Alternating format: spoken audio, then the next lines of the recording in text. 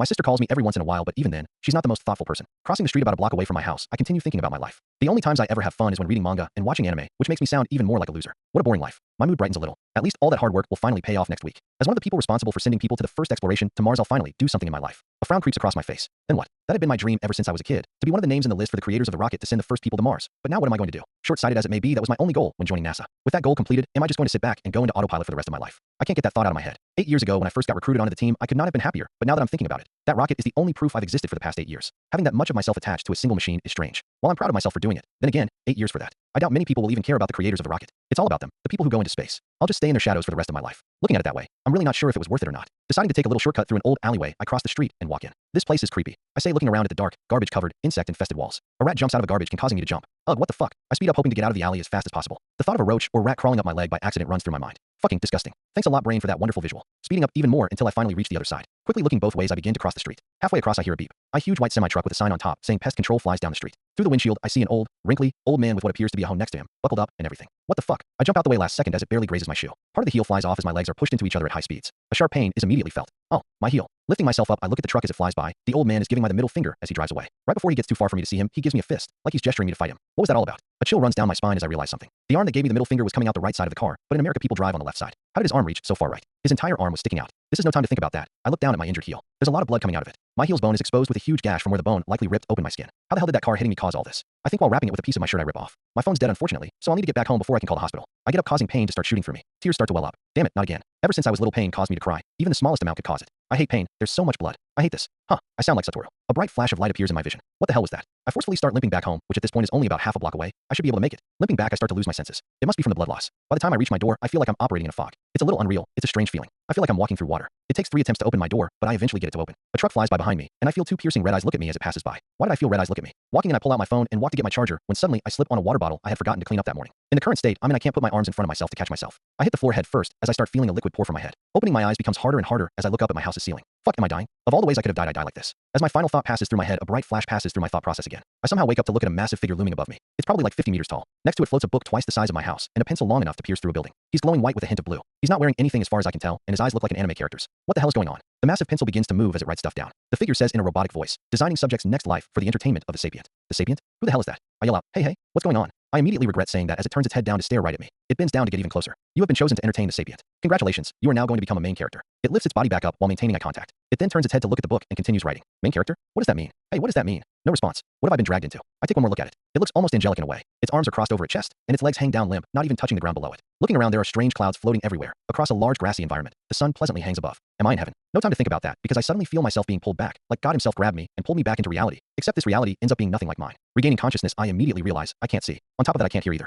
What the hell? I try to move my body, but I can't. At least not how I used to. I can pull my body around, and as I do, I feel rocks under me. I'm definitely not in a hospital. My body feels weird. I can't feel any bones, muscle, not even a head. I roll around like a water balloon on the ground, and I can stretch out the outsides of my body. I continue moving in the same direction I chose before. I suddenly run into a strange blob. Weirder than that, my body moves and manipulates itself when running into it, trying to push over it. My body really is like a blob. What the hell is going on? I think before suddenly hearing a voice in my head. Notice, you have been reincarnated as a slime. What? Who are you? Answer, I am the unique skill Great Sage, your personal helper. Great Sage. The realization hits me like a truck. Holy shit, I know where I am. I'm in a Tensura. What the fuck? Then that blobby substance I ran into. Is that another slime? Yes. Could that be Rimuru? If that is, then this just got way more exciting. Wait, do I have any skills? Yes. As excited as a little kid on Christmas Day, I ask, Great Sage, let me hear him. Notice, explanation would take too long. Would user like to use unique skill, Genius, to instantly learn what skills have been obtained through reincarnation? Genius. Yes. Instantly a surge of information runs through my head as all knowledge involving my skills is transferred into my head, and holy shit, I'm broken. I have Genius, which enhances my intelligence in a multitude of ways. Great Sage, which does the same thing it did to Rimuru. Predator, which again does the same thing. And Sage's Link, a really useful ability that allows me to communicate with Rimuru and even take his skills for my own while also allowing me to give him my own. What a crazy skill. It then hits me. I can use Sage's Link to talk to Rimuru. Would you like to open communications with the slime next to you? No, not yet. I gotta prepare myself first. Wait, why am I connected to him? It's not like I could use Sage's Link to talk to anyone. It's only him. What does that mean? Notice, you have been reborn from the same cloud of magicules the other slime was made of. Due to that, you two have somehow become linked. Does that make us technically brothers? Yes. Who's older? Answer, the other slime was formed approximately 2 minutes and 43 seconds before you. Damn, so I'm the younger brother. I mentally prepare myself for my first talk with Rimuru. I can't believe I'm actually about to talk to an anime character. This is insane. Alright, I think I'm ready. Go ahead and open up communications. Status, name, none. Race, slime. Title, none. Magic, none. Abilities, unique skills, Great Sage, Predator, Genius, Sage's Link. Slime natural skills, dissolve, absorption, self-regeneration. Resistances, thermal fluctuation resistance EX. Physical attack resistance, pain nullification, electricity resistance, paralysis resistance. So I got reincarnated as a slime. Normally that would suck, but I ended up in Tensura as Rimuru's twin brother, so I guess it's fine. While most of my skills are the same as Rimuru's, I do have two different ones. The first one is Genius, a skill that enhances my intelligence. It doesn't give me knowledge, but it does allow me to learn things instantly and gives me the ability to think in literally zero time. Overall, a pretty incredible skill. It isn't active all the time though because it drains magicules when in use. Once I found out what this skill does, I thought, wait, isn't this a little redundant because of Great Sage? But then I thought about it for a little and realized, no it isn't. Great Sage is essentially a Google search. It allows you to ask for information about whatever or whoever you asked. The problem that limits it is it has no free will. The reason why it limits it is it's limited by the intelligence of the user. If the user doesn't think to ask, potentially useful questions would never be asked. It has no free will to decide to give information that will be useful down the road, so lots of potentially incredibly useful information end up unrevealed. An example in the main story would be how Rimuru in the original story never knew he was slowing down Veldora's calculation speed and taking his magicules by naming monsters until Veldora yelled at him about it after being released. That's where Genius comes in. As I ask questions and they get answered, my intelligence will increase, allowing me to ask more complex questions later, increasing my intelligence more. That leads to a constant upward spiral where my intelligence will increase indefinitely as the questions I ask become more and more complex. A really broken combination that stays true to the theme Rimuru's skills have where they synergize really well. The second one is Sage's Link, a skill that from what I can tell links are to Great Sage S. I asked Great Sage to essentially transfer all the details of how it works into my head by describing it to me with Genius active. It's a pretty interesting skill. What it does is open a corridor between the two Great Sage S, allowing them to communicate and share magicules. This has two effects. Number one, it essentially allows Rimuru and I to copy each other's skills. The Great Sage S can analyze the skills they obtain and share the newly gained information to the other Great Sage in a message resembling a computer file. This information can then be decoded by the opposite Great Sage and used to recreate the skill. This isn't limited to skills either. Other things like resistances can also be copied. There are limits though, because of limits set by the voice of the world. Unique skills and above can't be copied. Number two, it allows us to communicate without anyone being able to hear us. Even someone like Malene wouldn't be able to understand us. The reason why is quite simple. The way we communicate is different from something like thought communication. They are sent through an imaginary corridor to the other skill in a code only they can understand. Once the code is received, our Great Sage can then read it to us inside our head. Even if someone could find a way to invade this imaginary corridor, the information inside the message can't be decoded. Pretty useful skills. Moving on. I am currently about to talk to Rimuru for the first time. After mentally preparing myself, I asked Great Sage to open up communications between Rimuru and I. Notice, unique skill, Sage's Link, has been activated. Opening imaginary corridor. Requesting permission from other Great Sage for permission to communicate. Permission granted. Opening communication. Before I start talking, I use Genius to instantly learn the Japanese language. I'm American, so my preferred language is English, but I did learn a few other languages for fun. Japanese was one, but I never learned to speak it fluently. With Genius, I can finally fully learn it. Alright, let's start talking. Wait, what do I say? Damn it, I suck at starting conversations. HM, I got it. Hello. No response. Makes sense. He's probably confused about someone randomly talking to him through some form of telepathy. After a bit of waiting, I hear a high-pitched childlike voice respond with another hello. Okay, so far so good. So how do I explain what's happening to him? This is a pretty strange situation. Hello. If you're wondering who I am, I'm a slime that appeared right next to you. I have a special skill that allows me to talk to you, so I decided to use it. After a little bit of waiting, he then asks, are you able to talk to other people? Pretty good question. I would probably ask the same thing. No, just you. This response is instant. He says, why are you only able to talk to me? Do I tell him the truth that we are brothers, or do I just say I don't know? It would be a little weird to suddenly have a brother out of nowhere, so I'm not sure if I should or not. What do you think, Great Sage? No answer can be given. Damn, forgot. Great Sage can't give answers to those kinds of questions. I think about it for a little more. Should I tell him the truth? He will probably find out eventually. Fuck it. Might as well tell him now. It probably has something to do with me being your younger brother. From what I've discovered, the skill I'm using has a sub-skill called Familial Connection. Little brother? Reasonable response. Yeah, it's probably strange for you. Moving past that, were you reincarnated here too? There's a little silence. Suddenly I hear, you were reincarnated too. That's more enthusiastic than I though. I guess it makes sense. That was pretty much Rimuru's main goal for a solid amount of the story. Finding an otherworlder immediately must be pretty exciting. Yeah, apparently slimes can't think, so you being able to is suspicious. I'm from Earth. Came from a place called the US. Judging from your reaction, you also came from a different world. Where did you come from? I, of course, already know where he's from, but getting a good conversation going will help with building trust with him. He responds with, I'm also from Earth. I'm from Japan. Japan, huh? Always wanted to go there. Seems like a pretty fun place. It's not really that special. Well, that's coming from someone who lives there. This might be a little too fast and insensitive, but how did you die? It's fine. I was stabbed to death. How would I react if someone told me that? I got it. Oh my god, that sounds awful. Are you okay? Okay, maybe that was a little over the top. It's okay, how did you die? It's a long story. I almost got ran over but managed to jump out of the way. However, my foot got hit and smacked into the other, causing both to split open. Because my phone was dead, and it was the middle of the night in a remote part of the suburbs, I had to walk back home to recharge my phone and call an ambulance. After a few minutes of limping back home and blood loss, making my vision blurry, I finally made it home. Sadly, I slipped on a water bottle, and because of how woozy I was, I hit the floor head first and bled to death on the ground. There's a long silence. After a bit, he then yells, are you okay? That story is way worse than mine. It is. I think about it for a bit more. I died after a few minutes of intense pain by slowly bleeding out all alone in my house, miles from the only people who cared about me right before my life's work was shown to the public, and I got the satisfaction of seeing people enthusiastically watch as it makes history. That is pretty sad and tragic now that I think about it. Yeah, don't worry about it. Not that it matters now anyway. So with introductions out of the, he asks, shouldn't we ask for each other's names? I'll just say it now. About names. There's a little problem with that. Ask your Great Sage. Okay. A small silence follows that response as I assume Rimuru asks his Great Sage what I mean by that. Oh, I understand. Wait, how do you know I have Great Sage? Oh, because I do too. I figured you have one because the way I'm communicating needs both of us to have one. He thinks about it for a bit. I guess that makes sense. So what do we do now, bro? That startles me a bit. Bro, why'd you call me that? Well, we can't call each other by name, so that's more convenient. I guess it makes sense. It also makes it so if we meet other monsters, we can differentiate ourselves from other monsters. It's better than saying something like, hey you, I guess. Okay, bro. About the question, I think we should just start wandering the cave for now. There's not much we can do. We're blind and deaf. Using Sage's Link, we can see each other, but that's about it. Let's just wander around and see what we find. An idea suddenly pops into my head. I have an idea. Let's ask our Great Sage S to create a mental map of our surroundings. Confused, he asks, what do you mean? This is a pretty complicated explanation. How do I say this? How about, what we'll do is as we crawl over the ground, our Great Sage S will use what we feel to make a map. As we crawl around, the information we gather on what we feel will slowly fill in the mental map. We will also use my Sage's Link to share findings and increase the speed our mental map is filled in. He dwells on it for a bit, or at least I think he dwells on it for a bit considering he remains silent for about 20 seconds. 18.67 seconds. I wasn't asking, Great Sage. After he finishes thinking about it, he answers by saying, I think I understand, but what's Sage's Link? It's the skill that connects us. You can probably guess what it does based off the name and what you've seen. So you in? Yes, let's do it. You got that, Great Sage? Answer understood. Creating mental map. Notice by creating the mental map, the new extra skill, Cartographer, has been obtained. Extra skill, Cartographer, is being used to create a new map. Creation of the new map is complete. Would you like to name it? Yes/no. Yes. How about world map? Not very creative, but at least it works. Got the name idea from video game world maps. Notice new map has been named world map. Alright, cool. I move forward just a bit, and I see as a small portion of the map is filled in. It works. Rimuru says, I just got a new skill. It's called cartographer. Did you get it too? Well, yeah, pretty much. Even if I didn't get it, I probably could have just copied it from you anyways. You can copy my skills. So can you. It's one of the effects of Sage's Link. That's convenient. Yeah, problem is it doesn't work with unique skills and above. What are those? Just ask your great sage. It's pretty complicated. Okay, we begin to move around, and as we move, navigating becomes easier and easier as the map fills in. We may not be able to see and hear, but we can still feel around. Partway through, Rimuru informs me about our ability to absorb things which I pretend to be learning for the first time. Our exploration of the cave is pretty uneventful. We might be too deep for regular monsters to reach without getting magical poisoning. I never really thought of that while reading this story, but now that I think about it, it makes sense. While moving around, I think about how weird it feels to move. My entire body is just one big, incredibly round muscle, and the way I move is essentially just by my pulling the bottom part of myself up, causing the front part of my body to push itself back, propelling me forward. I could also jump by pushing myself against the ground full force, but that would fill in the map slower. I'm incredibly squishy and very unstable. In order to keep myself from flattening on the ground, I have to pull my outsides in. Holding a round shape surprisingly takes a little effort. It's strange considering Rimuru never mentioned that. We end up having a little conversation. Rimuru asks, so how did you learn Japanese?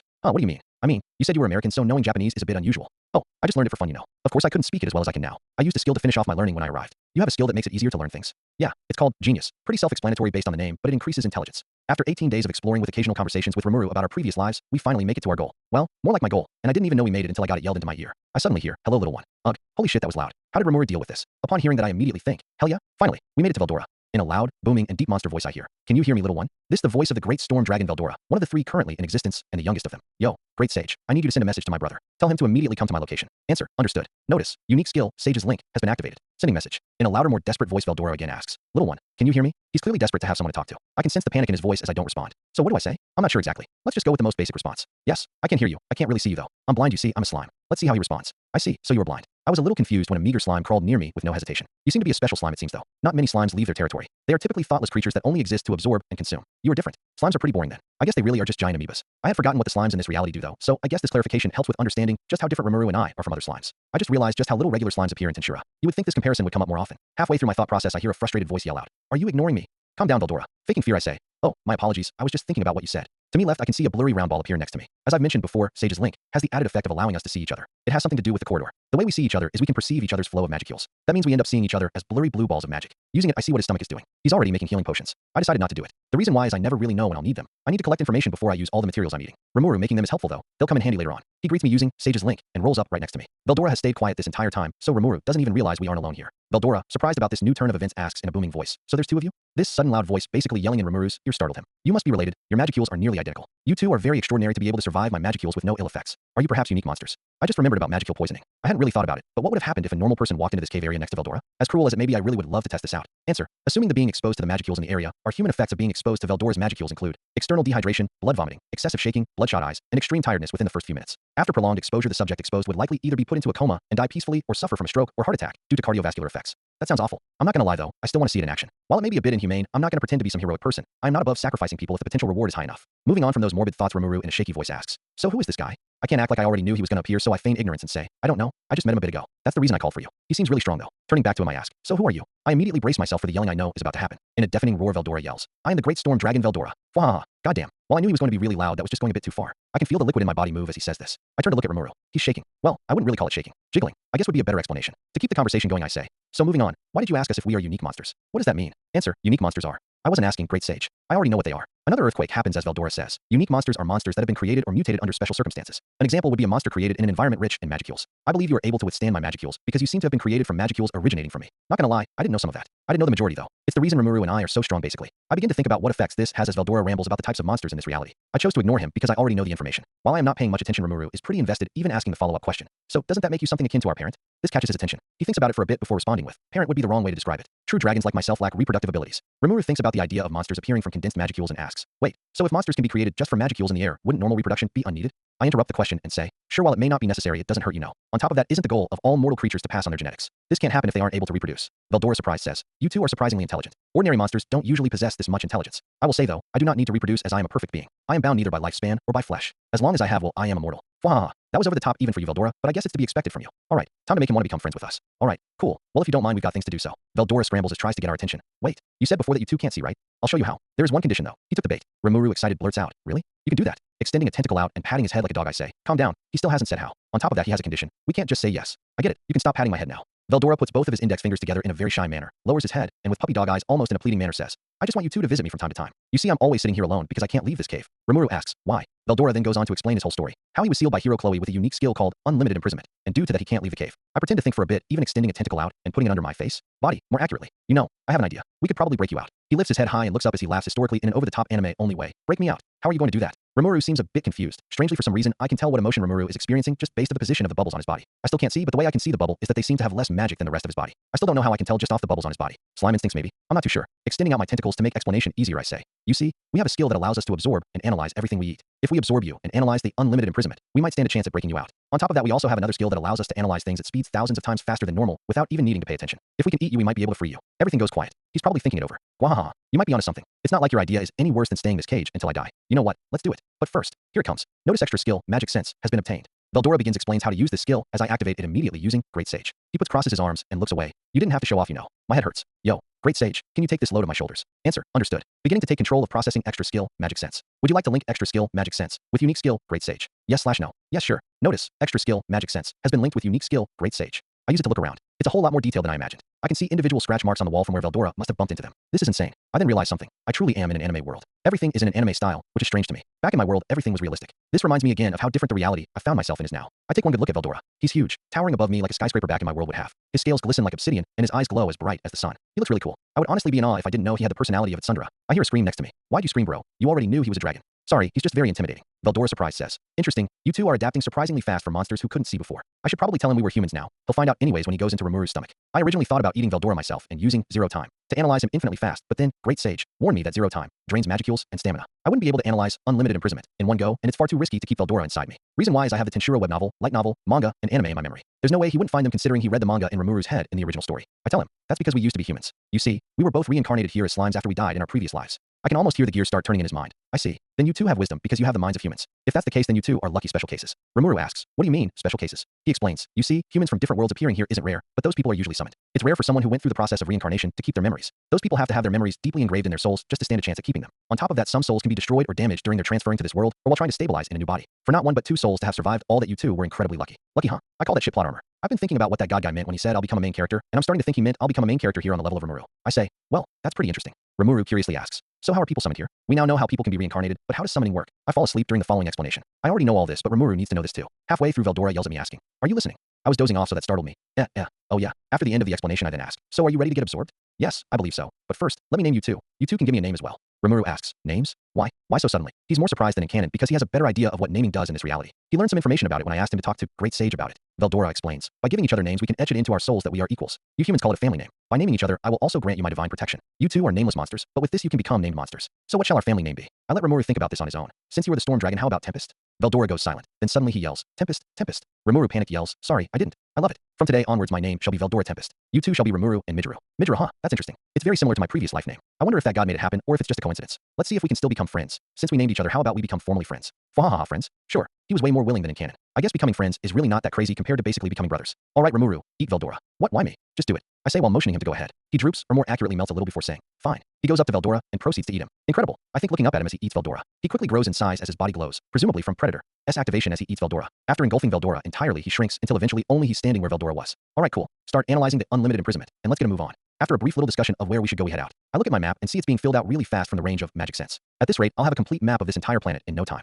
It's been about 1 month since Veldora was absorbed by Rimuru. The humans at this point are probably freaking out about the disappearance of Veldora. Thinking about the reaction to the disappearance of Veldora, I'm now thinking about how they'll react to me. Currently, I'm only a little weaker than Rimuru because I'm not linked directly to Veldora, but even then, Sage's Link is a crazy skill that indirectly links me to him through Rimuru. I highly doubt finding not one, but two, ridiculously strong slimes won't change their reactions a bit. I've been reviewing my scientific knowledge for the past few weeks. This type of information could come in useful considering it's not unheard of for modern technology to be replicated with magic here. Recreating modern luxuries with magic will probably be one of my top priorities after leaving. Thinking about that, I've got an idea. Yo, Great Sage. Yes. Is it possible to analyze the exact makeup of magicules for later use? I mean a really detailed and extremely accurate analysis. I want no stone unturned. Answer, yes. That's great. In that case, I need you to get on that. Again, don't skip over details. Like for example, if you run a calculation, don't round the answer. Making this analysis as accurate as possible is crucial. Answer, understood. Notice, analysis on the makeup and properties of magicules has begun. The reason why this has to be accurate is magicules don't exactly seem safe to work with in large quantities. If I'm going to possibly work with large amounts of them in the future, I don't want to accidentally cause an explosion. So now, notice, unique skill, Sage's Link, has been activated. Using unique skill, Sage's Link, to obtain skills, hydraulic propulsion, and water current movement. Huh, what the? Turning to Rimuru, I see him rapidly moving through the water not too far from me. So he's already obtaining skills. I run up to the water he was moving through and use water current movement to follow behind. Notice, using unique skill, Sage's Link, to obtain skill, Water Blade. Skills, hydraulic propulsion, water current movement, and water blade are being fused to create extra skill, water manipulation. Extra skill, water manipulation, has been obtained. Calm down, Rimuru. I'm not even on the other side of the water yet. Water manipulation, though? I remember Rimuru obtaining it, but not what it does. Answer. Extra skill. Water manipulation grants the user the ability to manipulate water. You don't say. Well, no shit, Sherlock. I think I could have figured that out on my own. What the fuck was that explanation? I'll test out the skill myself, I guess. I'll remain behind Rimuru for this little cave exploration. I don't really need to fight the monsters. If Rimuru does the monster fighting, I can just focus on learning how to use these skills. It may seem a little selfish, but it isn't. Through Sage's link, I can transfer him the new information on how to use these skills, making him better at using them himself. It's a win-win scenario. I start practicing with water manipulation and all the skills that made it up. Water propulsion actually has a use outside of water from what I found out, but it's pretty limited. It basically results in a flow of water to be released in a constant flow from my body. It's a decently strong flow, I guess. Maybe if I put enough effort, I can basically use hydro pump in the future. Water current movement gives weaker results, but water blade proves to be more useful by a long shot. I launched the blade at a rock, splitting it in half. Scanning around for the hardest surface in this cave with great sage and magic sense, I eventually find it. Alright, here's the ultimate test. I launch a water blade at the rock, leaving a noticeable gash in the rock. It didn't go through, but that wall was reinforced with magicules, so it's still a solid result. Over the course of a month and a half, Rimuru and I obtain paralysis breath. Results of testing. It's a solid skill that could prove useful for immobilizing dangerous threats. Unsure about the possible uses of a breath-based attack in Mach speed combat and above. Noxious breath. Results of testing. Never use in a fight if death isn't necessary. It seems to break apart the cell membranes/walls of the enemy and forcefully causes it to release its magicules, resulting in a disgusting mess of broken apart body parts on the ground. Sticky thread. Results of testing. Really useful skill that can immobilize opponents for a short period of time. Thinking about combining it with paralysis breath by holding them in place to prepare for a more permanent immobilization attack. Steel thread. Results of testing. A more offensive non-sticky version of sticky thread. Anything from traps to ripping your opponent apart is possible with this attack. One of the most versatile attacks in our arsenal. Vampirism. Results of testing. Unable to be tested for now. Ultrasound waves. Results of testing. Relatively useful for stunning opponents when used at its maximum, but its main use of echolocation has proved to be outclassed by magic sense. Its main use for us is it grants the ability to talk by manipulating sound waves. Body armor. Results of testing. Useful for defense. As one of the more basic types of defensive skills, it doesn't do much more than that. The armor does have spikes which could prove useful in a fight, but further testing will be needed. After finishing testing of the skills, I conclude the obvious, that for the start of an adventure, this is a really broken lineup. These skills are really varied and incredibly useful in lots of different situations. There's even an instant kill move on weaker opponents. Eventually, we reach the entrance to the sealed cave. The door is huge, towering above Rimuru and I. It's not even like we are tiny. I'd say it's about 3 to 4 times the height of a human. The 3 idiots are supposed to open the door, but I'm not sure if due to my presence the timing was off. Guess I'll have to wait and see. For now, I'll see what Rimuru has to say. Great Sage. Open communications with Rimuru. Notice. Activating unique skill, Sage's link. Opening communications with Rimuru Tempest. I don't want the conversation to be too businesslike, so I'll start off with something more casual. So, Rimuru, you've been busy. Ugh. Oh, sorry, you scared me. Wait, what do you mean? Remember a few months ago when we discussed our skills and I said I can use Sage's link to copy your skills and vice versa? I've been collecting the skills you've been getting. Wait, why didn't I get any from you?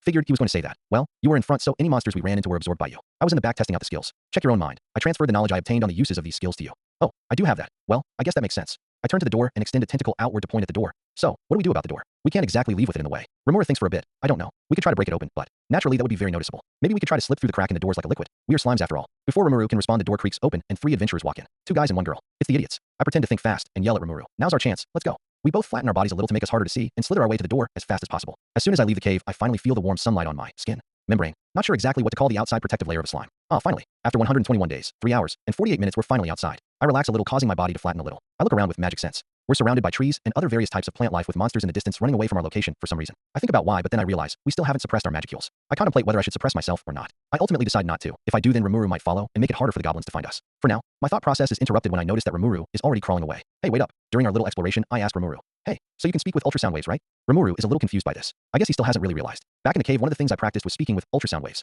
I'm actually pretty proficient at doing that now, but Rimuru should also be able to do it, as well as me, considering I transferred this information to him. Rimuru realizes what I mean and says, let me try. He opens his slime mouth and says, hello, my name is Rimuru. The voice isn't too loud like in the original. Guess thanks to my testing, he already knows how to control how loud he is. So you can. Let's keep moving. Eventually, during our exploration, a nearby bush starts to shake. Rimuru is somehow startled by this despite having magic sense as I wait for them to come out. It's the goblins. Out comes a group, small green humanoids from the shaking bush. They are covered in mud and dirt with a weak, mangled, bony frame. Scratches and cuts can be seen all over their body, and they smell pretty bad. They are shaking violently just from looking at Rimuru and I. They look even weaker and more pathetic in person. In a language near identical to Japanese, they say, oh, great strong ones. What business do you have here? The look of confusion on Rimuru is really funny. I'm not going to speak up, at least for now. Sure, he's been the one fighting, but I've been the one telling him how, so he's gotten a little dependent on me. Can't really blame him. I seem to know everything, which I do. For now, I'll let Rimuru handle this. This is strange. It's like I'm his older brother trying to encourage him to be confident. Ironic considering I'm technically the younger one here. Rimuru looks at them for a little bit, thinking about what to say. Pleased to meet you. My name is Rimuru Tempest. I am a slime, and the slime next to me is my brother Rimuru Tempest. Who are you guys? Due to Rimuru having better control over his ability to speak, the goblins aren't as scared as in the original. They introduced themselves as a scout group belonging to a small goblin village not too far from our location. They were sent here after not 1 but 2 incredibly powerful monsters were sent dangerously close to the village. Rimuru looks at them confused, wondering if we are the strong monsters. It's fascinating how he can't tell how strong he is after defeating B-rank monsters and above inside the cave. I highly doubt Rimuru can maneuver this conversation where I want it to go, so I guess I'll step in. So what do you 2 want? They prostrate themselves and ask, oh, great ones. We humbly ask you for your help in protecting our village. We have faced great hardships recently, and with your great strength our village may stand a chance at surviving. Rimuru, clueless, asks, strong presence. The goblin at the front of the group says, surely you jest. Even clothed in your appearance, your presence can be felt throughout the entire great forest of Jura. We shall not be fooled. Sage's link is still active. We never turned it off, so through that Rimuru can ask, what do they mean strong presence? I see this as a great opportunity to make fun of him. Are you that dense? They are goblins, and we can take down massive centipedes. Of course, we're much stronger than them. They are asking for our help fighting a threat that is causing them to face possible extermination. Oh, I guess I see your point. So, are we going to help or not? I don't know, but I've never been able to say no. I feel like I have to accept. am fine with that. With that, we accepted their request. The look of pure joy in their eyes when we accepted was crazy satisfying. I'm not very heroic, but helping other people, or in this case monsters, isn't too bad. On our way there we discuss more of the details of the threat. Basically things like what the wolves are, their previous failed attempts to fight back, the state of their village, etc. I already know all this, so I end up dozing off the entire time. Eventually we arrive at their village. It's just as sad and pathetic as the original. They motion us to enter, and I get ready for the official start of this adventure. When we arrive at the village I look around. It's really sad looking around. All the goblins are starving to death and really dirty. The huts look like they might collapse any second, and everyone looks like they've given up hope. Rimuru seems to be affected by the sight more than me. He is nicer and more generous than me after all. The goblin soon to be named Rigor motions us inside a small hut. Inside Rimuru and I awkwardly wait until an old senile-looking goblin walks in. When he comes in, Rimuru gets straight to the point asking, "So for what reason have you invited us here?" He has adapted to being a strong godlike figure surprisingly fast. Rigor weakly and timidly answers in a shaky old voice, "If I may, you are aware of the recent monster activity, correct? You see, we have lived peacefully here under the protection of our god for many years." His voice gets even sadder. Sadly, he seems to have disappeared 1 month ago. Due to his disappearance, many monsters have begun to invade our lands. We tried to fight back, but unfortunately, notice, unique skill, Sage's Link, has been activated. Rimuru in a worried tone asks, "Do you think their god is Veldora?" "Yeah, the timing fits perfectly. That's right when you absorbed him." He asks, feeling guilty, "Then this is our fault?" Trying to console him I say, "Well, yeah, but this was always going to happen. Veldora was always going to die. I still feel bad." Notice, unique skill, Sage's Link, has been deactivated. With Rigard's explanation over, Rimuru responds with, "I understand your request, but as slimes I am afraid we won't be able to live up to your requests." Thinking he is joking he says, "Ha, how modest. A slime could never emanate such strong demonic aura." Rimuru begins using magic sense on himself which I can tell with Sage's Link, so I turn to look at him. Strange he didn't know how strong he was considering earlier I told him we were stronger than the goblins. I guess he never truly checked and thought we were only average monsters. I watch as the left bubble on Rimuru floats up 3 millimeters. He's really surprised. Rimuru immediately hides his aura. "Yo, Great Sage, can you also hide my aura?" Answer, "Yes," drawing magicule aura back into the body. "Thanks, Great Sage." After Rimuru and I draw our aura back, Rimuru confidently says, "Fufufu, how perceptive of you to notice us. You understand our power." What a 180. He went from having the confidence of a bullied middle schooler to the confidence of Bill Gates in seconds. Rigard praises Rimuru saying, "It was obvious, your grace. Your wonderful personas cannot be hidden." Rimuru keeps laughing confidently as Rigard continues complimenting him. After a while it gets annoying so I say, Yeah, that's enough complimenting. For what reason have you summoned us? What do you want us to help you with?" Scared about my slightly annoyed tone he shakily says, "Oh, why yes, I apologize. You see, since we lack manpower we humbly ask you for your help in the fight against our besiegers." I ask, "So what's in it for us?" Rigard makes a hopeless face when he hears that. I bet he thinks he has no chance of convincing us considering he doesn't have anything to offer us. Unfortunately, we have nothing physical to offer, but we can offer our unbridled loyalty. He bows, or as close as he can get to a bow with his frail frame. "Great Sage, activate Sage's Link. I want to talk to Rimuru for a little." Answer, "Understood." Notice, unique skill, Sage's Link, has been activated. "So what do you think, Rimuru? Do we take the offer?" In a caring tone he says, "Well, we can't just leave them here to die. We have the power to help them, so we should." I chuckle a little. So I have a very optimistic, nice, and caring older brother then. What a contrast. I probably would have left them here. You know what? Let's do it. Plus, it also gives us a place to stay. Notice, unique skill, Sage's Link, has been deactivated. In a loud, archaic, and overconfident voice Rimuru says, "It is so, having beheld our aura yet having the confidence and will to speak with us. You all have earned our respect and have earned the blessing of our protection." What the fuck was that?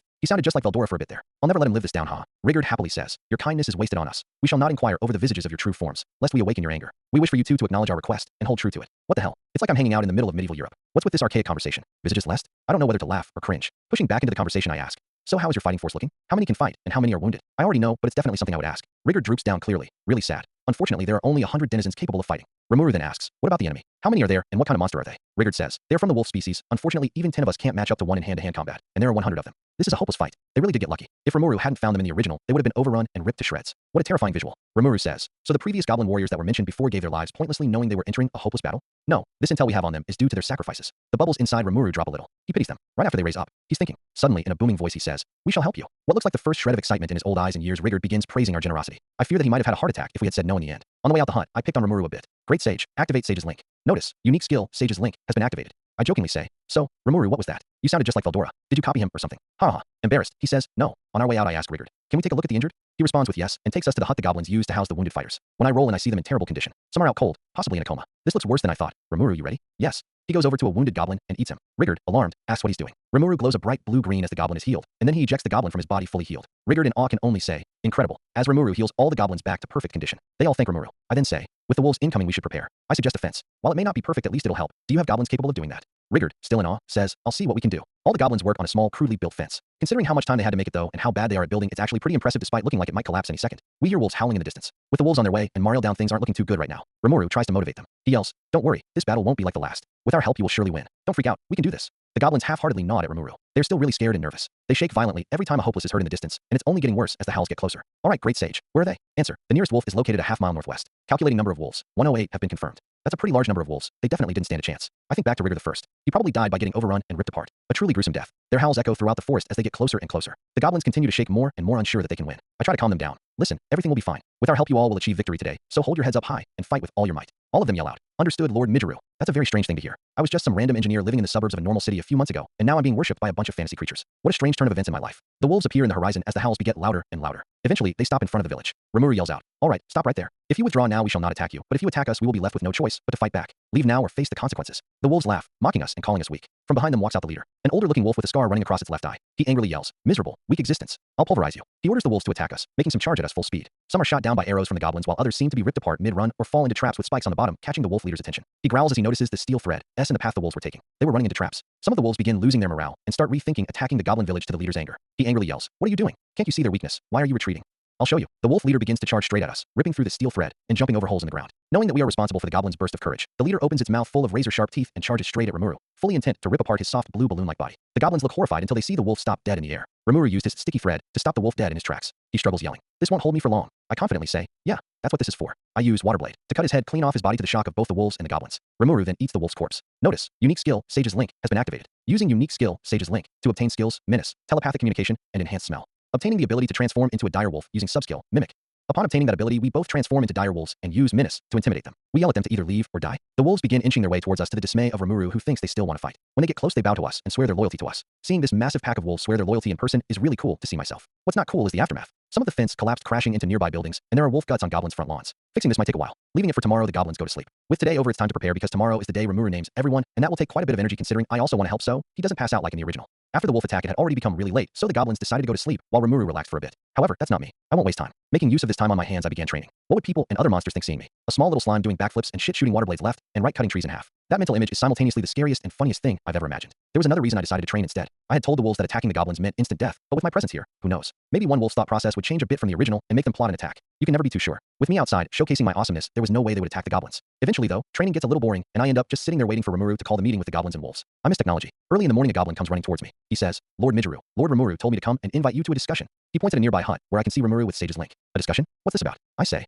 "Thank you," then bounce to Rimuru's location. When I get to the entrance, I slowly roll in. He's sitting there in the middle of the room with candles surrounding him. What a ridiculous sight this is. It looks like I've been summoned to meet the Grandmaster Slime or some shit. I roll up to him and ask, "So, why'd you call?" Getting straight to the point, Rimuru says, "Hello Mijuru. So what I wanted to discuss is what to do with the wolves. We're kinda stuck with them now. I guess we need to do something about them. Do you have a plan?" "Yes." He does? I wonder if it has the same stupid name it has in Can. It's called the "Let the Goblins Deal with Dire Wolves Themselves" plan. Yup, it does. You know, that's not very creative naming, you know. I chuckle. So what are you suggesting? Well, I'm planning to group up the wolves and goblins. Counting the number of goblins and wolves, the ratio is almost 1 to 1. If we group them up in pairs, hopefully it would help them get comfortable around each other faster. Knowing that he already has this covered, I still ask this to pretend to be contributing to this conversation and say, that might work, but just grouping them up isn't enough. We're going to need clearly defined laws to help guide them on what they can and can't do. Even with their loyalty to us, I don't think the goblins had many rules, and on top of that, the wolves are still unpredictable. It's been survival of the fittest out here, so laws are needed to keep them in check. He responds with, "I already have that covered. I also have another question. Can you help me present a speech?" That catches me off guard. No, sorry. Why? I knew my lack of experience around people from my previous life would come to bite me in the ass eventually. I'm socially awkward. If I'm forced to present a speech, I'll just freeze up. That'll probably make me look bad in front of them. He thinks about it for a moment. I understand. Do you have any ideas for the speech? I could tell him to add the clause to the Don't Attack Humans law to help avoid the massacre during the Tempest invasion, but I won't. He needs to suffer through that to become a demon lord.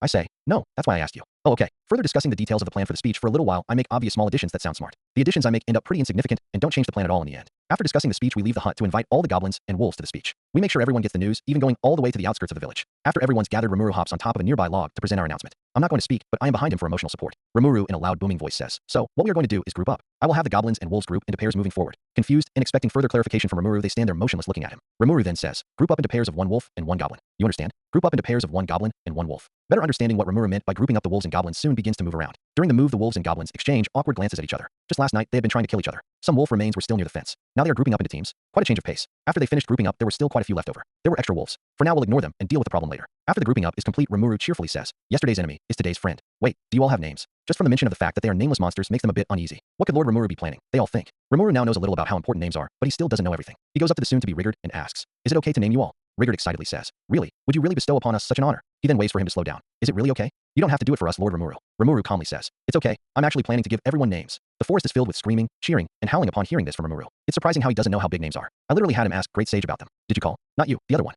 The wolves and goblins then turn their heads to me for reassurance. I say, "You know what? Why not?" They cheering and howling only gets louder after that. Before the naming though, I suggest to Rimuru, "I'll name half of them while you name the other half, okay?" Rimuru says, "Sure." First up are the goblins. They all line up extremely excited for their new names. I of course can't come up with over 100 names on my own. That's just not possible. Instead I came up with a clever solution. Great Sage? Answer yes. I need you to make a name for each of the goblins in front of me. Make names starting with Finn more common, but any name suitable for the goblins is fine. Also, make sure they don't overlap with Rimuru's names or themselves. Answer. Understood. Notice, generating goblin names. Names generation complete. 15 minutes of mindless naming later, all the goblins are finally named. I can already feel some of my Magicals a little drained. Next comes the wolves. With both Rimuru and I naming these wolves, they are actually going to get names this time. However, there is one thing I gotta do first. In the batch of wolves that didn't get a pairing, I noticed one of them was really big, only smaller than soon-to-be Ranga. I guess the goblins didn't have the balls to approach such a big wolf. That gave me an idea. Bouncing over to him, I say, I guess wolf for now. Would you like to become my direct subordinate? What I mean is I want to name you with more consideration than the others. That means I'll give you more Magicals during naming and make you stronger than the others. We will be kind of like partners. What do you think? The wolf's tail begins wagging as it says, you really mean it? I cheerfully, almost imitating Rimuru, say yeah. With extreme excitement, the wolf happily accepts the offer. I name the wolf Ranryo, pronounced Ranryo, and bounce back to my stump. I look back at him, and he's already evolving into a Tempest Star Wolf. Is it happening fast because of the amount of Magicals I gave him? He develops a white star on his forehead with a horn coming out of its center like Ranga. I turn to the wolves now, eagerly waiting for their names. Great Sage, I need you to come up with names for the wolves. All the names need to have something to do with the idea of storms and wolves in general. Answer, understood. Notice, generating wolf names. Name generation complete. Another 15 minutes of mindless naming later, the wolves are all finally named. They only evolve into star wolves for some reason though. Warning, Magical supply is an extremely low supply. I just barely didn't run out of Magicals. Thank God. I turn to look at Rimuru, who also didn't collapse and pass out. He looked surprised though when the wolves and goblins began evolving into hobgoblins and star wolves though. How much did his great sage tell him? Did it only give the bare minimum? He hops on top of a Tempest Star Wolf, slightly bigger than Ranryo. So he still ended up with Ranga. That's good news. Well, he's the first wolf he named. I look at Ranryo, then look at Ranga. They both look similar, but not too similar. Ranryo is also weaker and smaller. My theory is that Ranryo is still subservient to Ranga, even though he's under me now, so he's still weaker than his alpha. That would make him a beta. Notice, Ranryo has evolved into a Tempest Star Wolf, but remained a subordinate of Ranga. As a result, he couldn't accept enough Magicals to make him stronger than his alpha. This ended in Ranryo ending up weaker than Ranga. So out of loyalty, he chose to stay weaker? That's kind of stupid. I hop on Ranryo and look around. Now it's time for that. With the naming over with, now it's time to fix the village. That means Rimuru will have to go to Dworgen soon. As for me, I don't think I'm going to Dworgen for now. I had Great Sage analyze Magicals back in the cave for two reasons. One, I wanted to see if I could use them to make magic-based technology, which I can, just not right now due to lack of materials. Two, I wanted to know information that would allow me to learn how to get skills faster and easier. Skills are given to you by the voice of the world by earning them. Your ability to earn them is based on the strength of your ego, strength of your soul, and your magical capacity along with other details specific to each person. Hopefully, magical knowledge makes learning skills easier than Rimuru. The reason is simple. Until I become a demon lord, I'll always be weaker than Rimuru. The problem lies in Sage's Link. It's not strong enough. It can only copy regular and extra skills, so unique skill Shizue's will be unobtainable to me until the unique skill, Sage's Link, becomes stronger. If that's the case, why not absorb her myself is the question. The answer is simple. If Rimuru absorbs them, I can just store the data for the skill and get it later, but because Rimuru doesn't have Sage's Link, if I'm the one that gets the skill, he won't be able to get it unless I give it to him somehow. That's a lot harder to do than just copying it. Keeping Rimuru strong is more beneficial in the long run than getting strong myself and leaving Rimuru in the dust, so I'm stuck here. Once Rimuru becomes a demon lord and his unique skills become ultimate skills, I'll be able to get them. Reason is, only one person can have them at once according to the voice of the world. I'll have to wait until I become a demon lord because I'm planning to become one at the same time he does. Until then, I'll be weaker than him. I can wait, but it's still disappointing to wait that long. Wait, now that I think about it, how is it possible for both me and Rimuru to have the unique skills Predator and Great Sage at the same time? Doesn't that violate the rules? The moment I begin thinking that a bright flash of light appears in my head. It's blinding. Ugh, what was that? Currently, I'm walking through the Great Jura Forest a few miles away from the Goblin Village in my Tempest Star Wolf form to make traveling easier with Ranryo. My current goal is to collect skills. While my weakness will probably fix itself after my Demon Lord transformation, for now, I'm weaker than him. Until then, I'll make up for my weakness with skills. On top of that, this helps me get over the bright flash I saw yesterday. I have no idea what the hell that was. At first, I thought that maybe that was just something that happened randomly, but then I began replicating what caused it and found out it happens when I think of the giant god thing that sent me here. Another flash of light appears in my vision. For some reason, I can't think about it. I can't stop thinking about it though, so it's just been constant accidental flashes in my head over and over. Hopefully, this can catch my attention instead of that. I'm just thinking, if that god can affect me here, it's definitely more powerful than the voice of the world. That means my theory that the reason I can have the same unique skills as Rimuru at the same time as him is probably a blinding. This time, painful flash of light appears. I drop to the ground and revert to my regular slime form and start rolling around like a water balloon. Ugh, what the hell? This hurts like a bitch. How the hell does it hurt this much? Don't I have pain resistance like Rimuru?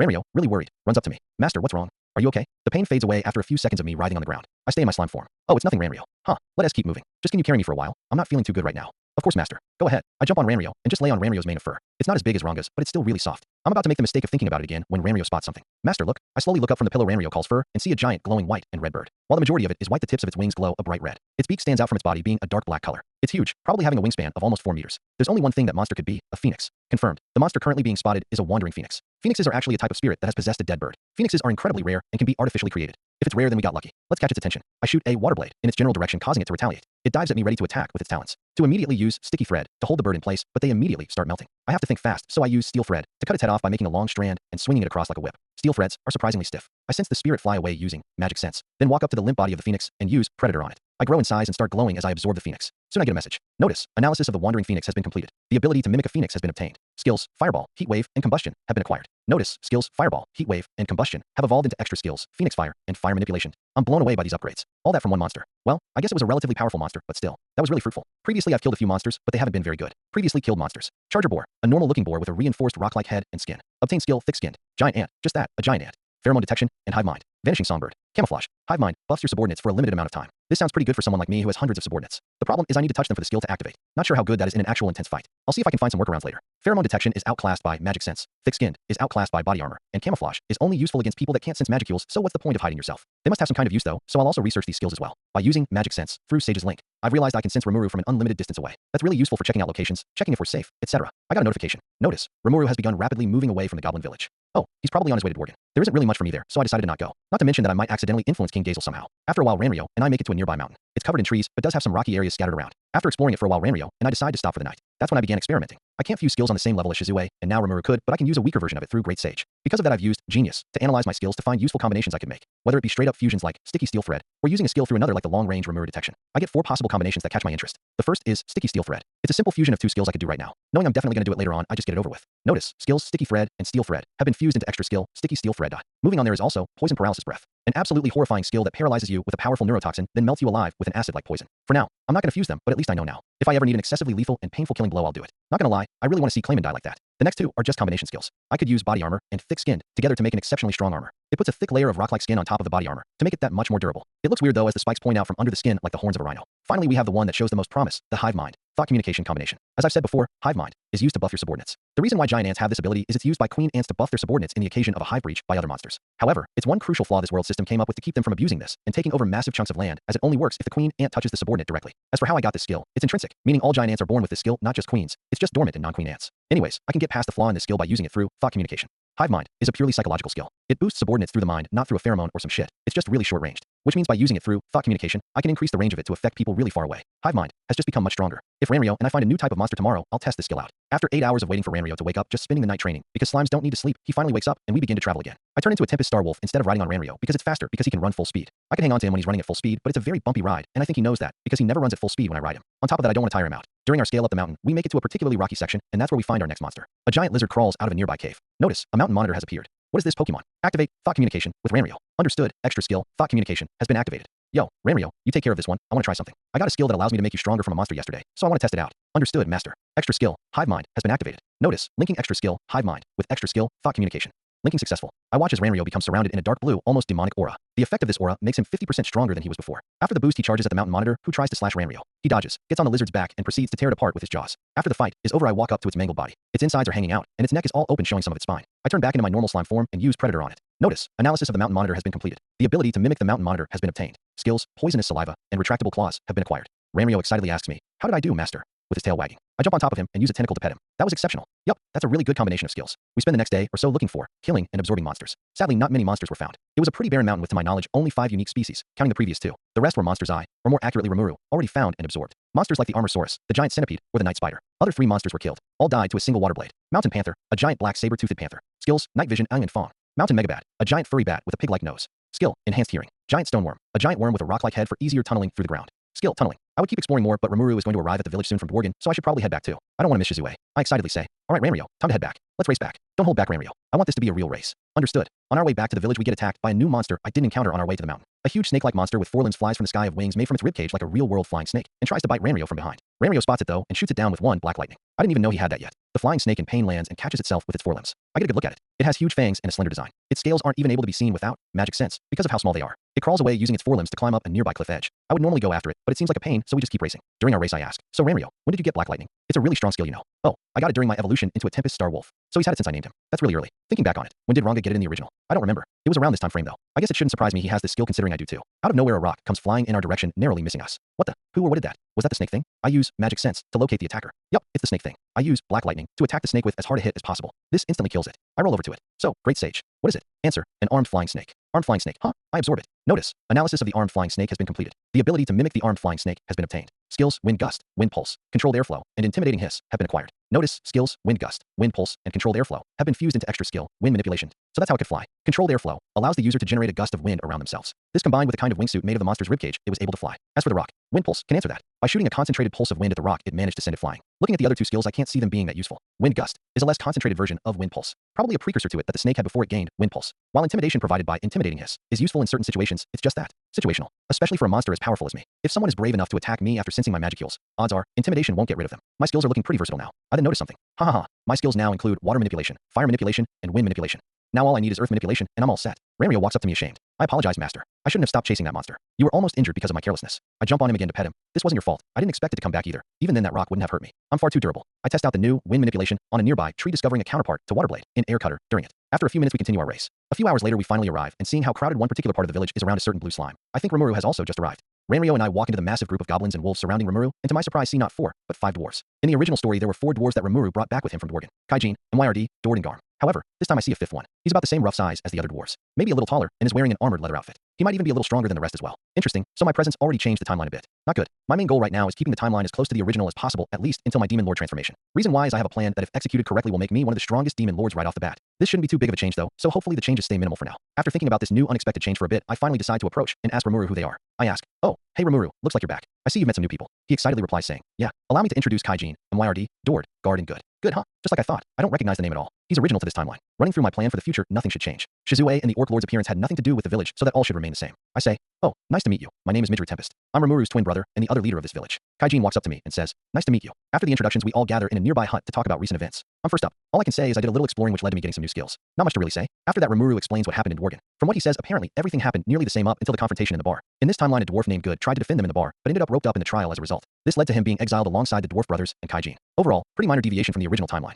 My guess is that they probably went to the bar at a slightly different time or something else happened which led to there being another dwarf in the bar. After the explanation of what happened in Dworgen concluded, we eventually got down to business and talked about what they can do to help the village's construction. Of course, the original dwarves can do what they could in the original, but this time we also have Good. Good says he was a construction worker who worked on buildings in Dworgen. That's surprisingly convenient, as that is exactly what Rimuru wanted to go to Dworgen for. With Kaijin working on tools, the dwarf trio on crafting, and Good working on construction and building design, this should go even better than the original. After our little discussion, Rigard crouches underneath the hut to look inside. Yeah, we really needed these dwarves. There's no way these tiny huts can support hobgoblins. They were designed with the bodies of goblins in mind. Now that most members of the village are double, or in the case of someone like Rigard, triple the size that they used to be, problems would have arrived quickly. We had called for Rigard halfway during our discussion, but he says, "My sincerest apologies, Lord Rimuru and Midgeru. I rushed here as soon as you called, but was unfortunately held back by some problems in the village." Did he get taller? Confirmed. Rigard has become a goblin king during your exploratory mission. So it happened now? I didn't really remember when that happened in the original timeline, but I guess it was pretty early. Rimuru says, "Don't worry, Rigard. We called for you to inform you that these dwarves will begin working for us now. They should be a real help around here." Understood, Lord Rimuru. Just as overly loyal as in canon. Huh. After we leave, I asked them to show me how they do their jobs. Of course they don't have a place to work, so I asked them what they need and make the thing for them using Great Sage. After they have the raw materials, they get to work. I use Genius to learn everything they do as they work. After about 5 hours of analyzing, I have enough information to have Great Sage fill in the gaps with common knowledge from the world. If Great Sage can just get common knowledge from the world, why didn't I use Great Sage to begin with?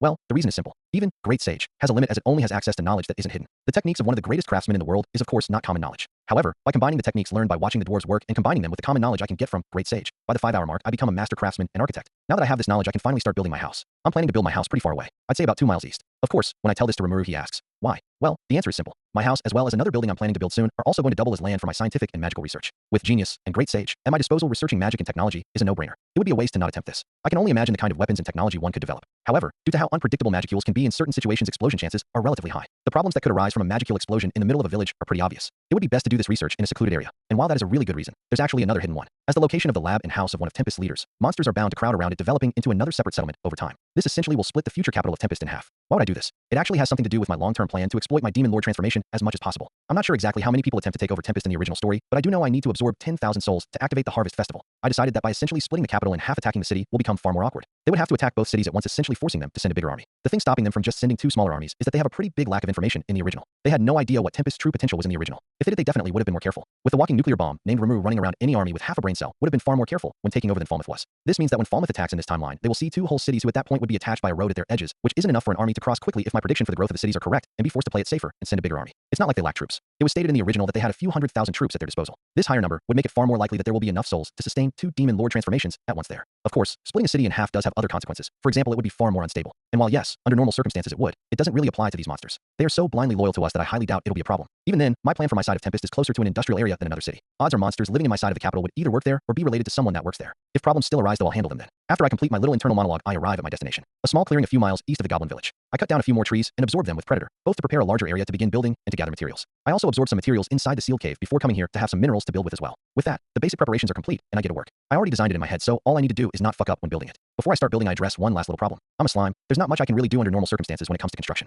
I'm just a little round, blue water balloon in my normal state. However, there's a way to fix this. I use my malleability to stretch out my body to as close as a human body as I can make it. After a few seconds of shaping it, I eventually get close enough. It's still only vaguely humanoid, but it works. This does prove to be a lot harder than I imagined though, as it stresses out my body to do this. It doesn't really hurt or anything, as of course I can't feel pain, but it is tiresome. Just to get this over with as quickly as possible, I shape the wood in my stomach into planks with Predator and eject them in front of me. With this I can make the frame of the house. The placement of the planks isn't really that hard as with Genius, and my house is design complete. It's just a matter of placing them in the right spot. However, there's a problem. There's nothing there to hold these planks up. The answer again lies in Predator. Before coming here, I went to the sealed cave to obtain some minerals from the cave, and I went pretty deep. Hopefully, I've got something I can use to make nails in there. I asked Great Sage. Confirmed. Among the minerals found inside the cavern, iron and copper have been found. Both can be used to make nails. I found iron. Is there enough to complete this house? Answer, yes. Alright then, make just enough nails to complete this house. Oh, and while you're at it, make a hammer as well. Make the handle out of wood to avoid wasting minerals though. After a few seconds the nails are completed and in hand ready to build my house. I begin working on the house, and as the sun sets I complete the frame of the house. As I am a slime, I don't need to sleep, so I take advantage of this and also work throughout the night. Tonight, I work on the walls of the house. The way I decide to build these walls is actually something only a slime like me could do. I create a really hard substance for the walls by mixing various types of stone, mud, and a small amount of magisteel. The resulting material ends up durable to the point of being near indestructible by normal means, and best of all, I don't even have to use much magisteel.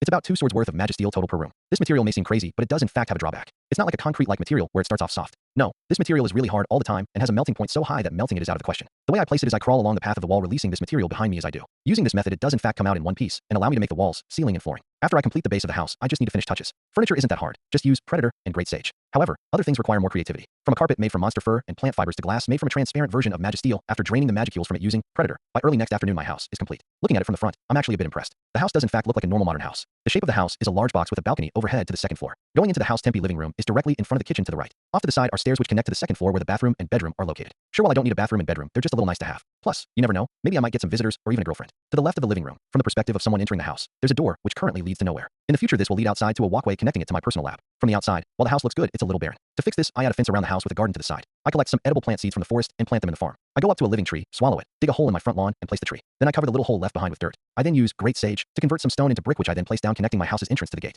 I plant some grass in the front lawn and backyard, finally finishing my house. Next to my house, I build a massive doghouse for Ranrio about 15 feet across and 18 feet tall. Looking at it after, it's like a quarter the size of the actual house it's connected to. Then again, Ranrio is huge. With that over, I finally decide it's time to connect this house to the main village. Converting a bunch of stone into bricks, I begin slowly crawling in Tempest direction, leaving behind bricks on my way there to make a path. By the time I arrive, though, I sense something with magic sense, and it isn't just Ranrio happily greeting me after I told him to stay in the village for a while. I look around for a while before hearing Rimuru's voice coming from a nearby hut. I rush in to see Shizue, just sitting there talking to Rimuru. You've got to be kidding me. I missed her arrival. Well, I guess it's my fault for not being in the village, I guess. At least I didn't miss her completely. It would have been in a big shock if I was building my house, then suddenly got the notification that I can now turn into my human form. Thank God I at least managed to catch her. What thing? Rimuru confusedly asks when I pop in unannounced. Oh, hey Rimuru. Pretending to not know who Shizue is, I say. Oh, you met some new people. He then jumps down from where he was to ground level where I am and says, hey Midgeru, this is Shizue. She came with a group of adventurers yesterday. They got attacked by some giant ant monsters, so I decided to help them. So she's been here for a day or so. Did she spend a night here in canon? I don't think that's consistent with the main story. Oh, I see. Well, I don't know if he's talked about me yet, but my name is Rimuru Tempest, the twin brother of Rimuru. Nice to meet you. In a quiet voice, she just says, Shizu. Oh, a little shy. I turn to Rimuru. Looks like I missed quite a bit when I was gone. So what happened? The events that took place in this timeline. They arrived a little earlier than in canon for some reason from what I can tell. There are events that didn't happen to them, which probably led to this early arrival. I guess Shizue did a better job controlling them than in the original. I also asked Rimuru. I also sensed 3 other presences nearby. Who are they? Those are the adventurers she traveled with. They said they are preparing to leave in a few hours. So I came that late, huh? I guess that's a little disappointing. I'll pay more close attention to what's happening at the village from now on. Don't want to miss any more vital points in the story. I turn to Shizue. Well, I guess that means you're leaving too. Well, it was nice to meet you, Shizu. I can tell she smiles a bit under her mask from how it moves a little. It was nice to meet you too. Well, you two were talking, weren't you? Sorry for interrupting. I'll be on my way now. See ya. After that, I jump out of the hut and immediately run into the 3 adventurers who all say, Rimuru. I go, oh, no, I'm not Rimuru. They all confusedly ask, wait, you aren't Rimuru? I jokingly say, that's rude. Are you saying all slimes look alike? I'm Midgeru, Rimuru's brother. Aaron says, sorry. If you don't mind, do you know where Shizu and Rimuru are? Oh, they're in that hut over there. She thanks me, which somehow leads to a little conversation, which doesn't really go anywhere. After the conversation, as we go our separate ways, I decide to mess with them a little bit. As I walk away, I scream, elf, then immediately use mimicry to transform into a wandering phoenix and fly upwards as fast as possible. After I'm in the air, I decide to just hang out there for a while and analyze from afar. There's not much reason to step in, at least for now considering they are about to leave, so for now I decide to wait. This event in the story was very much designed around Rimuru, so I don't want to mess it up somehow. Once Ifrit shows up though, I will step in. During my stay in the air, I see Shizue training for a little bit before leaving. She's incredibly skilled. I wonder how strong she would be if she was a true hero. She would probably be one of the strongest humans. Moving past that train of thought, I realize that this is a really good opportunity to learn how to fight with a sword. Using Genius, analyze her fighting, I learn how to replicate the way she fights. With this, I now actually know how to fight somewhat. Later on, I see as Shizue is about to leave, the same thing happens. Ifrit begins to act up as she collapses in pain, and her eyes begin to glow red. This is my chance to land. Diving to the ground and landing safely in front of the adventurers, I pretend to not know what's happening and ask if something's wrong. Kavul says, I don't know. Shizue just suddenly started to glow. I pretend to analyze her and say, from what I've got off analyzing her, she has an out-of-control fire spirit in her trying to take control. We might have to fight her. Are you all ready? The 3 adventurers look at each other unsure of how to feel about this for a little bit. However, after reassuring themselves, they all say that they are ready. All right, great. I'm not sure if we'll damage Shizu by fighting the spirit, but we don't really have a choice. Get ready. Rimuru is nowhere to be seen right now. I use Sage's link to locate him and find out he's inside a hut on the other side of the village. He might take a little longer to get here. The fight begins when Ifrit shoots a massive blast of fire at the 3 adventurers, which I block with water manipulation. The water evaporates on impact, but at least it works. After the Ifrit stops shooting the fire blast, Ifrit summons lizard-like spirits and uses Body Double to make clones of itself. I use sticky steel thread to hold it in place as Aaron launches an icicle lance in the background, destroying one of the immobilized clones. After seeing that, I turn around and yell at Aaron saying, hey, Aaron, you called that icicle lance, right? Fire it at me. Confused, she asks, why? Just do it, okay? Trust me, I have a plan. A little concerned that this might hurt me, she says. Okay, but you asked for it. She yells, icicle lance, and launches a magic icicle straight at me. Great Sage, analyze the icicle lance. Notice, analysis of the icicle lance has been completed. Magic icicle lance has been obtained. So my first, non-skill ability. Unlike Rimuru, who is surrounded, I'm actually a little far away from them, so instead of firing in all directions, I fire concentrated blasts at the lizards and Ifrit. This causes something unexpected to happen. Notice, using magic, icicle lance, to obtain new extra skill, icicle barrage. Mid-fight I say, that's new. Icicle Barrage is an attack where I fire a bunch of concentrated icicles at the opponent, unlike Rimuru's Icicle Shotgun in canon, where he fires them in all directions. Speak of the devil, right as I start thinking of Rimuru, he arrives at the fight scene. At this point, several huts have been burned down, and any hobgoblins that were nearby have evacuated. One of them probably told Rimuru and caused him to come here. Rimuru isn't the brightest tool in the shed. Despite having magic sense, he somehow always misses things like this in canon. Rimuru worriedly yells, "What's going on?" It wouldn't make much sense for me to know too much, so I just give him a basic rundown. Shizue was taken over by a fire spirit.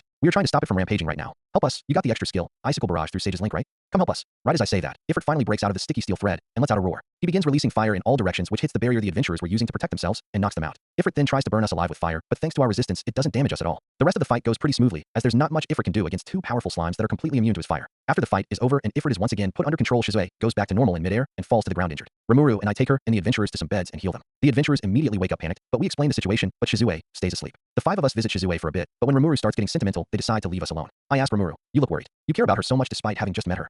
He solemnly responds with just, "Yes." After talking for a little bit, Shizue eventually wakes up. As soon as that happens, I decide to leave the two alone. They are the ones that form that surprisingly fast bond, not me. I'll let those final moments happen normally. Notice, unique skill, Sage's Link, has been activated. Ability to mimic humans has been obtained. Extra skill, Body Double and Range Barrier, have been obtained. Magic, Flare Circle, has been obtained. Skill, Combustion, has already been obtained. Notice, analysis of Magic, Flare Circle, has been completed. Skills, Fire Tornado and Fire Wall, have been obtained. Skills, Fire Tornado and Fire Wall, have been fused into extra skill, Fire Manipulation. Notice, unique skill, Degenerate, is unable to be obtained as subject Rimuru Tempest has already obtained it. Would you like to store the data to obtain unique skill, Degenerate, at a later date? Yes/no. Yes. Confirmed. Data for unique skill, Degenerate, has been stored. I can obtain unique skills once someone else already has them. That is the limit where Sage's Link begins to weaken in strength. The reason why is according to the laws the voice of the world follows. Only one person at a time can have a certain unique skill. That's why they are unique. I'm not sure what would happen if Sage's Link becomes an ultimate skill though. Maybe it could take the data and bypass the voice of the world somehow. However, that might be wishful thinking. I contemplate whether to transform into my human form now or not. I decide not to once I realize I'm outside, and I would be completely naked. I then notice the three adventurers walking up to me. Cable leans down and whispers, "Do you know?" To mess around with them, I say as loudly as I can get away with, "Know what?" They freak out once I say it that loud. After they calm down, they get in a huddle and whisper whether or not they should continue asking.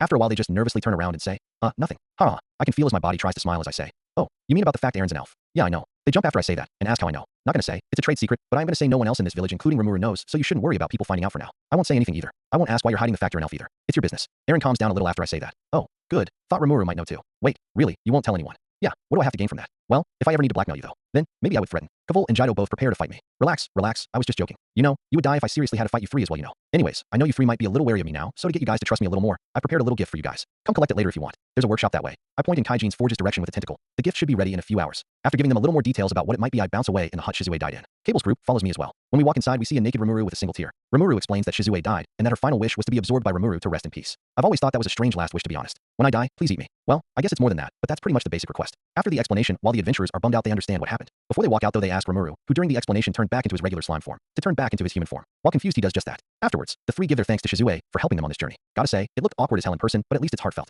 Later, right before they leave, I bring them to Kaijin's workshop, which is already well underway at this point, where they get their new gear from in canon. Due to the timeline being different, the clothes do look slightly different as the dwarves were thinking different things while making them, but the general designs stay the same. The three adventurers' jaws drop when they hear who made their new gear and begin basically worshipping them. They excitedly put it on and thank them for the 50th time. After worshipping them for another 8 minutes, they walk out giggling like little girls. I see that the three dwarves in the background are already working on Rimuru's clothing. If they're doing that, then might as well do this now. I jump onto their counter where they have some paper from Dworgen because we don't have the ability to make it yet, and grab a sheet and some writing materials. I absorb them and write with them inside my stomach, then pop out designs for my future clothing. I ask, "Can you make these?" They say sure, but wonder why. I say that I also have a human form now because everything Rimuru has is also transferred over to me, so I need clothing as well. They understand and get to work on those clothes as well. The clothing consists of black pants, a gray shirt, blue Rimuru style boots, and a blue sweater. The finished design looks a lot like what I was wearing when I died. I wonder if that incident is influencing me here or whether it's a coincidence. After the clothes are complete, I absorb them and transform into my human form while at the same time putting the clothes on. Rimuru at this point is already in his human form with his canon clothes. After I turn into my human form, we look at each other. We're identical. I guess it makes sense. We are identical twins after all. Knowing this would be very awkward and confusing if we change clothing for an event or something, so I change my appearance slightly. I would change it more, but I have two reasons why not. First of all, changing my appearance with magicules actually drains them faster. Changing my appearance more would actually cause me to use up more magicules holding the form together.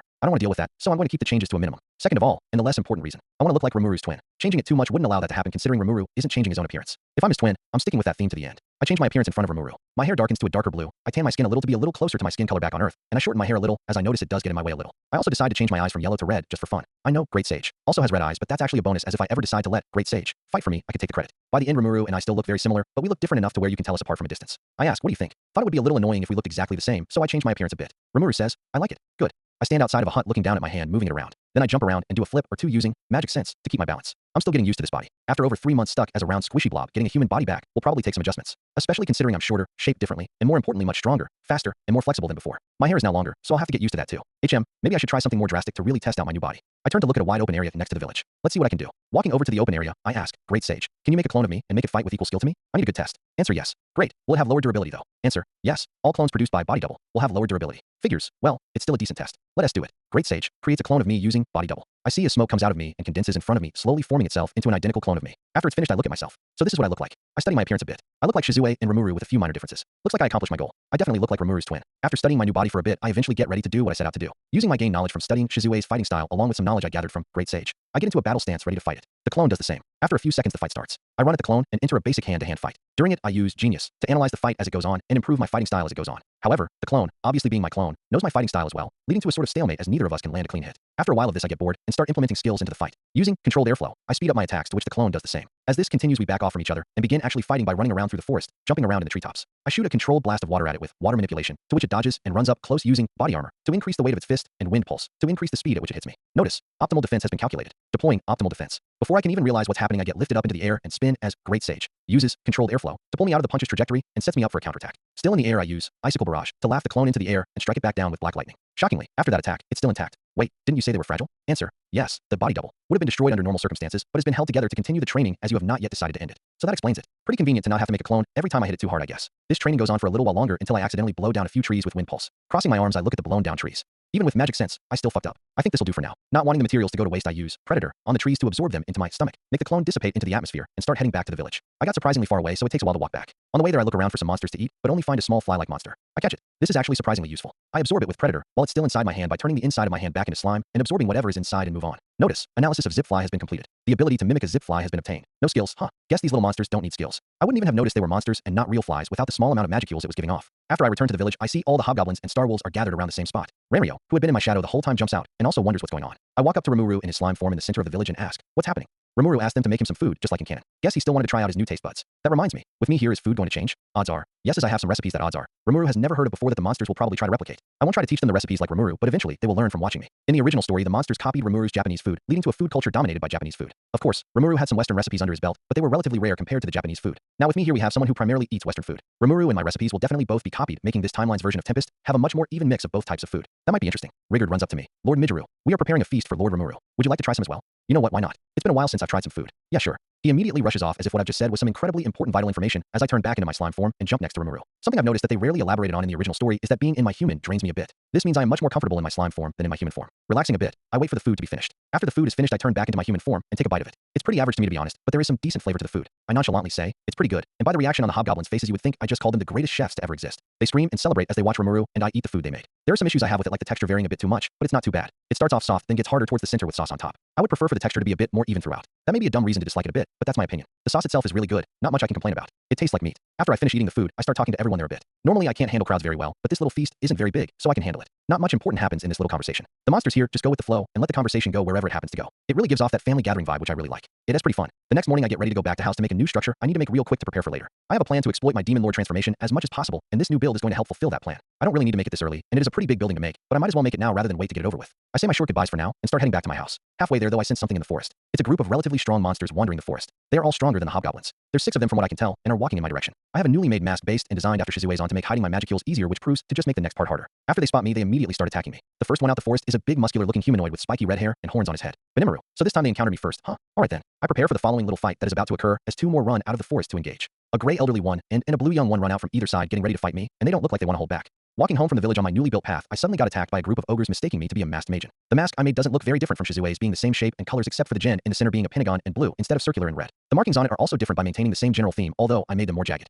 The reason why is that I think those shapes fit me more, while the smoother lines on Shizue's mask fit Rimuru more. Of course I asked Rimuru if I could make it before doing it, as that mask is pretty important for honoring Shizue's legacy. Moving past that, wearing this new mask has brought me some trouble as the ogres from the original timeline found me first instead of the goblin riders, so they attacked me first. They've mistaken me for an evil masked magen just like they did with Rimuru. Great Sage. Notice, unique skill Genius has been activated. Cool. Activated it without me even having to finish my sentence. Activating Genius in this situation does 2 things. First, it dramatically enhances my intelligence, allowing me to fight more effectively, and second, it allows me to analyze Benimaru, Sui, and especially Hakuru's fighting styles, and incorporate them into my own, making me a far better fighter than before. Shizue's will still likely be the base of my fighting style, but some of their techniques won't hurt to incorporate into that base. Benimaru, who is the one closest to me, swings his sword which I block with body armor, and jump back to avoid Sui and Hakuru's incoming attacks. Not letting up, they continue their barrage of attacks, as I see Shuna being escorted away by Cheyenne and Kirobe. As I block their attacks I yell, whoa, whoa, whoa, slow down. I'm not trying to hurt you. You can see the anger in Benimaru as he yells back. Don't try to deceive us, you wicked demon. This is reminding me of Hinata. She basically did the same thing these guys are doing. It's just she was actually a threat. As Hikuru swings, almost cutting my neck, I use thick-skinned to protect it as I dodge. Body armor is useful, but it can get in the way in certain parts of your body, which is one solid use I found for thick-skinned. It's inferior to body armor, but it's much more flexible due to just being slightly harder, thicker skin. As I engage in a 1 versus 3, I finish analyzing their fighting styles and learn the optimal way to fight them.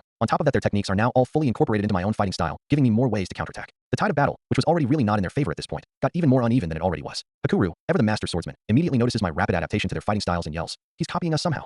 As they hear this, they mentally prepare themselves as they engage again, fully prepared to die. Are they really that willing to jump into a potentially highly dangerous situation just to save Shuna and avenge their tribe? Answer yes. I know that great sage. It's a rhetorical question. Suddenly, I hear a loud boom off in the distance and start heading in that direction as the ogres follow me. When I arrive, I see Gobta in a fight with Cheyenne as the goblin riders back him up. Even with all that, it still doesn't seem very even as she is far too strong. Looks like they still ended up getting involved in this fight in this timeline. As Rimuru slices down when I'm busy commenting on Gobta's situation, cutting some of my clothes off, I say, "Well, this is a fucking mess." I turn to the ogres and yell, "I'm not a demon." "Yes, you are. You can't fool us." That was a blunt response. "Yes, you are. My god, how sad are you that I'm an evil demon?" Gobta flies by me as I see Cheyenne land a direct hit with her mace. He hits a tree, denting it, and falls to the ground, instantly knocked out. At this point, I'm basically Spider-Man from how easily I weave through the barrage of attacks. Not even one attack is landing, and those that do connect with something when Hikuru forces me into a situation where I can't dodge, I block with body armor. At this point, the fight's gone on long enough. I think about how Rimuru ended the fight in the original. That could work, but this situation could be solved way easier another way. Using controlled airflow to increase my fighting speed by more than double, I run behind all 4 ogres as Rimuru, Sui, and Hikuru attack me, and Cheyenne is attacking the goblin riders and knocking them out. Using wind manipulation, I pick them all up and walk to the fearful Shuna and Kiro. Kiro prepares to fight with a large wooden bat-like weapon. He's noticeably shaking though. I cross my arms, which both confuses and scares him. "Listen, I told you, I don't want to hurt you.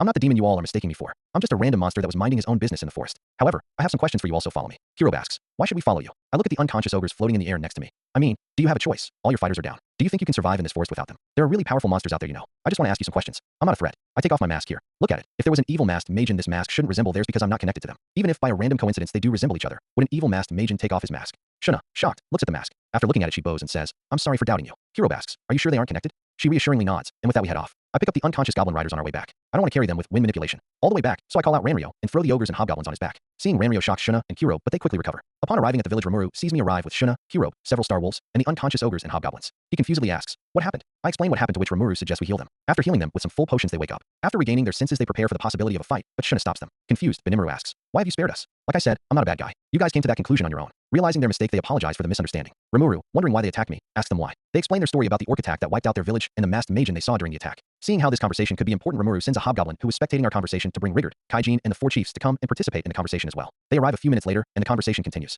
After the end of their tale, Rimuru thinks for a moment and then asks, "If you guys are having this trouble, why not team up with us?" Rimuru asks, "What do you mean?" Explaining further, he says, "We can help you guys. Judging from your story, we might have to deal with them too, so we might as well team up to benefit each other." Understanding what he means now, he says, "I see. So you will help us in exchange for our help protecting this village, correct?" Rimuru, who is currently in his slime form, we told them we were slimes earlier, jiggles around as he says, "Exactly. It's fine if this agreement only lasts until we defeat the orcs as well. Afterwards, you can regain your freedom if you want." Rimuru thinks about this for a bit before deciding. "Understood. We shall become your subordinates." After this, Rimuru says something that immediately catches them off guard though. "Cool. Do you guys have names?" They all respond saying, "No." "Then we'll name you all." They all yell, "E." Rimuru, recovering first, asks why. I just thought it would be more convenient. They all say that it's not necessary, but Rimuru insists. To keep him from collapsing, which he still probably isn't aware can happen, I offer to name half of them. He agrees, which leads to me naming Kiro, Shuna, and Sui. After naming them, we watch as they evolve into Kijin and pledge their loyalty to us, just like that they have finally joined the village. After a bit more work introducing them to the village and explaining the rules, I finally head back to my home to work on my project some more. That was a pretty big distraction, but an important one. Arriving at my home, I look around for an area wide enough to fit a large factory-sized building. Yes, my next project after a normal house is a building the size of a large factory. Pretty big leap, but thanks to great sage and genius, it shouldn't be much of a problem. Locating a pretty flat area, if the trees are removed, I use a wind pulse to blast trees down and use Predator to eat the roots still underground and the trees above ground for more building material. The resulting land still has some holes and looks pretty unstable from where the roots used to be, so I need to fix that. Using a bunch of materials in my stomach, I'm actually able to make some basic concrete which I lay over the floor to stabilize it. This will essentially be the foundation for the building and serves as a way for me to better visualize what the building will look like. The result is a large flat stable slab of concrete covering a really large man-made, or should I say monster-made, clearing in the forest. With the base finished, I finally get ready to build. Pulling out large sturdy planks of wood from my stomach, I get ready for what will probably be one of my longest projects ever. Finally, I can make my lab. Looking at the foundation for my soon-to-be lab, I prepare for the incredibly long process ahead of me. Of course, I obviously have to build it first, and that will definitely take a very long time considering the size I want to make it. I'm not even sure I'll complete it before the Orc War. That's actually a problem, because one of the first devices I want to build with the lab I'm about to make will be perfect to test out during the Orc War. A massive long-range weapon that covers a massive area of the battlefield, taking out everything in its wake. A bomb. I can't afford to make it after the war because it'll be my only chance to test it in a while, so I came up with a solution. I'm going to only build the main part of the lab for now, and build the rest after. That shouldn't take too long, assuming I have all the materials I need. Great sage, is everything ready? Answer. The needed materials to make the plan building are all in your stomach. Alright then, let's get building. Laying the wood foundation doesn't take too long. Now that I actually have a human form, this is way easier. Honestly, this lab might prove to be easier to make than my house. I just have so many more ways to interact with the world now. By the end, I look at the massive structure. It's huge, dwarfing my house in size, and taking up a massive amount of space. If it wasn't in the middle of the forest, it would definitely draw a big crowd. Luckily, this is the middle of nowhere.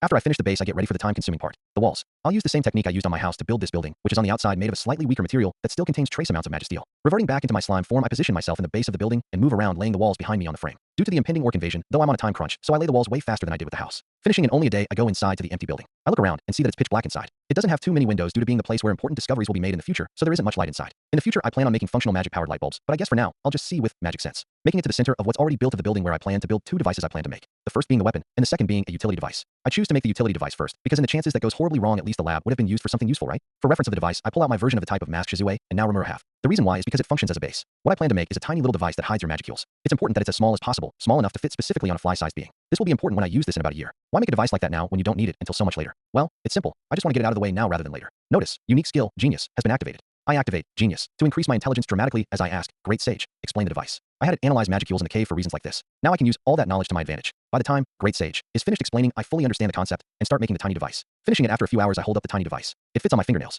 That's how small it is. Impressive for a device that can completely conceal your magicules. I store it in my stomach and move on to the next device. This one will be quite a bit more volatile. It's called the Magicule Bomb, a powerful weapon made using relatively little materials. It requires a chunk of magistone or magisteel and a type of magic stone called a heat rock. With those two materials, I can make a devastating weapon capable of wiping out entire armies in one fell swoop. There's one major problem though. The weapon itself is highly unstable and incredibly dangerous to untrained people. Time to explain how the bomb works. The concept great sage came up with is actually pretty ingenious and simple. The heat rock is a magic stone with some interesting properties. What heats up the magic stone is magicules detonating on a microscopic scale inside the heat rock. This makes the rock constantly heat up, hence the name heat rock. This means that once they run out of magicules, they cool down and never heat up again. Well, of course, unless it reabsorbs its lost magicules. To remain heat rocks, they must take an equal or more magicules than they are expanding in the detonation process. A pretty obvious effect of this constant use of magicules this magic stone uses. Now back to the bomb. When an especially hot, and in turn magicule-rich heat rock touches magistone or magisteel, they have a tendency to explode. This explosion scales to the amount of magicules inside the heat rock and magistone or magisteel as well. This explosion is caused by the heat rock absorbing the magicules inside the magistone or magisteel. This reaction happens every once in a while, but of course, it is limited due to the relatively low levels of magicules in the air. At most, they are usually no bigger than a spark, but occasionally they can get big enough to cause an accidental death or two. Great sage weaponized this reaction by figuring out that by essentially supercharging the two materials and making them touch, the explosion grows exponentially. There are two ways to supercharge the rocks. One, place the two rocks in a magicule-rich environment for extended periods of time, or two, transfer your own magicules into the stones. The first method is very limited because the more magicules a heat rock has, the faster it burns through them. Once the heat rock reaches a kind of equilibrium where it loses magicules just as fast as it absorbs them from the atmosphere, it stops charging. An example would be this reaction happening outside versus this reaction happening in the sealed cave.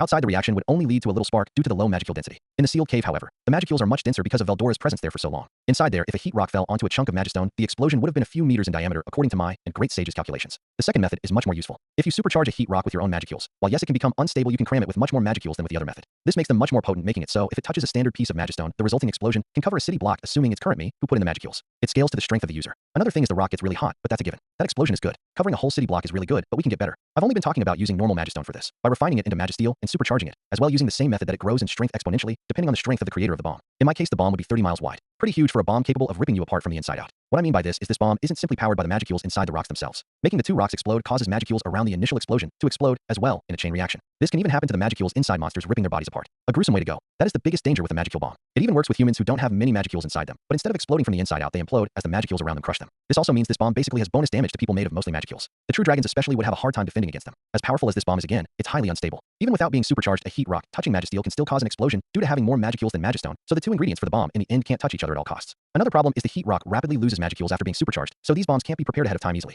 The heat rock must be supercharged right before the bomb goes off, so they will likely be awkward to use. The way these bombs will be used is to put the two materials in a specialized container. Pre-supercharge the magisteel before putting it in the container. Set up a barrier around the magisteel and leave it there. The heat rock would need to be manually supercharged and thrown into a compartment before dropping the bomb. From there, the barrier can then be turned off, causing the two to touch and the reaction to begin. Then, run like hell. Wouldn't the magicule barrier cause an explosion as well? Actually, no, weirdly enough, it doesn't. It seems the heat rock only reacts to what I'll call inactive magicules, or magicules that are just sort of sitting there. Even if Malim fired her Dragonova at the supercharged heat rock, it wouldn't react despite the absurd amount of magicules around it, because the magicules are active. There's a reason for this. The way the heat rock detonates is it starts absorbing the magicules inside the magisteel from touching the rock. As it absorbs more and more magicules, it speeds up its rate of absorption. Once it runs out, the reaction begins, triggered by the sudden stop to the flow of magicules. That's when the explosion begins. However, if the magicules are doing something, they don't get absorbed by the heat rock because they resist its pull. So that means that the magicule barrier wouldn't trigger it. Even if some magicules leak out and go into the stone, it wouldn't be enough to do more than cause it to heat up a little. I'll only make one of these bombs for the orc invasion. I've done the math, and one of these bombs is enough to take out 15% of the orcs in one fell swoop. That should be more than enough considering monsters like Rimuru will also be in the fight. Not only will having two be incredibly dangerous right now, it's also unnecessary. I make the bomb by refining a chunk of magistone from the cave, refining it into magisteel, and transferring my magicules into it. I then make a safe using my stomach and some iron and a few other minerals I still have in my stomach, lock the safe, cast a magicule barriers around it, and lock it in a shelf I made in what I will eventually make into my office in the lab. For now, there is only one shelf in the room, freshly made by Great Sage, Predator, and Stomach, but eventually the room I am standing in will be a full-on office. Keeping the heat rock I plan to use for the bomb inside my stomach, I leave the lab. Now that that's done, let's head back to the village. It's been a couple days. After a short walk back from my house, I arrive back at the village. At first glance, someone wouldn't notice that anything's off, but I noticed that there are a little too many goblins in the village. Confirmed. More goblins confirmed to be in the area. Now that I think about it, there was a group or two of goblins that moved into the village in the original. It's not that weird, I guess. Moving on, I use Sage's link to locate Rimuru and head off in his direction. He's fighting against someone. It doesn't seem very serious though. I figure he's just sparring with someone and continue to head off in his direction with my hands in my sweater pocket. I almost arrive when I hear an overly enthusiastic voice yell, "Lord Midgeru, you're back." I turn around and say, "Oh, hey Rigard, I'm just here to see what's going on. I've been gone working on a personal project for a couple days, so I figured now that I'm done I should spend some time here, you know. I'll also gladly help with preparing for the orc invasion situation we have right now, so don't be shy about asking for help." He burst into tears. Such generosity. We deeply appreciate your consideration, Lord Midru. I deadpan. All I said was I'd be glad to help out. It's not like I'm sacrificing something to help you all. Oh yeah? Anyways, I'm gonna go talk to Rimuru for a bit. I have a skill that can sense where he is, so I know where he is. See you later. Understood, Lord Midru. They're treating me just like Rimuru. It's kinda surreal to see that happening. As I get closer, I can make out that Rimuru isn't fighting one person, but four. Focusing more on them, I can guess who they are. I poke around a tree to finally see them, and yup, Rimuru is currently fighting Hakuru, Sui, Benimaru, and Shine all at once. The fight itself is ending and doesn't seem very even. Rimuru doesn't look tired at all while the rest, except Hakuru, look exhausted. Getting closer as the fight ends, I ask, you guys practicing? My appearance catches Rimuru off guard as he says, oh, Midru, you're back. How have you been? I smile as I say, not bad. I turn to the Kijin. Looks like you really did a number on them. Benimaru and Sui are sitting on nearby rocks catching their breath. Shine is lying down, while Hakuru is standing with his back against a tree. Hakuru, you really are skilled, aren't you? He bows and says, I appreciate your praise, Lord Midru. I turn to Benimaru, Sui, and Shine, and pull out some full potions, throwing them onto the three. Can't let Rimuru have all the fun. Can you go against me? I haven't had much action recently. It's mostly just been a bunch of construction. Last time we fought you were ogres. I want to see how you've progressed. The four immediately accept, and we head over to the training ground. They all get ready as I get into a fighting stance. This time I won't use Genius though. It's a really broken skill to use when fighting because it allows me to optimize my fighting style to great sage levels. On top of that, it even contains a huge trump card. One of Genius's sub-skills is Zero Time, an ability that allows me to think in zero time. Really strong in a high-speed fight. 2 bad time freezes for me when I use it, so I can't actively use it in a fight like Thought Acceleration, which is why I use it more. Even with Genius, deactivated the fight proves to be really one-sided. I'm weaker than Rimuru due to not having Degenerate and not being directly linked to Veldora. I can access Veldora's magic fuel supply, but that's through Sage's link. It's not a direct connection like Rimuru. Moving on from that side tangent. I am weaker than Rimuru, but I highly doubt he could actually beat me in a fight. I'm far too skilled thanks to Genius, acquired fighting knowledge. As I weave through the Kijin's attacks like they are nothing, I look at Rimuru. He looks really impressed. Hakuru takes full advantage of my loss of attention for that split second as he trips me up and almost lands a clean slice across my left shoulder. However, that is thwarted by Great Sage. Notice, optimal defense has been calculated. Deploying optimal defense. A plate of body armor appears on my shoulder, stopping the blade as I kick Hakuru away. It's crazy how 5 copied and optimized fighting styles in Hakuru can still catch me off guard. The one-sided fight ends quickly after with none of the Kijin landing a single solid hit on me for the entire duration. I smile at them. You're all really good. All of them thank me for the compliment as I hand them some full potions to heal themselves. After a short talk, I go to reunite with a certain overgrown puppy. I left Ranryo with Ranga and part of the pack during my construction of a lab due to complications with him being with me during that process. A wolf as big as him would have been a problem suddenly jumping out of my shadow in the middle of a construction site. He already knows shadow movement, so from now on I'll tell him he can stay in my shadow if he wants. I say my goodbyes to the people at the training site as I sprout large phoenix wings from my back. They are white with a noticeable orange glow on the ends of the feathers themselves. I flap them and scan around the area for Ranryo. I locate the wolf pack and see Ranryo in the middle of the pack. After spotting him, I immediately descend, landing on the edge of the wolf pack. Ranryo immediately spots me and yells, Master. Hey Ranryo, I came to pick you up. I'm finally finished with my project. Considering you have shadow movement, you should be able to stay in my shadow if you want. You can stay there if you want. Understood, Master. He immediately runs at me, licks me with his huge tongue covering me in saliva, and then jumps into my shadow. With the Ranryo thing complete, I think about what else I came here for. Oh yeah, I came here to make myself a sword. The skills I copied from Benimaru, Hakuru, and most importantly Shizue, as she is the basis of my fighting style, all involve swords. Without one, a lot of my techniques have been unusable to me. Today is the day I fix that. I walk into Kaijin's forgery where I also find Kirobe. Kaijin is hard at work, so he isn't even able to look up at me for very long as he says, Hello, Lord Midru. What brings you here? Nothing much. I just want to make a sword. I know how to make one. I just don't have the correct equipment. Mind if I use your tools? He cheerfully says, Of course you can. Just, why not ask me or Kirobe to make it? I turn to Kirobe, who is listening in on the conversation on the side. I just want to make it myself, you know. There's not much else. I see. I understand. Go ahead. I thank him as I get ready to make the sword. It takes a few days as I want to make sure I get it right as I mix in some magic stones to increase its power. By the end, I have a pure magisteel sword that's noticeably better than the swords Kirobe and Kaijin have made. Kaijin says, That's quite the sword you've made. Thanks. I marvel at the sword for a bit before suddenly hearing a loud scream off in the distance. What thing? I walk outside as I hear another loud scream. God damn it. It's Gabiru. I never liked Gabiru very much. He's a bit too loud for me. I've always been on the more serious side, so he doesn't mesh too well with me. He's already threatening people as well. I walk up to their confrontation. At the same time, Ranryo pops out of my shadow as well. I turn to Rimuru in his slime form and Shine's arms. What's going on? He explains. These lizard men appeared offering to become our new protectors in exchange for becoming our new leaders. When we refused to ask if we could forge an equal alliance, instead, they started insulting us. I look around. Benimaru looks like he's ready to commit mass murder. After a nonsensical argument involving Ranryo and Ranga almost grabbing each of his arms and pulling them both off, Gabda shows up. Yo, Gabda, do me a favor and go fight that lizard man for me. The rest of the monsters here hear me say this, and all begin to agree, sending Gabda into the fight with Gabiru. I look at Rimuru in his slime form. He looks so comfortable. Maybe I should try that. I revert back to my slime form and immediately relax only to see Shine look at me with the eyes of a predator. Oh shit. I instantly revert back into my human form to her disappointment. She looks like the guy from that one clip. What was it again? My disappointment is immeasurable and my day is ruined, or something like that. Unfortunately, during this little skit, I lose focus on the fight and miss Gabiru getting his ass kicked by Gabda. By the time I revert to my human form, Gabiru is already on the floor completely unconscious. Damn, I really want to see that. The Gabiru fan club instantly rushed to his aid, picking him up and running away yelling that they will be back. Thinking this is over, I prepare to walk away when I hear something that catches me off guard. Rimuru yells, Hey Midru, do you want some of Shine's cooking? It's really good. I can almost see an evil smile on his blobby body. He definitely wants to prank me or something. Too bad he doesn't know I already know the terror of Shine's cooking. He must think I'll respond with, sure, like I always do when asked similar questions. Not gonna lie, I'm interested in just how bad Shine's cooking is. Just this once. I'll try her food just once. Hopefully I don't die. Notice, this is a bad idea. I know, Great Sage. Smiling I say, sure. If you eat some with me. He starts panicking, yelling, I'm all ready. Shine jumps for joy, yelling, really? I'll go prepare some food right now. Get ready you too. She hands Rimuru to Benimaru, who looks like he's about to throw up and runs off into the town. Notice, unique skill, Sage's link, has been activated. That's what you get, Rimuru. You're not going to trick me that easily. That's a life or death situation you just threw me into. You knew. Of course I knew. I'm not an idiot. Notice, unique skill, Sage's link, has been deactivated. Rimuru slumps down after our short talk as he mentally prepares himself for the food. Well, I guess it can't even be called food, more like poison. A few hours later, Rimuru and I wait for Shine's cooking to finish. Benimaru panicked asks, how did I get sucked into this? I pity him as I say, I guess you were standing a bit too close, I guess. Soon Shine arrives with the plates full of acidic mush. The smell. Oh my fucking god. The smell. It's awful. I can't even describe how bad it smells. The food itself isn't any worse. It looks like it might jump at me and grab me like a fucking facehugger. I was curious at first, but now I deeply regret my decisions. Benimaru and Rimuru shakily grab a spoon and pick up part of the food. The metal spoon they are holding begins to melt as the food sits there. My god. I look down at my plate. Well, here goes nothing. Are you ready to see me again? Giant glowing light blue figure? A white flash appears in my vision again, blinding me a bit. Ugh. Shine worriedly asks. Are you okay, Lord Midru? I'm fine. Just a little pain, I guess. Rimuru looks a little confused as he knows both of us can't feel pain. He then looks at the food and looks at me like I'm trying to manipulate her. He probably thinks I'm trying to get out of this. Oh, in that case then eating might help. Go ahead. No, Cheyenne. No, it won't. It'll only make it much worse. My hand shakes as I grab the spoon, pick up some food and get ready to eat it. Almost crying I mutter. Please, God, help me. There's no use. I have to eat it. As I put the food in my mouth, I feel as the slime that composes the inside of my mouth begins to break down into a full-on liquid. It's literally melting the inside of my mouth. I feel like I'm choking even though I don't need to breathe. Emergency. Looking for optimal solutions. Solution found. Deploying optimal solution. Great Sage manipulates my body to make a hole appear from my mouth straight down to the floor. This causes the food to fall to the floor where it starts eating through the floor. Before any gas can alert them of what happened, Great Sage manipulates my body again to cover it up. I eat the food when in reality it's falling straight to the floor, and as I finish, Great Sage covers the hole in the floor with wood as my body goes back to normal. Luckily no one noticed. Sadly, Rimuru didn't figure this out, so I watch him suffer. Recently, I started thinking of him more as my brother, so watching him do this is actually a little hard. I'm quickly snapped out of my sadness when Shine asks if I want seconds, which I quickly deny. She looks sad, but I don't care. After Rimuru finishes his last bite, everyone is finished. I look at the aftermath. Benimaru looks like he dropped dead, and Rimuru can barely hold his human form together. After a little bit, he finally collapses and melts on the ground. He ends up looking like melted ice cream on the floor. Seeing how I'm the only one that made it out without collapsing, Shine asks, so how was it? With the most innocent smile I've ever seen. It was great. Sorry Rimuru, but I can't tell her the truth. A few days have passed since the whole food poisoning incident occurred. I've just been hanging out for the most part considering right now there isn't much I have to do or even can do. Eventually though, something finally comes up. I'm sitting on the side of a nearby house when a hobgoblin comes up to me with news. He says, Lord Midru, Lord Rimuru is holding a conference and asked me to come, inform, and invite you. Looks like this is finally going to begin. I say as I stand up. So, where are they? He points me in their direction and I thank him for the information. Walking over to their location, I think about what to say in the following conversation. Assuming the general idea stays the same, I'm not planning to change much. Part of my plan to get as strong as possible involves the timeline remaining pretty much the same at least until the Valpurgis.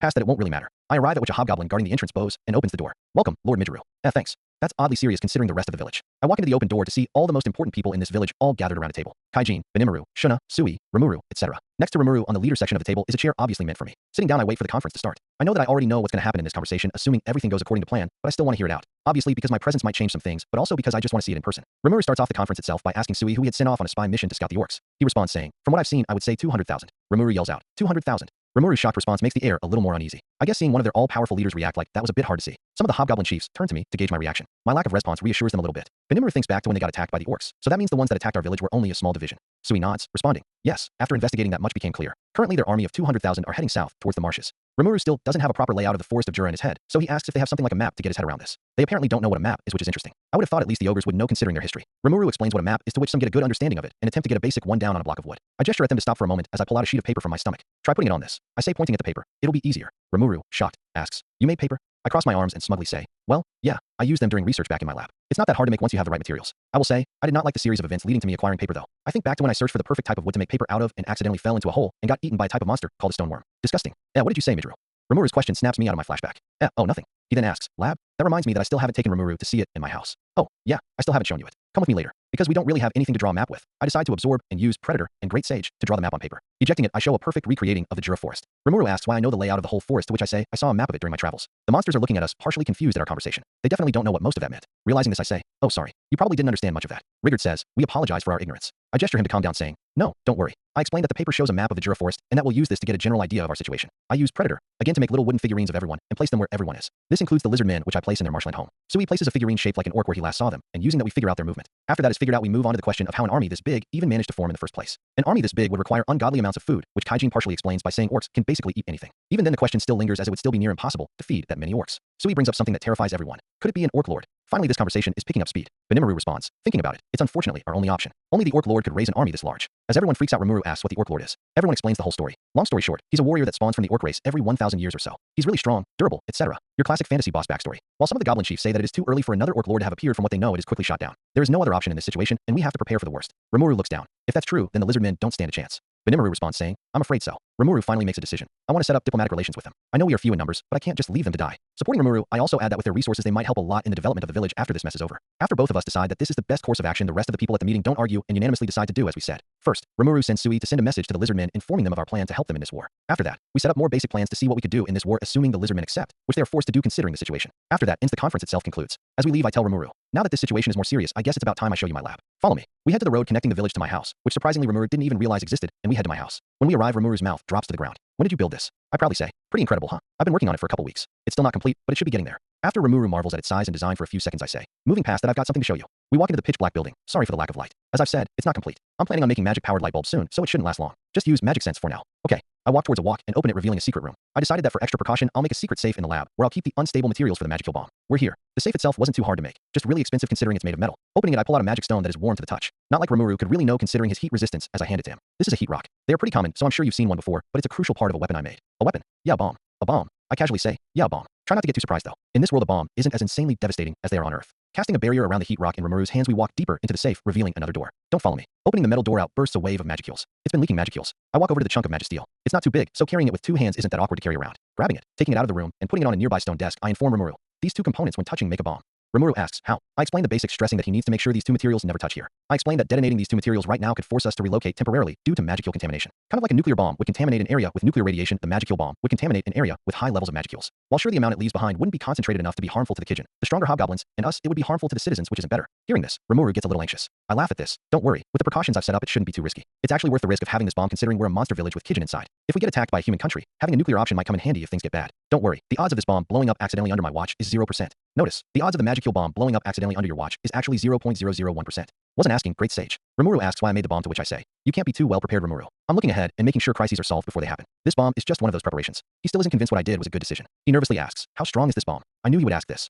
Let's just say a detonation from here would end the village for sure. That's all I'll say. That's not very reassuring. Don't worry. As I've said, the protocol I've made is guaranteed to work if done correctly. I get serious for a bit. Now, I guess it's time I explain the real reason I brought you here. He asks, the real reason? I want to test this bomb on the orcs. If we end up participating in the war, I will use this bomb. Why? I need to test this bomb. This is the perfect opportunity to see this bomb's capabilities. I might not get another chance. Worried for the orcs, he says. Is this going to kill them all? I smile at him. Listen, I'm your brother now. I don't want to do something that will sadden you. I know you're a pacifist, so I will say that this bomb doesn't have near enough range to kill even 10% of them in a single shot. Don't worry about that. Getting serious again, I say, but don't think I'll decide against it. I will do it no matter what. Knowing there's no stopping me, he just looks down and says, I don't think I can stop you. Go ahead. Good intuition. I recommend you factor this into your plans, okay? Sitting down, I say, listen, a lot of them were going to die in this war. Don't let this bomb linger on your mind. Thousands of orcs were going to die either way. Taking the heat rock out of his hands, I go to put everything back. Now let's go. As we walk out, I see Rimuru recover. I guess the idea of mass murder through a weapon was harder to accept than through his own magical abilities. He gets over it quickly though, and by the time we leave, he's back to normal. I smile as I think about this interaction. I treat him like a younger brother now sometimes. Isn't that interesting? Waiting for Sui's return from his spying mission, I've got one last thing I want to do. I stand in front of a large group of hobgoblins ready to announce something. I say, so is everyone here? They all nod. Great. So, I've got an announcement. I'm recruiting people for a new project I'm working on. What I need are guards to protect a new building I'm working on. It's very important, and anyone who accepts and passes the qualifications will become my direct subordinate. Is anyone up to the task?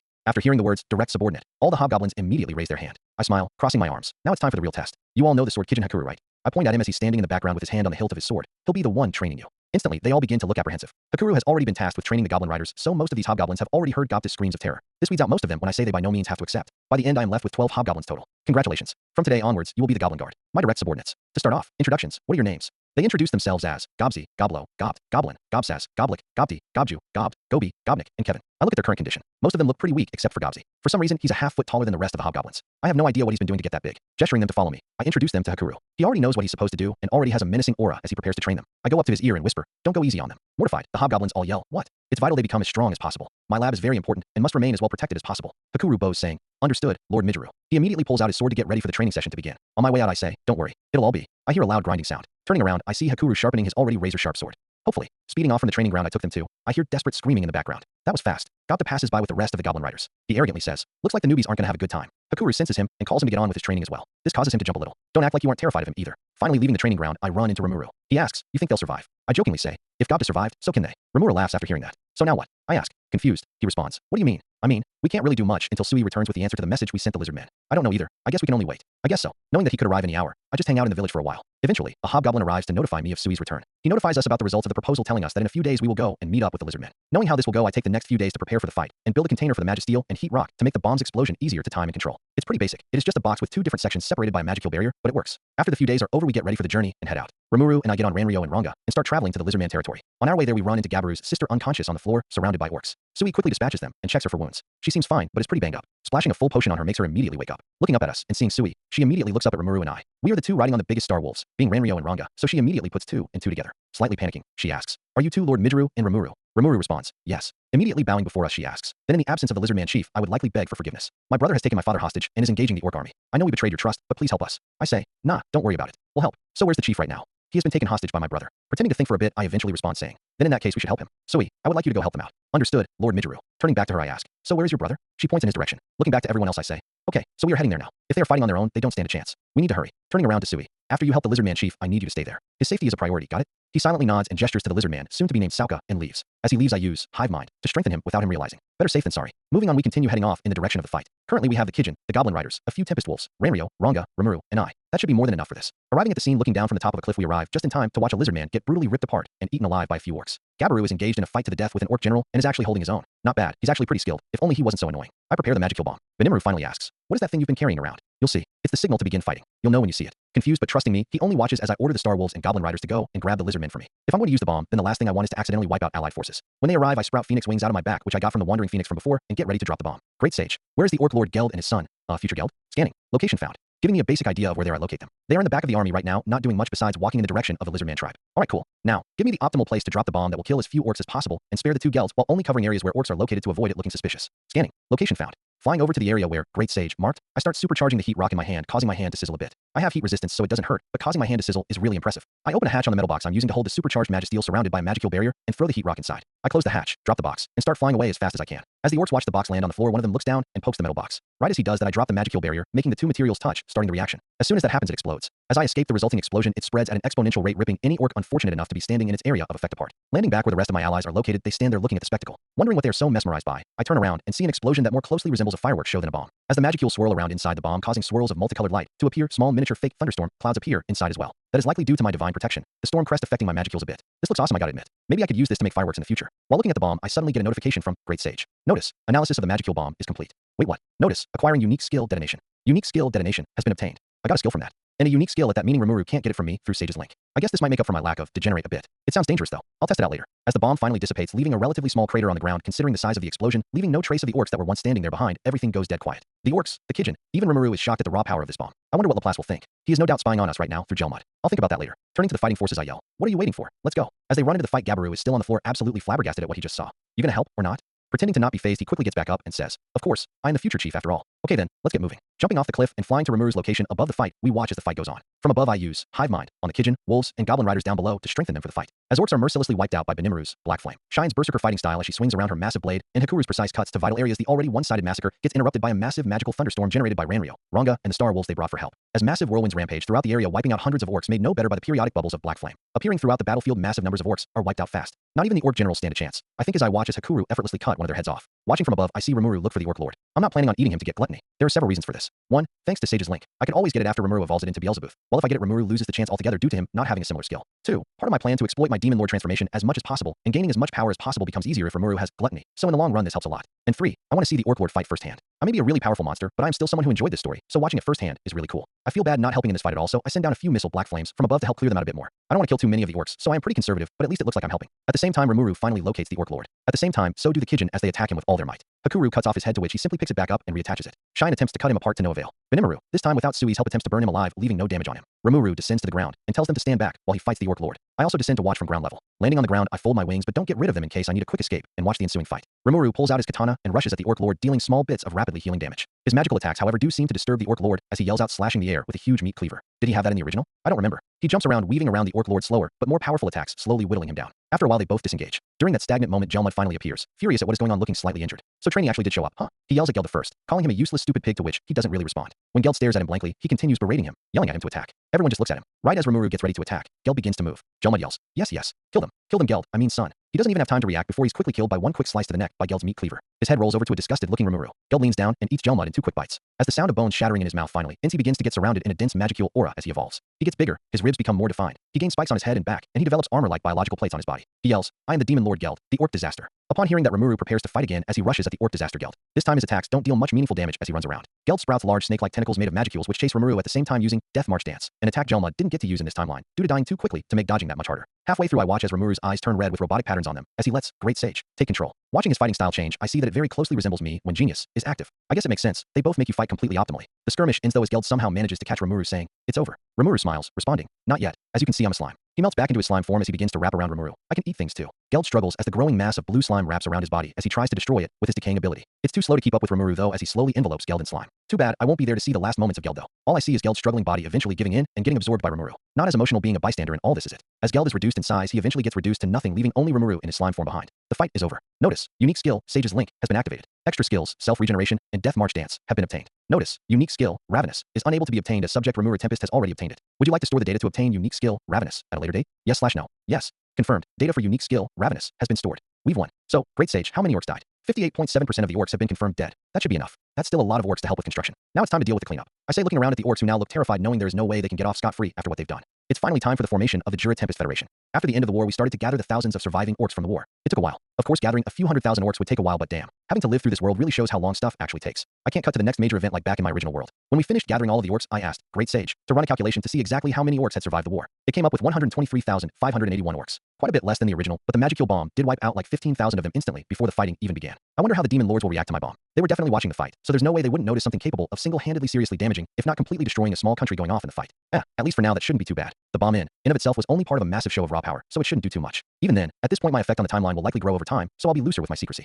I'll just do whatever I want instead of worrying about the timeline. If I play this smart, my plan for exploiting my demon lord transformation should remain intact. I just need to make sure key events still take place. Thinking over basic ideas to make sure the demon lord transformation still happens, I walk into the area where the future coalition will soon hold its first conference. Looking around, I immediately sense some tension in the room. I can tell the lizard men, and especially the Kijin, don't really know how to respond to future Geld, and 10 higher up orcs also standing in the room. The orcs as well seem to have accepted their death. They don't have much light in their eyes. I can't blame them for assuming this. It is survival of the fittest out here, and as the loser of a war execution is likely one of the more common ways to get rid of threats to the monsters. After a while, everyone gets in the meeting room, which is actually just Aburu's throne room remodeled a bit to make open discussion easier. After a bit more preparation, Hakuru stands up, and after a few introductions, starts the discussion. Sensing a lack of open communication, Rimuru decides to start the discussion himself. Introducing himself, he explains our current situation. This includes how the Orc Lord came to be, why the orcs attacked, who forced them into it, etc. Upon hearing the full story, I noticed that some of the lizardmen's faces went from uncomfortable and some angry to showing a hint of pity. They obviously didn't forgive the orcs, but getting some pity is still one of the better responses the orcs could have gotten considering what they did. Rimuru then says, with that explanation out of the way, let's confirm the casualties. As the people in the room lost the names of individuals, the orcs got noticeably more fearful and ashamed with each name. Thanks to quick intervention, not many lizardmen actually died in the fight, but then they move on to the death of nearly all of the ogre tribe. After the end of the explanation, the orcs had lost all hope of making it out alive. The lizardman chief, soon to be named Aburu, asks, so what shall be your demands from the orcs? The orcs jump at the question as they go a little pale. They are preparing for the worst. He continues saying, as we did not win with our own strength, but with the help of the support from your own troops, we will let you decide their punishment. You all have the right to decide. I stand up and say, before we make a decision, we must hear the orcs out first. I can't make a decision until I hear them out. I know what Geld is about to say, but I need to keep this conversation genuine. Geld, almost burying his head in the floor like an ostrich from how far he's bowing, says, pardon my intrusion. I know that what we orcs have done is unforgivable, and this won't be enough to compensate, but for what we have done, please allow us to pay with our lives. After this proposal, the other 10 orcs standing behind Geld also do the same, ready to throw away their lives for the sake of the other orcs. They all back up soon to be Geld's proposal, nervously waiting for a response. As everyone goes silent, Rimuru stands up ready to give his answer. He gestures to them to stand back up as he says, no, don't throw away your lives. This is my first time in a conference like this, so I'm not sure how well this will come off, but I'll just say what I think. I don't believe the orcs deserve to be seriously punished for what they have done. The orcs gasp, Abiru lifts an eyebrow, and even the Kijin look surprised by Rimuru's proposal. Abiru asks, and why is that? Rimuru responds saying, the orcs were starving before this happened, so they didn't have much of a choice. Before Rimuru can continue, a furious lizardman general tries to argue with Rimuru's decision. As he argues, I stand up and finally say something important out loud, arguing, listen, to you, the victims of the orcs, they may seem to have done something unreasonable, but think about this carefully. If you and your people were starving to death with the only other option being to sacrifice another group, would you do it? He argues, of course not. I cross my arms as I call out. If you're saying that you are either a liar or ignorant. When faced with a situation that desperate, anyone would do anything to survive, even if they would normally never think of doing it. Survival is a powerful motivator. That is exactly why Rimuru is arguing against capital punishment. They had no other options in their situation. It was either eat other monsters or die. He tries to argue against me, but is cut off by Abiru. He says, I understand your point, but how exactly do you plan to make them pay for their actions? Rimuru's response to this is explaining the basic idea for an idea he came up with, a sort of coalition between monsters. This plan would involve the orcs paying for what they have done with hard labor. Abiru is actually a little interested in what Rimuru is saying after he explains further. He moves on to explain the lizardmen's roles in this proposal, to which he thinks about. They are to provide food and water primarily in this supposed alliance in return for goods from the main developing village of Tempest and hard labor from the orcs. Tying it all together, he again says that he wants all the monsters of the Jura forest to work together beneficially in a mutually beneficial union. The orcs stare at Rimuru with a more hopeful, amazed look, while everyone else in the room thinks about his proposal. Abiru says, I understand your proposition, but do we really need to form an alliance? Delving deeper into the mutual benefits, it would be starts off by explaining that without it, there will be major complications. For example, the orcs would end up right where they started as they still don't have a home or sustainable food. By creating this alliance, these lingering problems could be solved far easier. Explaining the basics again, he lists off the things the three current sides could offer. The lizardmen themselves could offer fertile ground, fishing spots, and water. The orcs could offer hard labor, and the village, soon to be cities, could offer processed goods. A win-win scenario overall for everyone involved, assuming everything goes according to plan. After thinking it over, Abiru decides that he is on board with this idea. Geld asks, we could join your coalition? I casually say yes, which to them is the greatest news they've ever heard in their lives. Geld, quickly followed by the rest of the orcs behind him, bow offering their complete loyalty. We worked through a few of the basics of the coalition before a question I knew was going to happen is asked. Who will be the leader of this supposed coalition? Without our input, the Kijin have already decided on what to then are the obvious choices. They declare that Rimuru and I will both become the leader of this new coalition, declaring us the sort of twin rulers. Shine grabs Rimuru and basically flings him around as Shuna looks on with jealousy. I can tell she wants to do the same with me as I am currently in my slime form to conserve energy. I think about my new position. Honestly, I was aiming to be an almost vice leader due to becoming the leader of a country seeming to be more of a pain to me than an honor. Especially considering that I suck at speeches and prefer to remain alone or in small groups. However, at this point it's too late, so I'll have to get used to it. As the discussions continue, the seemingly throwaway lines of the twin rulers become more prominent in the conversation. I can already tell where this is going. Suddenly, a bright green glow appears as Trainee the Dryad makes her first ever appearance. She apologizes for the sudden intrusion, explaining that she planned to intervene earlier, but got interrupted. Interrupted? I don't buy it. There has to be a reason. As she explains her purpose to act as an almost overseer, the main people working on the coalition adapt surprisingly fast. As the discussions continue, the question of what to do food-wise with the orcs comes up again. Sure, long-term we'll have that covered, but for now we have over 100,000 mouths to feed. Luckily, Trainee's visit couldn't have been better timed as the Dryads have that covered in exchange for the coalition's addition of the Dryad race to the alliance and the promise of providing the Dryads with additional protection. She explains that due to being a mobile protection is something they need, to which Rimuru is happy to provide. As the meeting draws to a close, one last thing is decided on. The name of the alliance is decided. The name of the Jira Forest Coalition is decided on this day, led by the twin rulers Rimuru and Rimuru Tempest. On our way out, I see Geld personally apologizes to Rimuru, to which he accepts the apology and lets him go on. Seeing them again, Rimuru realizes that they don't have names, so he needs to get on that. I sigh. Looks like we'll go on another naming spree. For now, Rimuru only names the important orcs there, as well as a few lizard men like Abaru, evolving them into dragonets. Looks like their naming is here instead of back at Tempest. Gabaru is still renamed Gabaru, and as Sauka is named, she immediately asks to work with Sui, to which I accept. At the same time, the Kijin formally declare that they are to permanently work under us as our subordinates. This leads to Rimuru and I assigning jobs to them. This leads to Rimuru and I getting 2 Kijin each. Rimuru ends up with Shine and Benimaru, while I end up with Sui and Shuna. Hakuru is to work by himself, and Kurobe is to work with the dwarves primarily. Sui becomes a ninja and my secret bodyguard, while Shuna becomes my secretary, similar to Shine. Gotta say, I definitely got a better secretary than Rimuru, and it's not even close. As that finally draws to a close, we finally get ready to leave with a few dragonets and over 100,000 orcs in tow back to what will become the capital of Tempest in the future. Thinking about what else to do, I think. So now I can finally finish my lab and now what? There's not much else I need to do for now outside that. Let's see what comes up, I guess. When Rimuru and I arrive at the village with a massive army of orcs and several dragonets in tow, the hobgoblins, Kijin, and star wolves that we left behind freak out at first. After explaining what happened though, they calm down a bit. They are a little worried about the orcs though. The word of the orc invasion got out thanks to Gapta, but considering it's us, the inhabitants of the village, calm down. Rimuru immediately gets down to business, naming all the orcs to keep them alive. If the orcs aren't named, they will die in a few weeks, so Rimuru has to do this. I've got other things to do, so this one is on him. As I leave, I get ready for the completion of my lab. I still haven't completed it yet, so that comes first. After a few days I complete it though, finally getting the lab to full functionality. As I finish building it, I finally get to focus on a question that had been on my mind. How strong is detonation? Answer. Detonation is the physically strongest skill in your arsenal. Huh, I wasn't expecting an answer, but I guess this is better than talking to myself. So, can I get a description? Description: unique skill, detonation. Subskills: Magicule collection. Collects and condenses the user's magicules into a small area. Ignition: sets all magicules within a certain area to commence self-destruction. If not stopped within a narrow window of time, all magicules within the set area will explode. Potency multiplication: adds nearby magicules to the already expanding explosion, adding to its potency and size. Size of potency increase depends on magicule density in the air. Skill effect: detonates magicules in the air up to half a mile away from the user, creating a localized explosion. The strength of the explosion can be controlled by pouring more or less magicules into the attack. I mumble to myself, so a mini magicule bomb. Don't know what I was expecting considering I got it from analyzing the magicule bomb, I guess. Well, that's actually really good. So now I know what it does, but I still don't know how strong the attack is. To fix that, I fly relatively far away from the village to the top of a nearby mountain. There I prepare the attack. I use detonation on the side of the mountain. This blows a hole 10 meters deep on the mountain, sending massive chunks of debris everywhere. The shockwave blows down nearby trees, sending them hurtling down the side of the mountain. Not bad. I say to myself, definitely more powerful than Black Flame, but it seems to cover less area. This will definitely be useful. It's more concentrated than Black Flame, my previous strongest attack, in power but also size. It's more easy to aim though, because it can happen anywhere within a half-mile area around me. Definitely my strongest attack by far. I'll still need to test it out more to see any other hidden uses though. With my experiment over, it's finally time to make the invention that my lab has been desperately needing for months. Functional light bulbs. Using small amounts of magisteel with a copper and aluminum alloy, I can make a material that lights up when filled with magicules. By putting this material on a glass case, I can make something closely resembling a light bulb. Next is a functional switch. By making an artificial magic stone that releases magicules when touched by magisteel, making a switch for the bulb isn't that hard. As for the wire, a mixture of normal metals works, and just like that I've got my own light bulb. A large part of the basics for this design was actually made by Great Sage when I asked for it, so I can't say it's my idea though. After it's completed, I test it out. In the first test it functions perfectly, but in the next it's dimmer. Trying it again, it's back to its normal brightness. What the? Notice, unique skill, genius, has been activated. Analyzing the mechanism again, I quickly get the answer. So that's what's happening. Without genius, I hadn't seen a flaw with the design. I mumble. It's like redstone. The farther the bulb is from the source of the magicules powering it, the dimmer the light. By separating them more and more, I end up getting less light than I should. The flow of magicules seems to slow down the farther they have to travel. It's harder to regulate them than electricity, it seems. Great Sage, why didn't you say this? Answer. This is unnecessary information for the given instructions. The order was for a functional light bulb, not an effective one. Was that sass in your voice? Negative. Yeah, let's go with that. Redesigning it to have the interaction between the two objects happen right next to the bulb, I finally have a functioning light bulb design. I install the lights around my house and lab over the course of a few hours and draw the design on a piece of paper. I'll show this to the dwarven squad right after I do this. I go outside and grab a piece of tough plant fibers from a strange plant I found growing near a small pond a few hundred meters away from my house. I weave them together into a bone-like shape and reinforce it with wood. I then cover it in a thick layer of monster skin freshly harvested from a charger boar. When I'm finished, I end up with a chew toy the size of my entire arm. I look at my shadow. Ranrio, come out here. Ranrio jumps out wagging his tail. Yes, master. He asks. Here you go. I throw the bone-shaped object at him. Catching it in his mouth, he asks through thought communication, what is this, master? Smiling, I say, it's a present. It's called a chew toy. You can probably figure out what it does based on its name, but you can do whatever you want with it. I humbly thank you for your generous gift. I walk up to him and start petting him. You don't have to thank me. You're my friend. It's to thank you for your incredible work in the Orc War. As I pet him, he starts wagging his tail, eventually reaching a high enough speed to create a whirlwind. Calm down there, Ranrio. I apologize, master. Don't worry about it. After a little consoling, Ranrio takes the toy and jumps back in my shadow. With that over with, it's finally time to introduce these new light bulbs to the dwarven squad. I sprout phoenix-like wings and start flying towards the village, which at this point has finally graduated into a small town, as I see a few hundred orcs have already begun working. That was fast. Off in the distance, I see Hakuru's training area, as I see him clashing with an exhausted-looking Gobzi and Gapta surrounded by unconscious hobgoblins. So Gobzi was strong, I knew it. Landing next to Rimuru, I see him looking really relieved. Why do you look so happy? I ask, genuinely interested. I finally finished naming all the orcs. So he's already finished with that. Nice. Then come with me. I've got something to show you. Let's see how he reacts to my first ever modern luxury recreation. Later, I'm planning to steal his ideas like the magic train, but for now these are going to be my own ideas. This is something to be proud of. Confused as I drag him along, he asks, why? Because we arrive at the dwarf workshops pretty quickly, I don't get to answer him. Kaijin and the rest greet us as I tell them to come with me. While they're confused with the sudden meeting, they all wrap up what they are doing and come with me. I dump the raw materials on the table to give them an idea of what they need. Of course, they still don't know what they are for, so they just look at me confused. Let me explain. As I explain every detail on the Magibulb, they show an intrigued face, particularly Good and MYRD, who both have more close ties with construction. During the explanation, I mention the word lightbulb, which draws Rimuru's attention as well. Once I finish, everyone knows why I brought them here. Rimuru says, so you finished what you said you were going to do. So you want to put Magibulbs in all the townhouses? I say, yeah, I needed you here to inform you and get your approval. I feel like we both need to say yes when something this big is added to the town, considering it's both of ours. So are we going to do it?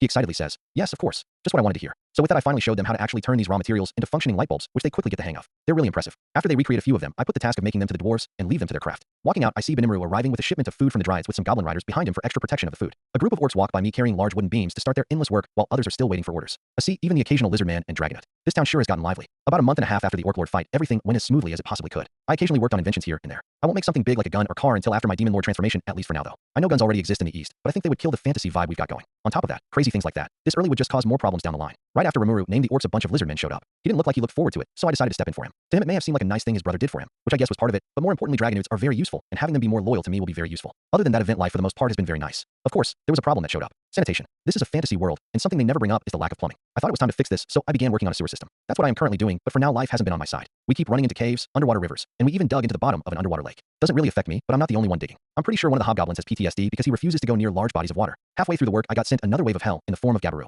Apparently, he was annoying Rimuru, so he sent him to me for some hard labor punishment. However, he does more harm than good with his constant rambling and seemingly random singing. One day I snapped and punched him, dislocating his jaw and knocking him out. I said, holy shit, and instantly threw a healing potion on him, fixing his jaw, which I later regretted when he recovered and immediately started singing again. After about a week more work, though, the sewer system is finally complete after the 2-month mark from the Orc Lord battle. I run out dancing because I no longer have to hear Gabiru singing. On my way out, I run into a group of goblins. Haven't seen those in a while. I ask, what are you doing here? Apparently, they were going to our town to ask to join. I explained to them that I'm one of the 2 leaders, causing them to immediately prostrate themselves in front of me. Please allow us to join you, Lord Midgeru. Accepting them, I take them to what's now a town. Naming them takes a while, but it doesn't prove too hard. They were so weak, I replenished my magic heals faster than they were using them up. Introducing them to Rimuru, he got the idea to turn these new hobgoblins, as well as some volunteers, into a sort of military branch. He calls it the Green Corps. After a little work, this becomes official, and Goblin, a subordinate of Gobzi, leader of the Goblin Guard that has been training with Hakuru to protect my lab, somehow becomes the leader. They become Goblin's Green Corps, part of the Hobgoblin army led by Rigor, consisting of the Goblin Riders, the Goblin Guard, still training, and the new Green Corps. After that ordeal is over, I walk out and notice something I didn't notice before. Some of the houses look more Western in design. Apparently Good got a chance to see my house, and took its design into consideration when designing the buildings in town. Due to that, the buildings ended up looking different. A mixture of the original design and my house's design. Just like I thought, my presence here is changing this town. A week later, Hakuru asks for me. When I arrive, I see Gobzi with the rest of the Goblin Guard behind him. Gobzi himself seems to have evolved as well. Great sage, what happened to Gobzi? Answer, he has become a Goblin General, a sort of offshoot of Hobgoblin. In the process of evolution, he has also obtained the unique skill, General's Orders, as well.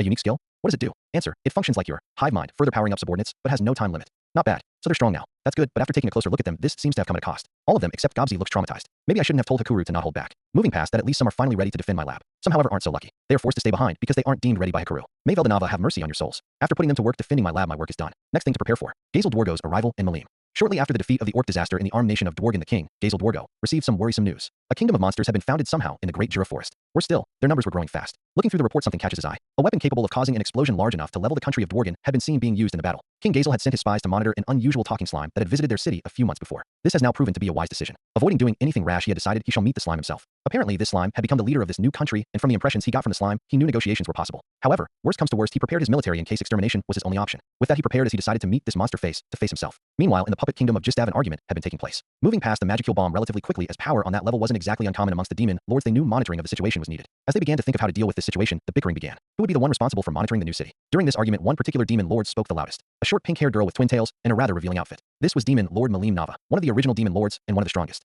Her loud voice had forced the other 3 demon lords present to quiet down. They knew that while they were all demon lords, even if they teamed up against Malim, they wouldn't stand a chance. Her rage, well known amongst the demon lords, was the stuff of legends. Said to be capable of leveling entire countries, she was definitely not someone to be underestimated. However, with a mind closer resembling a child's than an adult's, she was easily controlled, or that's what they believed anyways. Loudly proclaiming that she shall be the one to go visit this monster nation, the others quickly agreed. They knew there was no way they were going to stop her. After their agreement, she quickly left, not even bothering to open the door. After she left, the arguments quickly started back up. So who was really going to monitor the situation? The seemingly endless argument continued for a long time before they finally came to an agreement. Each would send one subordinate to the newly forming town. While not the ideal for any of them, this was the best option they had come up with, so they decided to go ahead. With that, the meeting was over. Back in the town of monsters, one lone slime saw it all coming. Midgeru, one of the leaders of the alliance, soon to be called Tempest, knew the demon lord more than they knew each other, and this gave him a massive advantage. With his unique skill, Genius, he simulated the conversation in his head down to the most tiny detail, and with that he knew exactly when they were going to arrive. King Gazel wouldn't be much of a problem either, knowing that he was more than capable of being reasoned with. In his lab, he started mixing a new concoction for their imminent arrival. What was it? Acid, poison? No, it was candy. For the first time since his arrival, his manipulative nature had finally been fully reawakened. Being several steps ahead of everyone, everything was going exactly as planned. It's been about a day since I finished the candies I'm going to give Malim. Rimuru met Zijin and Apido not too long ago and introduced me to them. They seemed just as loyal to me as to them. SpongeBob narrator, flashback. I look down at the above-average size bugs next to Rimuru. I lean down to the beetle. Hello there. In a deep voice, he quickly replies, Greetings, Lord Midgeru. It is an honor to meet you. Laughing, I say, well, it's an honor meeting you too. Looking up at the floating wasp above me, I say, and you are? Apito, Lord Midgeru. Well, isn't that a great name? Nice to meet you, Apito. SpongeBob narrator. End of flashback. Speaking of Zijin and Apito, right now I'm focusing on developing bug spray. There's been a big insect problem the town's been dealing with apparently. Insects can't exactly bite me, and if they do I don't feel it, so it hasn't been affecting me, but it has been affecting the weaker monsters. The Kijin, high orcs, and dragonutes are strong enough to be completely unaffected as well, but you can't say the same about the hobgoblins. Some have been getting sick recently from mosquitoes. Can't believe they exist here as well. There's no escaping them no matter where you go. Not many monsters were paying attention to it until a relatively young hobgoblin died from an insect-caused disease. If we are having casualties at this point, then there is no ignoring it. We need some kind of bug repellent. I asked Kaijin about bug spray, but apparently it's very expensive in this world. Apparently some countries can't even afford huge quantities of it. That really makes me appreciate my old world. Deciding that making our own shouldn't be too hard, I got to work. Using Great Sage and Genius, I actually managed to make my own original cheap, plentiful recipe. It requires mixing and burning a few leaves from common trees in the Jura forest. I used Predator and Phoenix Fire to make it on my own, but while it's easy, making a lot of it seemed kind of time consuming. That's when I finally got my idea for my next big project. I'm making a bug spray factory. To finish it in a reasonable time we needed some help though, so I hired a few hundred high orcs, a few hundred hobgoblins, good and Kaijin. Making it is pretty time consuming though, so we also decided to make some homes out here as well. That's exactly what I wanted. The factory location isn't too far away from my house and lab, so by making my first factory, I also just started the formation of my city. Good is leading the building of the factory itself with a workforce of mostly high orcs. He's working based on some of the blueprints I gave him, and to my surprise, he even managed to improve it. Well, he was a dwarven construction worker after all. Kaijin is leading the building of the machines with a workforce of mostly hobgoblins.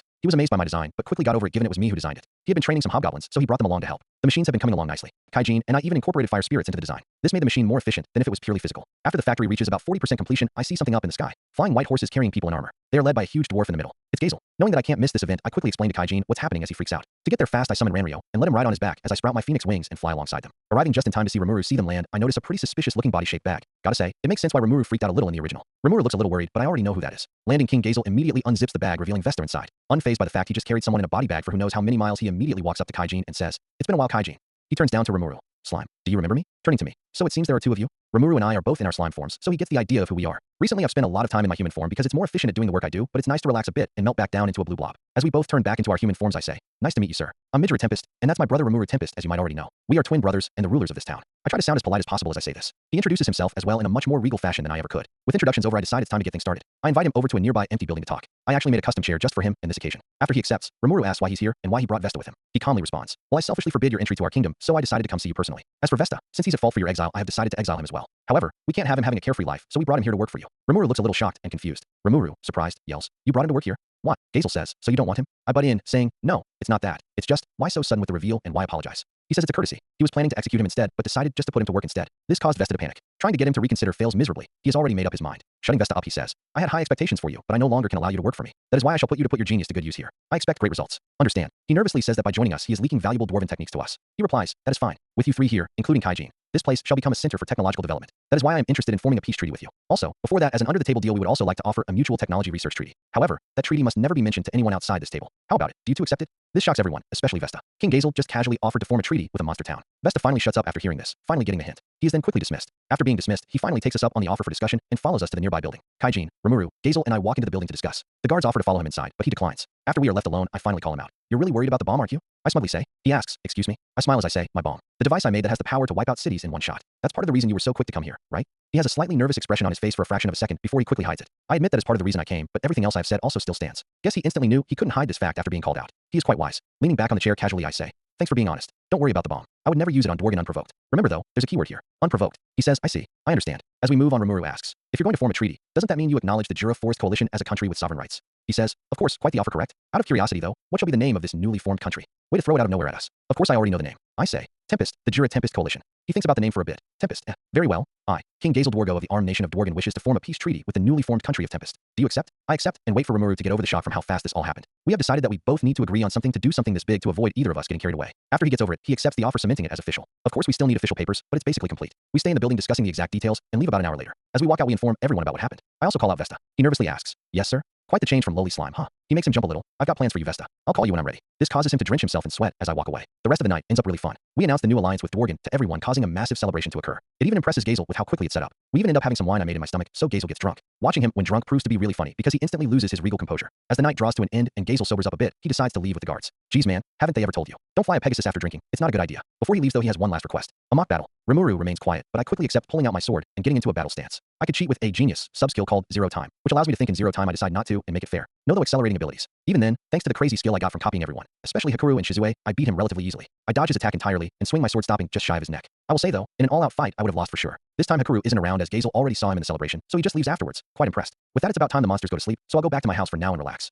I rarely actually spend time there, which is a waste because it has a custom slime-shaped bathtub. It's so comfortable for my slime self. Time to take advantage now that I've got some free time. After Gazeldwargo left, I decided to start with the development of Tempest as a country a little faster. To do that, I called a meeting with all the major players in Tempest and tried to get more organized. In the end, we managed to get the very basic foundation of Tempest's future government. Of course, not much due to this country still being in its really early stages, but we made some progress. We split up Tempest into separate groups, all watched by the cabinet of Tempest. Everything is rough, in its early stages and by no means finished, but this is what we got. This lists the parts of Tempest and who leads them. The kings of Tempest, Rimuru and Rimuru Tempest. The cabinet, leader Rigard. The cabinet will hold the highest authority after the kings and watch over the ministries. The unwilling typewriter, a joke job given to Rimuru by Rimuru. This throws all paperwork to Rimuru for him to deal with. Rimuru is not happy about this. The Ministry of Defense, leader Benimaru, co-leader Hakuru, will hold the highest authority over the military of Tempest during wartime, but can be vetoed by either of the kings. Currently has Hobgoblin Army, leader Riggar. Riggar's green numbers consists of a few hundred hobgoblins under the control of Riggar. Gobta's Goblin Riders consists of about 100 hobgoblins riding Star Wolves. Gobzi's Goblin Guard consists of 12 elite hobgoblins under the control of Gobzi. Despite its size, they rival the green numbers and the Goblin Riders in overall power. Orc Army, leader Geld. Geld's yellow numbers consisting of a few thousand high orcs under Geld. This will be the second strongest group due to sheer size. Dragonute Army, leader Gabru doesn't know it yet. The Hiryu will consist of about 100 Dragonutes under Gabaru's command.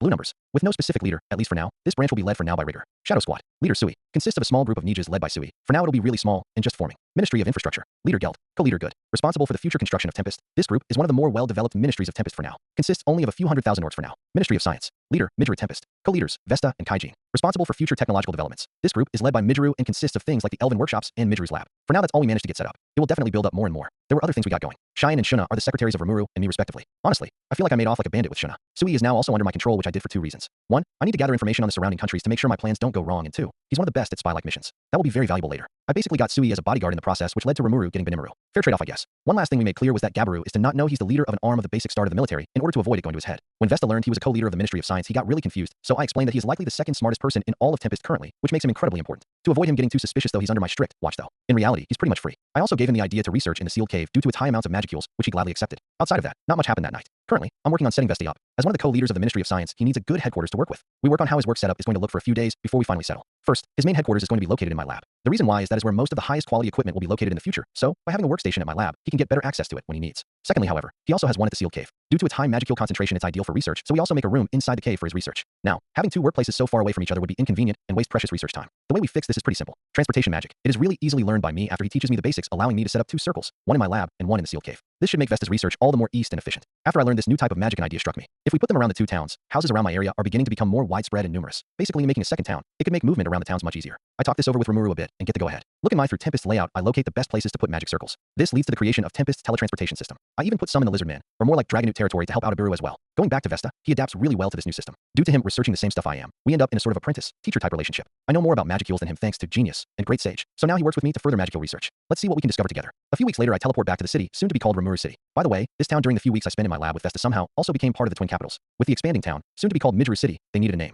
No one knows who started calling it that first, but the name stuck, so now we have the twin capitals. Back to what's happening now. On my way back to town, I sense something incredible powerful in the distance with magic sense. Great Sage immediately activates, saying, "Notice, a powerful ball of high-speed magicules has been detected." Powerful ball, huh? Looks like Malim finally decided to arrive. Let's go greet her. Making sure I have all the candy I'll need in my stomach, I jump up, sprout my phoenix wings and fly towards where I wanted to land. On my way there, I also see Rimuru running off to see what's going on as well. Looks like he sensed it too. When we land, we both look at each other then look up. Rimuru turns into his slime form to look less threatening to the visitor and asks, "What is that?" I simply say, "Judging by the speed, power, and recklessness, I'd say Malim Nava." Rimuru then turns to me, "Wait, you." At that very moment, Malim crashes on the ground at Mach 3, leaving a crater on the ground. She hops up like nothing happened, walks up to us and says, "Hello, pleased to meet you. I'm the demon lord Malim Nava. I came here to meet the strongest monsters in the city." Notice, unique skill, Sage's Link, has been activated. Thanks to how Sage's Link works, not even Malim can tell when we are talking with each other. She can get a general idea that we are communicating, but she will never be able to hear us. That makes it very useful for situations like this. Rimuru, I've got some information on Malim. It's no use hiding your power or pretending to be weak. She can sense your full power no matter what. Rimuru asks, "How do you know?" I have my ways, that's all I'll say. Due to the intensity of the moment, Rimuru just moves past that and his attention on Malim.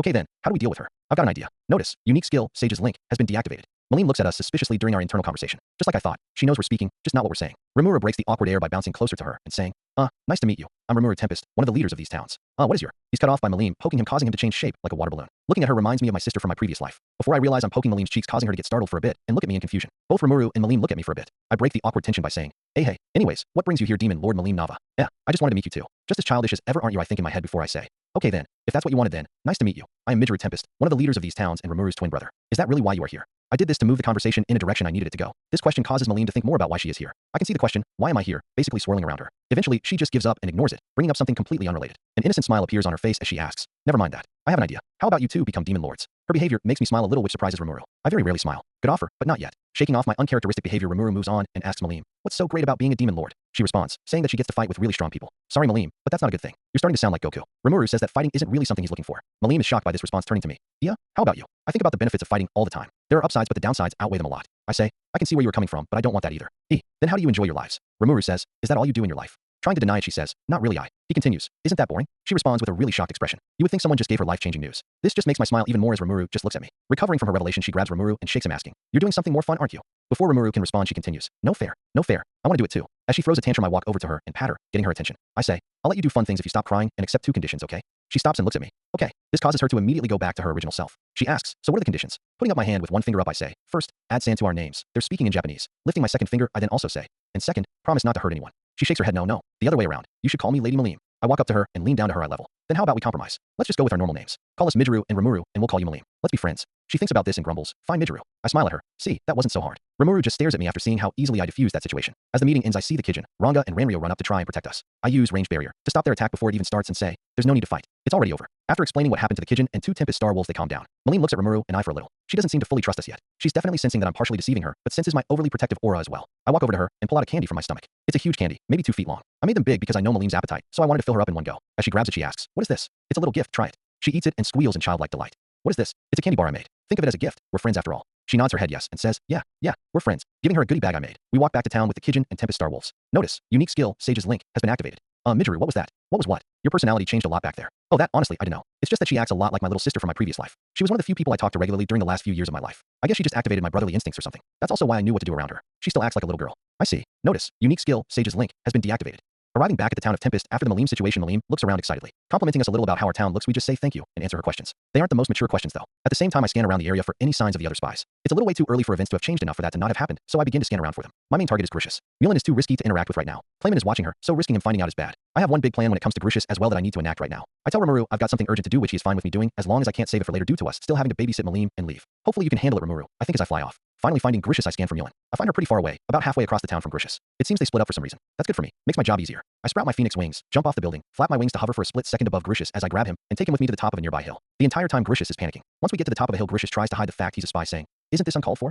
I smile. Instantly calling his bluff, I say, pretty bold words for a spy. Isn't that uncalled for? He shuts up and goes a little pale. He no doubt thinks I'm going to do something to him. Crossing my arms and looking at him with an intimidating glare, I start off the following conversation saying, all right, let's get this started. But first, I need you to never tell Mulan about this. He looks at me shocked and then calms down a little, asking, how do you know about her? And why should I do that? For the first question, I just do, okay? Don't think I'll give away information that easily. It's confidential. If I gave information like that to every idiot I pass by, I would have some serious problems. He looks down. I guess that. Wait a minute, did you just call me an Edie? As for the second question, I trust Mulan. From what I got from her, she's a pretty nice maiden. However, we have to think about who's behind her here. Clayman is the demon lord that is supervising her, and I don't trust him. Neither does Carrion if you don't trust me. He's a really big schemer. You can never truly tell what he's planning. He just stares at me as I give all this accurate information revolving around things I should have no business knowing. He just asks, who are you? How do you know this? Smiling, I reply. As I've said, I can't tell you how I know this. As for who I am Midgeru Tempest, one of the twin rulers of the Jura Tempest Federation. As he gets over it, he finally moves on.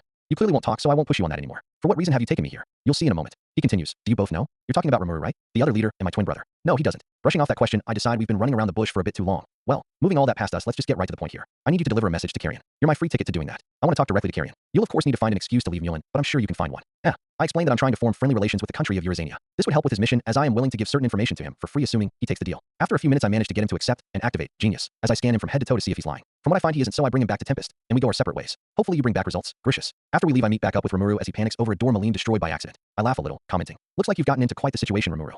A few weeks pass by as I focus on one major thing, maintaining Malim in check. She's still not very accustomed to the town of Tempest and frequently gets into mischief around the town. Rimuru and I have been in charge of making sure she doesn't accidentally kill someone as a result of her childlike antics. Due to that I haven't had the time to work on my research very much. I've been staying around Rimuru's side of the 2 towns for now, which at this point have been officially named together as the twin capitals. At night, I am able to go back and work, but having to sneak off when someone is asleep is a clear sign of a problem. Speaking of problems, I have one that makes keeping Malim in check harder. It's difficult for me to straight up say no, so she gets away with a lot of things. Rimuru says I shouldn't do that, but I still do. The good thing is, the townsfolk now know who Malim is, so no incidents where people call her a child have occurred in a while. That's good. I think back to an incident that occurred shortly after her arrival right after I talked with Grishis. SpongeBob narrator, flashback. After I talk with Grishis and my little comment about Malim destroying a door, I use Predator and Great Sage to make a new door and place it back where the destroyed door used to be. Apologizing, we then leave. We immediately run into Gabiru. Malim immediately points at him and says, oh, you're a dragonid, aren't ya? Indeed I am. And who are you, runt? Haven't seen you around. Malim's voice deepens as she grunts, punching him in the chest, probably instantly shattering his ribs. In a voice closer resembling a gangster than a little girl, she says, who are you calling a runt? Running over to Gabiru, I dump a full potion on him, restoring him to full health again. If I didn't have that on me, he would have likely died. She really is strong. I walk over to her, scolding her, saying, Malim, don't do that. But, no buts. Do that again, and I won't give you any more candy. She looks at me with tears in her eyes, apologizing immediately to me and Gabiru.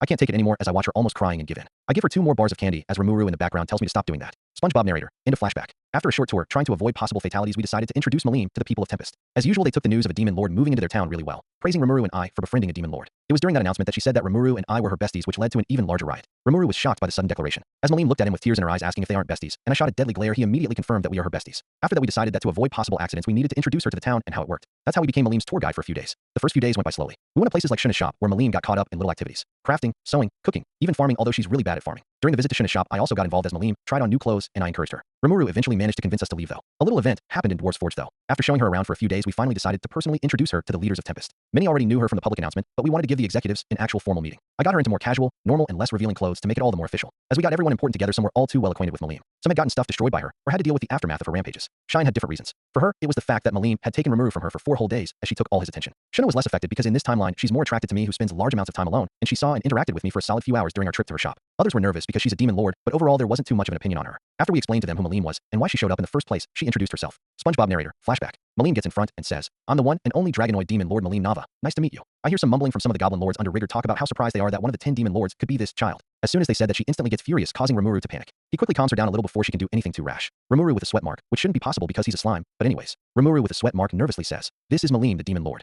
We met her a few days ago when she came to meet us. She's been staying here ever since." I step up saying, "I know her appearance can be a little misleading." She gets mad, which I stop by saying, "I told you not to do this, Malim. I was going to give you a big candy after this for behaving, but now." Hearing this causes her to burst into tears as she begs for forgiveness. After a bit I give up and say, "Fine, I'll forgive you, but just this once." I show her the candy, telling her she'll get it if she behaves, but don't do this again, okay? She nods her head as she calms down, sitting down on a nearby sofa I made and drooling at the thought of the candy. I turn to look back at the hobgoblins. Did you feel her aura? Not that surprising now, huh? The hobgoblins, who were previously shocked that she could be one of the demon lords, just nod in agreement, now a little scared of Malim. Sui, unfazed by the recent events in a monotone voice, asks, "If I may, what is Lady Malim's relationship with Lord Midgeru?" I reply, "We're friends, or besties as she likes to say." I see. He turns to look at Malim, who has melted candy on her lips and parts of her dress now, and says, "Greetings, Lady Malim. I am Lord Midgeru's faithful servant. It is a pleasure to meet you. Please take care of me." Professional as ever. Malim happily says, "It's a pleasure to meet you too. I'm Sui. Sui. Nice to meet you, Sui." I laugh a little at how fast she forgot his name. He smiles for a split second after her response, and goes back to the corner he was standing in. The meeting continues as we answer some questions about Malim, like where she'll live. I made damn sure she stayed away from my town, because having her live in an area where most scientific progress is being done is a little unnerving. One wrong move and months of work could be gone. Afterwards, the town has a feast to celebrate Malim's arrival. At this point, this is becoming a nearly weekly thing in Tempest. I have no idea how they have so much material to decorate the town over and over. It's like God himself is airdropping this material to them. A white flash appears in my sight. What the fuck? This time I wasn't even thinking about it directly. During the festival, I do take advantage of the atmosphere to give something to Malim. 2 huge presents. I can see Rimuru shake his head no a little after seeing what I'm doing. I give her the presents. She asks, "For me?" I nod yes. She rips open the boxes and pulls out 2 huge, blue slime plushies representing Rimuru and I. I can almost feel Shuna and Shine's wanting eyes as they stare at the plushies. Note to self, make 2 more slime plushies. Notice, note to make plushies has been made. At what time should I remind you? Oh, you can do that? Great. How about tomorrow morning? Notice, reminder has been set for noon tomorrow. Good, thanks. She walks off with the plushies, but never comes back. Eventually I go look for her, and find her sleeping on the slime plushies. They are big enough to let her sleep on the 2 like a bed. Smiling, I say, "Well, looks like you're asleep now. It's much earlier than normal. I guess I can finally work on my stuff again."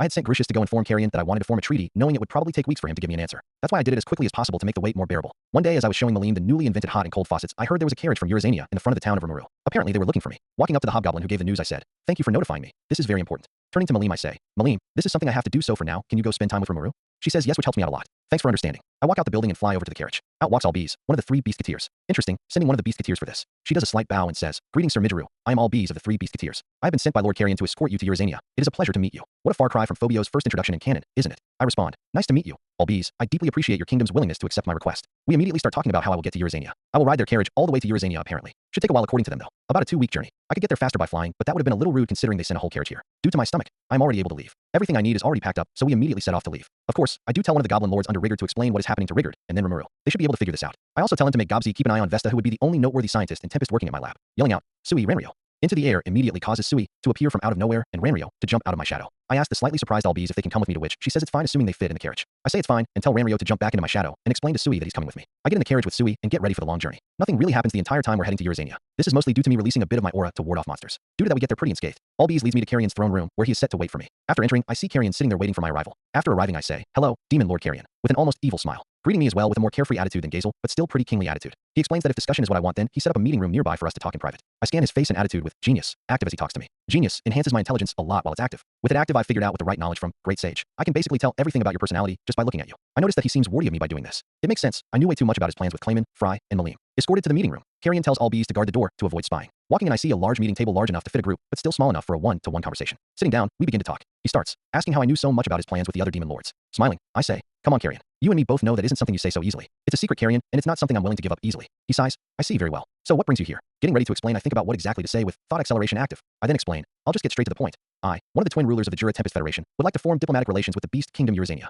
Clearly a little intrigued asks, what exactly do you have to offer in return? Already prepared for this kind of conversation, I wouldn't expect less from the king of Eurasania. I smugly say, well, you must be curious about our new country to send a spy you know. I came to offer a sort of information sharing system where we can give you news on the ongoings of Tempest in return for your own. Of course, top secret projects would be off the table. If we do in fact do this, it would probably be preferable to avoid sending spies to each other. That last statement was hypocritical as hell, by the way. According to my plans, Eurasania will eventually be crawling with my own spies. I know some of the spies aren't yours though, so I'll deal with those separately. Well, he's certainly thinking about what I'm saying, but that offer definitely won't convince him. That's at best a small victory. Not worth sending his own information to Tempest. Now, that may not sound worth it to your kingdom on its own, so I brought samples of just what your kingdom will be getting from this. I pull out a glass bottle with a full potion inside capable of healing 100% of injuries and a spray bottle of my newly created bug spray made out of leaves from the Jura forest from my stomach. Placing them on the table, Carrion looks at them a little confused but intrigued. He has a general idea what the healing potion is, but not what the spray bottle is. Sui, who has been behind me all this time, has been carrying two boxes, one with a large insect and one with a large rat-like monster, asking him to put the see-through boxes on the table. Get ready to show Carrion what these boxes are for. I explain. These are two things I invented back in Tempest. A 100% full potion and a liquid capable of repelling and killing small pests. Bug spray, if you will. I learned bug spray was quite expensive in this world a while back, so I decided to make my own. It's just as strong, if not stronger, than the stuff you're probably buying at a fraction of the price. Looking at me a little skeptical, but open to me showing him proof, he keeps watching. I grab the box with the bug inside and open the top, giving me access to the bug inside. The walls of the box are greased over so the bug can't climb up. I say,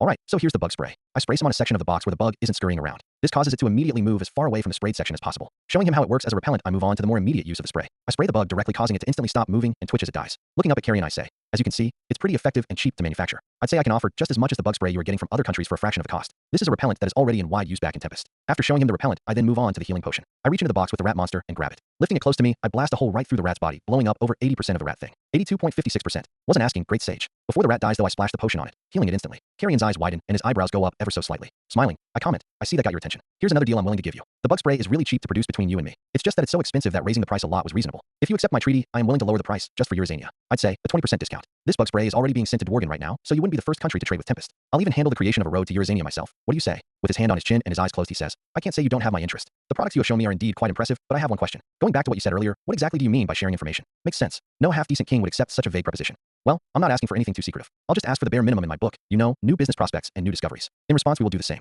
This could help develop both countries. How would you like to be taught the recipe for our new bug spray, for example? He immediately realizes the value of just that one product. I see. You have my attention. Any other requests for your hypothetical treaty? Just one more. And what would that be? Don't tell Clayman anything about what happened today. Remembering something he says, that reminds me. How do you know I was working with Clayman? I know this might be important to explain for you to trust me, so here I go. I won't say exactly how it works, but it's a skill I have. It's called genius. Using that, you should be able to guess the idea of what it does. Using that, I was able to piece together evidence to learn what you were doing. I overconfidently say, I found out everything using Malim's arrival time, the arrival time of the spies, information I gained about the demon lords from travelers, gracious expressions, previous knowledge, and I just used your expressions and body language to confirm everything. Looking at me, impressed, he comments, that's quite the terrifying skill. Shrugging, I say, I guess, but look at what it allows me to achieve and how it helps you. I am using it to make rapid technological developments. Imagine what you could gain from a country led by someone capable of making groundbreaking technological developments in only a few weeks or months. I understand. I'm considering it, but in the end my acceptance relies on two more details. How much of these products can you make in a month, and what are the exact details of this treaty? If I approve of both, then I shall accept. Fair enough. I pull out a piece of paper from my stomach and do some calculations. Using the productivity of my factories and considering the usage rates of the products by the countries of Dworgen and Tempest, I can see how much I can sell to Eurasania. After completing the calculations, I hand it to Carrion. He looks at the paper. This is incredible. To do such calculations so fast, and this paper, it rivals the best produced by the Eastern Empire. Laughing a little, of course it does, I made them. I say partially sarcastically and partially serious. Anyways, this is how much we can offer in a month. We're planning to make around 30 production buildings, all of which are going to work around the clock. By optimizing my own building, I can make a factory shell in a few hours and complete the insides in weeks. 30 factories, while a big project, shouldn't take too long with the Ministry of Production helping out. His eyes widen as he sees how much we can make. Running my own calculations, I discovered we can make double what Eurasania needs monthly. He says, this should be more than enough. Of course, we still need to discuss the details. If you have a physical copy of your treaty, hand it over. I need to look it over. Sounds good. Making a copy of it in my stomach, I hand it to Carrion. I used my knowledge on Eurasania to make it as appealing to him as possible. I made sure to not use too much targeted advertising though, because there was no way he wouldn't have noticed and gotten suspicious. I also added a side clause where the two countries would help each other in case of disaster. This will help his country quite a bit when Malim attacks them. I am escorted out with Sui behind me to wait with all bees, who is still guarding the door. After a bit of waiting, I'm called back in. Carrion says, you have yourself a deal. Great, it worked. Of course, nothing this big is that easy though, so we still go into another little conversation over the exact details. Without Rimuru, however, this can't be fully confirmed yet. We decide that the finest details will be discussed in Tempest with Rimuru, but starting on this day, it's unofficially in place that the Beast Monster Treaty is in place. During the discussion, Carrion does give me a little warning. It's about the Tenma War. He believes that there is a small risk that this might speed up the Tenma War. I explain that I am aware of this and that I am planning countermeasures for this possibility. Putting a little faith in me that I can successfully avoid disaster, he moves past this. The Tenma War, I don't think it'll be much of a problem, he. Warning, your evil smile might affect Demon Lord Carrion's trust in you. Is it really that evil? Alright then. Before I leave, I also explain that Gracious is to stay in Tempest to spy on it. This is to avoid Mulan getting suspicious and reporting to Clayman. I explain that I will give him important sounding useless information occasionally to help make this charade more believable. He understands and accepts. On my way out, I am offered a ride back, but I decline telling him I can just fly back. Telling Sui to go into my shadow like Ranrio, I head back. Arriving at Tempest about half an hour later, I look for Rimuru. I find him in the central office working on his endless stacks of paperwork. Hey Rimuru, what cha doing? He looks at me a little mad. Working on the work you dumped on me. Oh, right, you're the unwilling typewriter. I laugh a little after saying that. Anyways, here you go. He looks depressed when I give him the papers. What's this? He asks. It's a peace treaty I made. It's what I've been working on for the last few weeks. So that's why you left me with Malim. Yeah, sorry about that. Anyways, look it over for a bit and tell me your thoughts. Walking out of the room, I let Rimuru look at the papers. After 10 minutes, he calls me back in. I am okay with this, but are you sure giving them information on your inventions is a good idea? He seems a little worried about that. I casually say, don't worry, the world-changing inventions like the magical bomb won't be revealed. However, we are going to share some of the more basic quality of life improving inventions. I think about my statement a bit more. Well, I guess they are all world-changing considering a lot of them are modern type inventions. The least world-changing, I guess. He thinks about it for a bit. Well, they're your inventions. You can do what you want, just be careful. But next time, tell me more before you do something like this. We agreed we would both contribute to these kinds of things. All right, thanks bro. I say, putting an arm over his shoulder in a sort of half hug. This calmed him down and distressed him a bit after all the work he had done. Walking out, I head to my section of Tempest. Midra City as people are calling it. It's mainly a production section with the Ministry of Infrastructure and Science both being based there. Of course there are monsters living there now to make working more convenient. Could also set up another forge there to make the lives of Kajin and the three dwarf brothers easier as they work in both cities. The normal houses are really starting to accumulate at this point. They're mostly orc houses, but there are occasional hobgoblin houses. Mostly the relatives of the goblin guard and the apprentices of the dwarves for now. It's really coming together, though. Note to self, make a tree farm. Notice, reminder to make a tree farm has been set. Thanks, great sage. I need to make one because I need a sustainable source of leaves for the bug spray. I don't want to deplete the forest. I feel like I've gotten busier recently. Not that I'm complaining, I gotta admit, I might be a bit of a workaholic. After the treaty, I still had a lot of work to do. Mainly, building the 30 factories necessary to keep up with Urizania, Dworgen, and Tempest's demands for bug spray. Thanks to the efforts of the Ministry of Infrastructure, the work, while tiring, was making some great progress. However, as a result of the constant work, most of the orcs just didn't sleep. Rimuru saw this and told us all to have a whole day of rest. I told him that I honestly didn't know what to do on a day of rest. I haven't really purposely taken a break before. Rimuru saw this as a problem, and here I am, on a small remote lake beach. The people here are the most of the Onis except Hakuru, Malim, Sauka, and Rimuru. Quite a few other people wanted to come like Gapta and Gabaru, but they all had something to do. Gapta had some tour to. Training scheduled with Hakuru and Gabaru is working with Vesta on an important experiment. Apparently they still got their research going like in the original. I didn't tell Vesta to do this, so I guess it was Rimuru who assigned them to this during my weeks outside of Tempest. Sui came just as my bodyguard, and as a result Sauka came to simp on Sui. The rest are here for more normal reasons. I end up getting assigned as the dedicated Malim babysitter, not that I'm complaining. As Malim and I head out, I mentioned the idea of making a sandcastle. Malim doesn't know what that is, so I show her. Trying to one-up me, Malim makes an actual castle with sand. I have no idea how that's possible. For the most part, the time at the beach ends up being pretty uneventful, however. I spend most of my time showing Malim some of the games I used to play when I was a child. I still can't get over how childlike Malim is when she's happy. There's one incident during the time at the beach, however. Rimuru decides to dive underwater and take advantage of the fact he doesn't need to breathe to explore what lies underwater. What he finds isn't exactly what you want to find. He flies out of the water, landing face first on the beach before a giant squid-like monster surfaces shortly after. It's a light shade of blue with bulging green eyes and strange sacs on the side of its head. The sacs start growing as it prepares to attack. Suddenly, it releases acid all over the beach, primarily aimed at our group. Great sage, what is that? Answer: a B-rank giant acid squid. It's not strong enough to hurt anyone, but it still gets annoying. Flying upwards with my phoenix wings, I wrap it up with sticky steel thread and launch it upwards before burning it alive with phoenix fire. This thing needed to burn. If I didn't, more acid might have been thrown around the beach. Its charred remains land next to Sui, who doesn't even flinch, while Sauka panics and runs. Just like that, we have what'll become lunch. Pretty convenient in the end, I would say. I walk over to it, cut a chunk off of it, and eat it with Predator. Notice, analysis of the giant acid squid has been completed. The ability to mimic a giant acid squid has been obtained. Skills, acid shot, and acid secretion have been acquired. Resistance, acid immunity has been acquired. Not bad. As the day wraps to a close, I lay down and look up at the stars. I never really got the chance to see stars in my previous life. There just weren't any to see. Malim left to play with Rimuru, who is still taking advantage of his break day. Makes sense, considering he is the unwilling typewriter. Suddenly, something catches my attention. A small round, blue blob rises from the ground and starts consuming some nearby leaves. It's a slime. I guess the conditions at night are better for them right now. That gives me an idea. So, part of the reason Rimuru and I are so strong is we have an upgraded version of the slime intrinsic skills, absorb and dissolve. Those two skills are the basics for Predator. Slimes naturally have some pretty crazy potential only being held back by animal level intelligence. Slimes may not seem like much now, but what happens after they are named? Answer: if named by you, evolution to Tempest slime is possible. Intelligence on the level of humans is an expected upgrade in the evolution into Tempest slime. That catches me off guard a bit. Wasn't expecting an answer, but thanks. Sui, who is guarding me nearby, asks, did you call for me? Oh no, Sui. He bows and says, understood, sorry for intruding, Lord Midgeru. I immediately start factoring this new discovery into my plans for the future. After a few minutes of brainstorming, I finally come up with a final plan. What I will do is, after obtaining the ability to give my subordinates abilities after my Demon Lord transformation, I will name a group of slimes. The strongest will be given Predator and Great Sage, using Bestow. This will be possible, as by the time both of us are Demon Lords, neither of us will have Great Sage. Both will be ultimate skills. As for the rest of the slimes, they will be given weaker versions of Great Sage and Predator. For Great Sage, that would be Sage, for example. If this all goes according to plan, an arm of the Tempest military stronger than the black numbers shouldn't be too far-fetched to achieve. A leader Tempest slime with Great Sage and Predator is pretty broken on its own already, but this will be an army of Tempest slimes. There's no telling how strong they'll be as a unit. There's one last question, however. Why not name them now? The answer to that question is simple. I can't give them human forms without Bestow, and that's a problem. Rimuru could give them human forms, but I need these guys specifically under my control for future, more shady endeavors I plan to do with people like the Rassos. I'll have to wait until I obtain Bestow, or a stronger version of it during my Demon Lord transformation. I don't want to name them now and have a bunch of sentient blind water balloons rolling around all over the place. To prepare for this new slime force I'm putting together, however, I need to make a farm. A place where I can store and raise the slimes. Due to them staying mindless animals, this only makes sense. Flying around gathering slimes to name when the time comes would simply be irrational. Just store and raise them like farm animals. That's way easier. The next day back in my lab, I designed the new slime farm. It has a few things it needs. It needs an area specifically tuned for slime survival for one. Slimes are actually very fragile. Rimuru and I are exceptions. They need a dark, wet, magicule-rich environment to live healthy lives. They're kind of like earthworms now that I think about it. Anyways, I need to simulate that ideal environment. The dark part isn't that hard to do. Just don't put lights in the farm. It's as simple as that. The moisture is simple as well. I designed pipes that are connected to the lake from yesterday. It'll drain water from the lake and transfer it here. As the water enters the building, it will be warmed up with heat rocks to the perfect slime-friendly temperature where it will be ready to be released into the containment area with a consistent timer system to make sure it doesn't get too dry or wet. The magicule-rich environment is a little more complicated, however. It'll involve using specialized machines that slowly release magicules into the slime containment area. The magicule source will be Magistone mined in the sealed cave. The Magistone itself will also need to be monitored and refilled on a regular basis to maintain optimal slime magicule density. It'll be more hands-on, but I can do it. As for how I know the optimal slime magicule density, I calculated it with Genius and Great Sage. Luckily for me, food isn't an issue with these slimes. Slimes do in fact eat. They eat very regularly in fact, but this is just a weird instinct. They can live off of just magicules. Due to that I won't feed the slimes. After the designing is complete, building it comes next. The factories are being led by good, so I don't need to be there. I'll focus on the slime farm. Building it proves to not be very hard. In fact, it ends up being pretty relaxing. As I've said, I've had my hands pretty full. Whether it be the treaty with Carrion or my plans for the future, I always have something to do. On top of that, due to experiences with a slightly egotistical and violent little sister in my past life, I have a way easier time with Malim than Rimuru. I'm more like her caretaker, or as I like to imagine, an older protective brother than her bestie right now. It doesn't bother me because I care quite frankly way more about Malim than I should, but sometimes it does get mentally draining. With the farm, getting to work on a project where assuming I don't mess up, nothing can go wrong proves to be helpful in helping me unwind a little. I put in some real elbow grease on this one. I get the entire farm complete in only a week. When I get a good look at it, I marvel at it. It's the third biggest building in Tempest, only behind the central hall and my lab. It's made of the same stuff my lab is made of. A dirt, mud, stone, and magisteel mix made mostly of some really plentiful materials. Of course the magisteel is a little expensive, but the sealed cave still has quite a bit, and the mix itself only calls for 3% magisteel, so it's not too bad. The tunnel for the pipes connecting to the lake ends up being really easy. I got a skill called tunneling from a monster called a stoneworm, which really comes into play here. Using this I could dig at crazy speeds while I left behind complete connected pipes behind me. As for the inside of the farm, it's made mostly of stainless steel with some concrete support. There's only really one room for people in it. Most of it is just the farm. The room is only really for observation purposes. I check the machines to make sure they're operational and finally get ready to actually put slimes in the farm. To find out how many I should put in, I need to consider how they reproduce. Slimes can reproduce both sexually and asexually. They can either split in two or rub against each other in a manner resembling sex as they share DNA. The DNA from both parents rearranges and mixes around until the DNA for a whole new slime is created. The female slime in this relationship then splits part of itself off and puts the newly created slime DNA in it, creating a new slime. Whether it be sexually or asexually, they don't do it often. Only about once a week at most, and some can reproduce as slow as once a month. They live forever assuming they aren't eaten, so it's not like they are pressured to do it. Of course, just to be safe and avoid overflowing, I'll only start off with 2 slimes. I am still a long way away from becoming a demon lord, and these slimes will grow in numbers exponentially. Sadly, if it does overflow, I'll have to let some slimes go. Finding 2 with magic sense, I dig them up, pick them up, and bring them to the slime farm. Placing them in, I say, let's see how this goes, and fly out of the containment area. It's been a few days since I finished up some small renovations to the slime farm. There were a few minor problems when a group of stoneworms burrowed under the slime farm, causing a bit of damage. It was fixed pretty easily though. As for the slimes, progress is going pretty good. One split into 2 yesterday, so their numbers are definitely growing.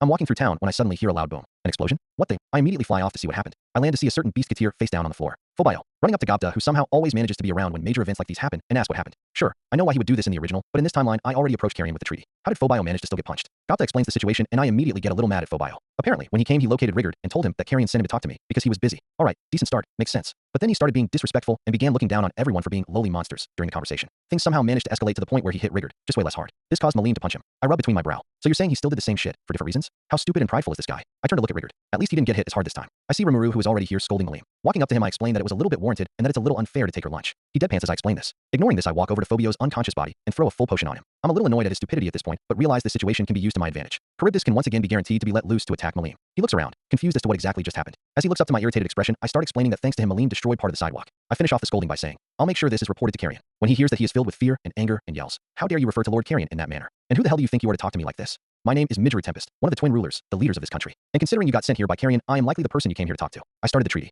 His face goes a little pale when I say this. Carrion is definitely going to punish him for this. From his perspective, he might have just caused some big problems for Carrion. He immediately begs for forgiveness. I don't have much tolerance for this stupidity. Go back to Carrion and tell him if this treaty is going to happen, then it should be between the 3 of us. My angry tone scares him even more. Not because he antagonized me, but because this will definitely make Carrion really mad. Rimuru walks up to me and asks if antagonizing him is a good idea. Yes, Rimuru. Yes, it is. I respond. I don't care. This guy walks in, insults everyone, and still expects a civil negotiation at the end. Ridiculous. Going back to a more casual tone, I say, alright, so listen, it's a little disappointing that you are a beast Katir after meeting all bees. Someone Carrion trusts this much shouldn't do this. I'm not in the mood to talk with you. Inform Carrion that from now on I want to only talk directly with him. As I walk away, his fear is replaced with anger as he marches off. Alright, moderate clown troop. Do your thing. There's your angered Phobio for you. You are free to do your thing. Making Charybdis target Malim again has a lot of advantages. This will help a lot in the future. There are 2 main reasons for now. First, we can get Charybdis skills from this, which will be very useful for later. Second, by letting this happen, I can also collect Charybdis scales for a good resource. Its durable scales will be nice to have to make some more resources. I think the Ministry of Science will definitely benefit from this very well. For now, all I have to do is wait, and these research materials will start rolling in. Heading back to Midru City to work on the factories a bit more, I happily wait for the Charybdis news with a smile on my face. Dord walks up to Kaijin and asks about how evil Midru looks when he smiles. Kaijin simply agrees as MYRD nods while saying, Later that very same night, a hobgoblin messenger arrived at the construction site with news about a dryad's arrival and warning about Charybdis. Panicked, he continues saying that Charybdis is coming to Tempest. With an almost twisted smile, even scaring the hobgoblin, I say, I'm on my way. Notice, it is recommended to stop scaring your subordinates. There is a small chance they might begin to trust you less than subject Rimuru. As I arrive at the meeting room, I make sure to look as confused as possible when entering. Can't have them suspecting me, can I? Sitting down, the discussion starts. For the most part, it remains that same with only a few differences. After her explanation of what Charybdis is, I pretend to look scared. Malim notices I'm not actually scared, but chooses to not point it out to everyone. After the explanation is over, Rimuru begins gathering forces to see what we can do. This includes sending a hobgoblin to go request help from the Dworgen. Malim excitedly asks if she can help, which Rimuru almost accepts before being shut down by Shine. She droops down after this denial. Notice, extra skill, thought communication, has been activated. Don't be sad, Malim. We definitely don't have enough power to stop Charybdis. I'm not scared though because you're here. You'll get your time to shine. Don't worry. She excitedly says, thank you, Midru. Notice, extra skill, thought communication, has been deactivated. The discussion wraps to a close not long after Rimuru enlists pretty much all the heavy hitters in Tempest. Geld, Hakuru, Benimaru, Shine, etc. I know the plan will work flawlessly except the part where we are supposed to defeat Charybdis without Malim's help, so I don't bother stepping in. I doze off for part of it to show how little I care about changing the plan. There is no way we can defeat Charybdis at this point. The next day, Gazel Dwargo arrives riding on a bunch of Pegasus. It's a strong army, don't get me wrong, but again, Charybdis is way more powerful than them. I just watch as Rimuru informs him about the plan and discusses feudal strategies. It doesn't take too long to head out. Summoning Ranryo, I hop on his back and ride to the battlefield. We look up to see the massive scaled one-eyed beast as it turns to look at us as well. Rimuru has already sent the groups to split up and take down the megalodons it summoned, so it's just up to us now. Rimuru prepares for battle as I walk up to Malim, who is itching to fight Charybdis. I say, stop Malim. There's no point begging. Just wait for the signal. Soon the fight actually begins as I fly up and see what I can do. I want to test something out real quick. I use Detonate, as close to Charybdis as possible, just to see what kind of damage I could do with my strongest magic heal-based attack. The resulting explosion, while nullified from Charybdis, magic jamming, still ends up being pretty big. So big in fact that it still causes a shockwave powerful enough to blow down trees close enough to it, and damage Charybdis enough to make it growl a little. Incredible. It still isn't nearly enough though. The fight rages on as I see both Ranryo and Ranga fire combined, blacklighting, at Charybdis. Combined they do manage to pierce its magic jamming, a little impressing me somewhat. As the Charybdis growls from the minor inconvenience of the blacklighting, its eyes begin to glow as it begins firing its scales in all directions.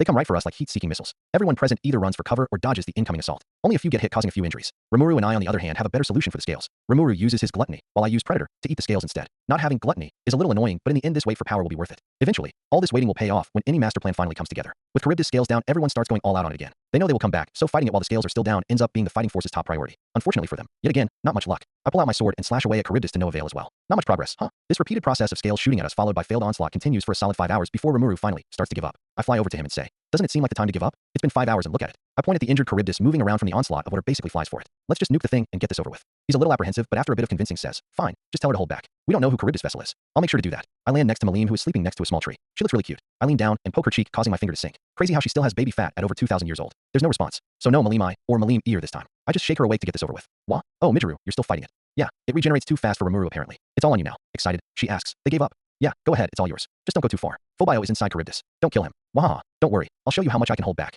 Hold back, huh? As she flies off, I think to myself, never trust children. During my internal monologue, Malim flies up and charges a massive attack as she yells, Dragobuster, causing Charybdis to be destroyed in one shot. In my monologue, I think, they don't know what's too much or too little. A chunk of Charybdis lands next to me before vanishing into a cloud of magic heals. Mostly too much. Rimuru sees Phobio's charred body fly off. Rimuru flies over to him and catches him. He then uses Gluttony to extract Charybdis core from Phobio and absorbs it. Notice, unique skill, Sage's Link, has been activated. Notice, extra skills, Gravity Manipulation, Magic Jamming, and Ultra Speed Regeneration have been acquired. Very nice. Now all I need are the scales Charybdis shed. After the fight, Phobio wakes up and immediately apologizes. I explain that he shouldn't worry too much about this, and that the treaty shouldn't be affected too badly from this, so he shouldn't worry. I do make sure to warn him to never try a stunt like this again though. I also walk up to the Goblin Riders and tell them to collect Charybdis scales. He doesn't understand why, but goes ahead and gathers some other Goblin Riders and starts collecting Charybdis scales. Like every major event tends to end in this is followed up by a massive feast with Megalodon meat as the main theme. I don't attend it though because Vesta and I end up being hard at work in my lab analyzing the scales. They are packed with magicules and incredibly durable. Just like I thought they end up being very useful. Leaving a few at the lab, we ship most of them off to Kaijin. Not a bad harvest. I laugh a little after thinking that. Never thought I would say that about collecting dragon scales, but here I am. Quite the leap from my old life, isn't it? I look around my lab. It's been lonely recently. Malim left a few days ago, and regrettably, I wasn't there to see her off. According to Rimuru, suddenly she said she needed to leave.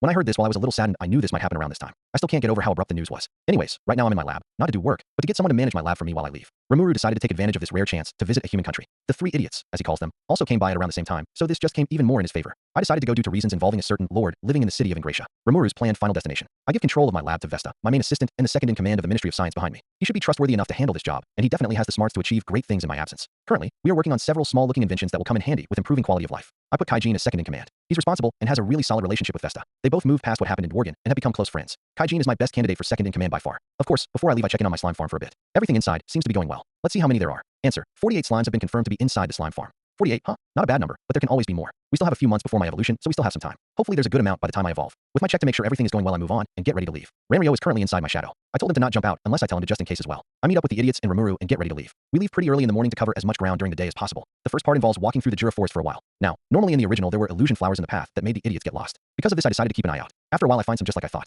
Informing the group of my discovery, we get sidetracked as we harvest them. There aren't that many though, only 26 total. Splitting them evenly, we all get 5 flowers each. There was an extra which everyone decides to give to me to help with my research. These might come in handy later, you never know. Monster-wise, not many appear. This is due to the presence of Rimuru and I. Some do appear, but they all get one shot by either Rimuru or me. Every time this happens I look back to see the shocked expressions the idiots make. They are all hilarious. As for the monster parts, we give them all to the idiots. They aren't particularly useful for Rimuru or me, so giving them to them is the easy choice. One thing that sticks out to me is really how prone to disaster these guys are. I finally understood what Shizue meant when she called them accident prone. On our first day alone they fell into not 1, not 2, but 3 different holes in the ground. They accidentally caused a mudslide which, by the way, killed a nearby Armosaurus in the disaster, provoked a giant ant nest, and fell into a sinkhole. It's supernatural how stupid these guys can be sometimes. That night we set up camp in a relatively open area. Well, as open as you can get in the Jura forest. In the camp Aaron decides to use cleaning magic to make sleeping easier and more comfortable. Notice, analysis complete. Cleaning magic has been obtained. Rimuru seems to have also obtained the cleaning magic through this, as he asks if he can help. Trying to clean Giddo with this, he accidentally puts too many magicules in the spell and cleans everything within a 20-meter radius. Dust, fungi, rotting leaves, anything that can be described as unclean vanishes from our area. Interesting, so cleaning magic can be used for this as well. It's surprisingly useful for camping now that I think about it. I brought some meat with me, stored in my stomach, so I decide to pull it out and start cooking. The fire is simple with fire manipulation and controlled airflow.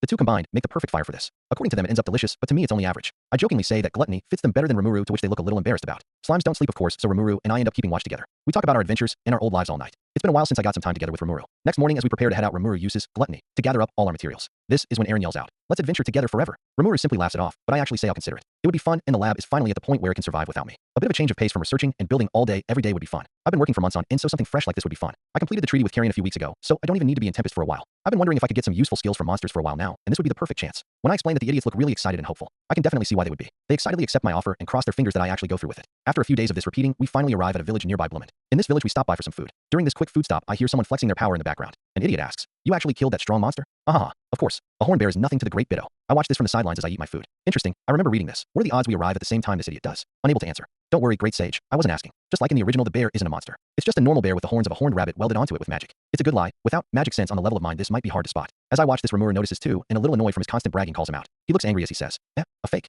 How did you see through this trick? What an idiot. Didn't even try to hide his lie. Of course, even giving away that this was in fact a lie, they still try to weasel themselves out by saying it was all a test. Rimuru ignores them after this and simply walks away from them. Biddo, embarrassed, can't keep his mouth shut however and attempts to start a fight. After this, the idiots step in. The idiots had been coming to Tempest and taking our extra monster parts with them for a while at this point. Thanks to this, they've been ranking up relatively fast. This has made them relatively famous, and it's this fame that makes them win the ensuing argument. I honestly don't care about the aftermath, so I just stop paying attention after that. Afterwards, the idiots call a ride to Bloomond to make the following little part of the journey easier and arrive at Bloomond later that evening. When we reach the entrance of Bloomond, I decide to put my mask on. I don't wear it very often considering I rarely leave my lab or the construction sites, but it'll come in handy here. It's crazy how well this thing can hide my presence. Entering the city, as we walk through the streets, Eren recommends we register at the Adventurers Guild. In a bit of a hurry to go to Ingratia, Rimuru asks why. They explain that due to most cities accepting guild IDs to enter, getting our hands on one will make traveling a lot easier. Good idea, I gotta admit. I already knew this, plus I am also planning to get one to start adventuring. I don't expect much when exploring, but some skills and pocket change here, and there can't hurt, right? When we arrive at the guild office, Rimuru and I are mistaken for little girls, which hurts my pride a little. I change my appearance a little, but not too much to still resemble Rimuru and remain a little more comfortable, as for some reason my natural bodies feel more comfortable in a way. I can't really explain it. However, a side effect is I look like a little girl in my human form. Not exactly the best situation for me. Ignoring that, Rimuru and I introduce ourselves and ask to become adventurers. Because we said it at the same time, we look adorable to her, which causes her to get a little worried for us and recommends we think this over a little bit as nicely as she can say it.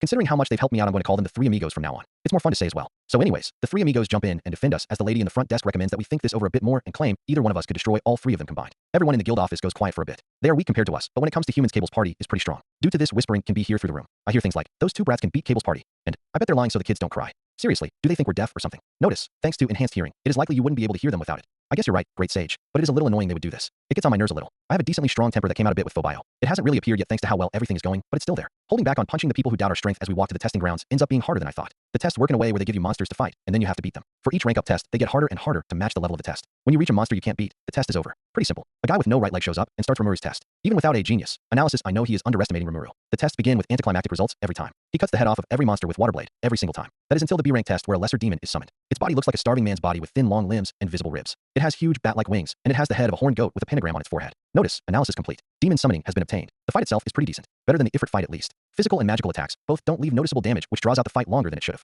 It's not very strong. After a bit of thinking, he decides to use both magic and physical attacks at once, leading to him covering his weapon in his own aura. This allows him to cleanly cut through the demon in one move. Notice, analysis complete. Extra skill, magic hockey, has been acquired. Quite the decent number of skills and magic I'm getting. As the fight draws to a close, however, we hear Fuse behind us, and he does not sound happy at all. Looks like I'm finally meeting Fuse, and of course through him, we'll finally get our third treaty, this time with Bloomond. We're crossing things off the list real fast on this trip. After Fuse yelled at the three amigos for a while, he asked Rimuru and I to go with him to his office. Rimuru doesn't seem to know what's going to happen, but I do. This is our chance to set up relations with Bloomond. When we reach the office, we sit down and just look at each other for a bit. Feeling the tense air, Fuse gets to the point. He asks the three unfortunate adventurers, "Didn't I tell you that if these two ever appear to send them to me immediately?" They quietly respond while looking down in shame. "Yes, sir." Turning to us in a much more nice tone, he continues, "Listen, I know you don't mean any harm, but the same can't be said for other people. If they knew you two commanded thousands of monsters." Smiling, I cut him off cockily, responding, "Yeah, we know, or at least I know." I laugh a little. "Come on, we both know you didn't grasp the full consequences of us leaving Tempest. You probably did know the basics, but there is no way you fully grasp the we will have." Rimuru looks at me with a face that knows full well I am right. After calming down a little, he turns to Fuse. He sighs before saying, "You're right. We have yet to formally set up relations with many human nations, so they might not react too well." He turns to Fuse. "That might cause you problems, so we are sorry for that. We'll be more careful next time." I smile and chuckle. "You mean you'll be more careful?" I had a plan before coming to cause as little damage to the outside world as possible, unlike you. He looks a little annoyed and does an anime pout. This makes me laugh a little. I turn back to Fuse and continue. "Anyways, I believe you brought us here for more than just that warning, correct?" He looks a little shocked, but then says, "Yes, the king of Bloomond already knows you're here and wants to meet you two in secret." Rimuru looks a little shocked by the sudden news while I remain perfectly calm. This is exactly what I expected. "I see, tell him we'll be there." "Understood. His Majesty will meet with you two in 3 days." On our way out, I get a notification. Notice, unique skill, Sage's Link, has been activated. "Hey Midori, why did you do that?" "Gotta assert my dominance as the more responsible sibling." I laugh a little. "Honestly, it's funny messing with you." He goes silent for a bit. "Well, moving past that, I know you have some thoughts on the whole waiting 3 days thing." He nods physically before responding, saying, "I'm in a bit of a hurry to complete Shizu's will. Staying here for 3 days is a little annoying." "I see. Shizu really means a lot to you. I understand that, but this is more valuable in the long run. Meeting the king of Bloomond will open many different opportunities for Tempest in the future. We can't exactly pass off this chance." He stops to think before saying, "I understand, you're right." Notice, unique skill, Sage's Link, has been deactivated. Later I remember I still don't have an adventurer's card because I didn't get the chance to take the test. Due to this, I asked Fuse to allow me to take them this time under his supervision. Due to being the second to see it and already having magic hockey, I am easily able to get an adventurer's card within an hour. After this, however, it was time to wait. We toured the city for a bit to get a good feel for an actual human nation, even if it's a rather small one. The stuff here is surprisingly advanced, even if Tempest is catching up really fast. The 3 days pass by, and eventually it is finally time. We are called to the meeting to look at the treaty with a Baron the King sent in his place. It's a pretty one-sided treaty when I look at it. It contains a mutual passage agreement and a mutual defense agreement. The mutual passage agreement is fair and balanced. The problems arise when you analyze the mutual defense agreement. While it may be a mutual agreement, it only really helps Bloomond. Even the weaker members of the young Tempest army like the Goblin Riders are able to wipe the floor with dozens of Bloomond soldiers. That means in the end their help in a war battlefield is pretty insignificant, where our help with their possible wars is massive and game-changing. The deal is totally one-sided. However, while it is one-sided, the unfair part of it doesn't really affect us. Due to this, we sign it after a little discussion. For now, earning the trust of a human country is much more valuable than possible rewards from a more fair deal. On top of that, it does have a big benefit coming as a consequence of it. Back to the mutual passage agreement. This helps Rimuru reach his goal way easier. What this agreement does is it essentially forces humans and monsters to live together. This will help build bonds between the two easier and more steady. On top of that, Rimuru milks one more thing from this. He adds a tariff that merchants will have to pay upon entry. While the Baron who got sent to discuss this with us in place of the king ends up not being exactly happy about this proposed tariff, he eventually gives in after an hour of arguing. After the main discussion over the treaty, we are finally allowed to meet the king directly. During this meeting, I use Genius to analyze him and find him too. While greedy, he's overall a decent person. Looking further, I also find an intense fear of us attacking and destroying Bloomond. Can't blame him for that. He does show some of his greed in this meeting with him, as he mentions that if the Eastern Empire were to attack, then we would help them. While this mention confused Rimuru at first, he eventually realizes the implications of a mutual defense treaty not only applying to monster attacks, which for some reason is the only thing he thought about. He collapses on the ground as the thought of war passes through his mind. Don't worry, Rimuru. It's not like war can hurt Tempest very much permanently, especially with me around. After this, we get ready to leave, but then I remember something else I need to do. I open up talks about trade between the two countries before Rimuru, and I leave to get it out of the way. To help with the negotiations, I ask for the keyless guy from Rimuru's test. I use his missing leg as an example for my demonstration of Tempest's full potion. At first, when we say they are full potions capable of healing 100% of all injuries, they don't fully believe us, but after I pour it on the guy's leg causing him to regrow it instantly, their looks of shock are priceless. Full potions won't really be sold in large quantities due to simply being way too effective, but they are a good way to show our scientific power. This one showing interested everyone in the room and caused talks of trade to start very early. This of course involved the trade of diluted potions and even full potions in incredibly limited amounts to people like the king. After that, we finally leave from what was originally a pit stop at Bloomond. We leave with the three amigos via carriage to our next destination of Ingratia. Our trip ends up being quiet and uneventful, of course, thanks to Rimuru and my constant passive aura keeping monsters away. After a few days, we arrive. We walk out of the carriage a little outside of the actual entrance to Ingratia. During our entry, Rimuru and I are mistaken for little girls yet again, which hurts my pride just that little bit. As we enter the city, Rimuru looks around like a little kid visiting an amusement park for the very first time. It's a lot bigger than what you would expect, even for a fantasy city. Me being me, I measure the city based on how many magic bombs it would take to destroy the city.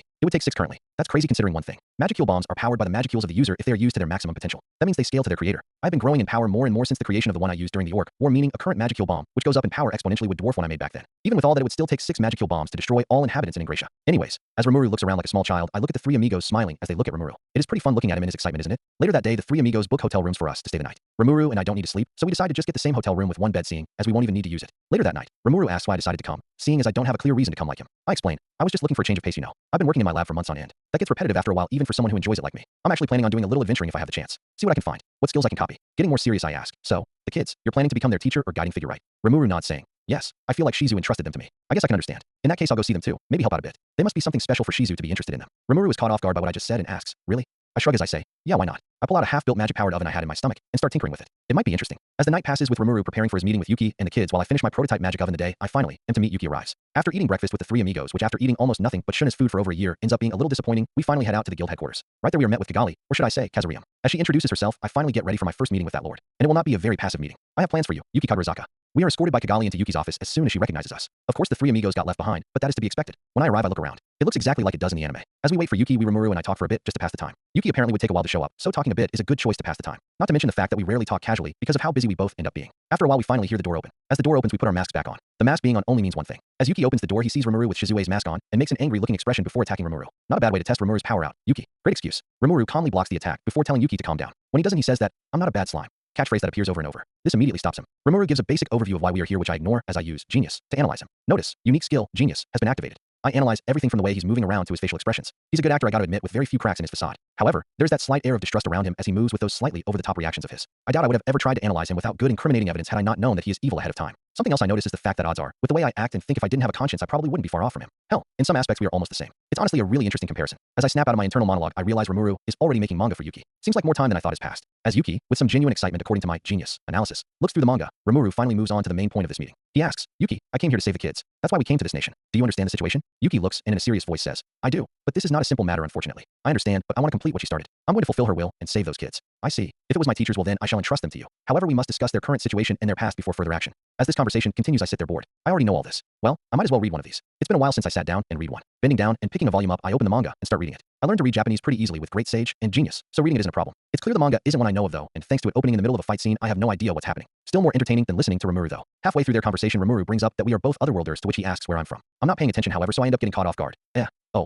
I'm from America. Yuki thinks about this response for a bit and says, American. Not many of those end up here to my knowledge. How did you end up here? Obviously can't say some giant floating god sent me here. A bright flash appears in my vision, blinding me for a split second. Damn it, not now. I lie to Yuki and say I died and suddenly appeared here. As simple as that. Rimuru looks at me for a bit after my response due to knowing a little bit more about my arrival here than Yuki, but he seems to respect the choice to keep my arrival a secret because he acts like I'm telling the truth and moves on. Gotta make sure though. Notice, unique skill, Sage's link, has been activated. Just to make sure, Rimuru, you won't tell him more about how I got here, right? I need you to know you can't tell him under any circumstance without my permission. I have an idea of why you would keep it a secret, but why exactly? Remember how I said a strange godlike being sent me here? A bright flash appears in my vision, but I tough it through and continue. The discovery of an entity like that will definitely destroy the world's balance over time, like toppling dominoes. Not being able to bear it longer, I stop before I specify. How? It just will, okay? Notice, unique skill, Sage's link, has been deactivated. After our quick talk over Sage's link, Rimuru makes a clearly slightly confused face, which Yuki immediately notices. When Rimuru realizes that Yuki is looking at him, he immediately goes back to a more calm and serious face. Good to see he's not a complete idiot when it comes to noticing his surroundings. The conversation with Yuki goes on for a few more hours. For the most part, this is just to help clarify what is cut out for us, how the school works, what room the students are in, etc. For the most part, one know this, but some of this ends up being new information for me, which is interesting. As the conversation draws to a close and Rimuru prepares to leave, Rimuru asks if I'm ready to go. I ask for a quick second with Yuki alone, to which he is fine with and walks out. Yuki innocently asks, so, what can I help you with? An evil smile appears on my face as I activate all my intimidation-based skills. Cut the bullshit. You can stop pretending. Yuki looks a little less innocent as he asks, what do you mean? Don't act all innocent. You can't fool me. You're planning something, and that involves Rimuru. To avoid suspicion, I obviously can't reveal I know everything about him, but I can get away with some information bombs. I can't tell what you're planning, but I do know one thing. You want to use us. Sorry, but I'm not about to let that happen. He goes from happy-go-lucky to emotionless real fast. As his gaze attempts to pierce through me with a slightly aggressive tone, he asks, how did you know? Returning his threatening gaze with my own version, I say, you're an interesting person, Yuki. You're just like me in some aspects. You're manipulative, using people as pawns as you play the chess game of life. I stand up and walk towards him as I say,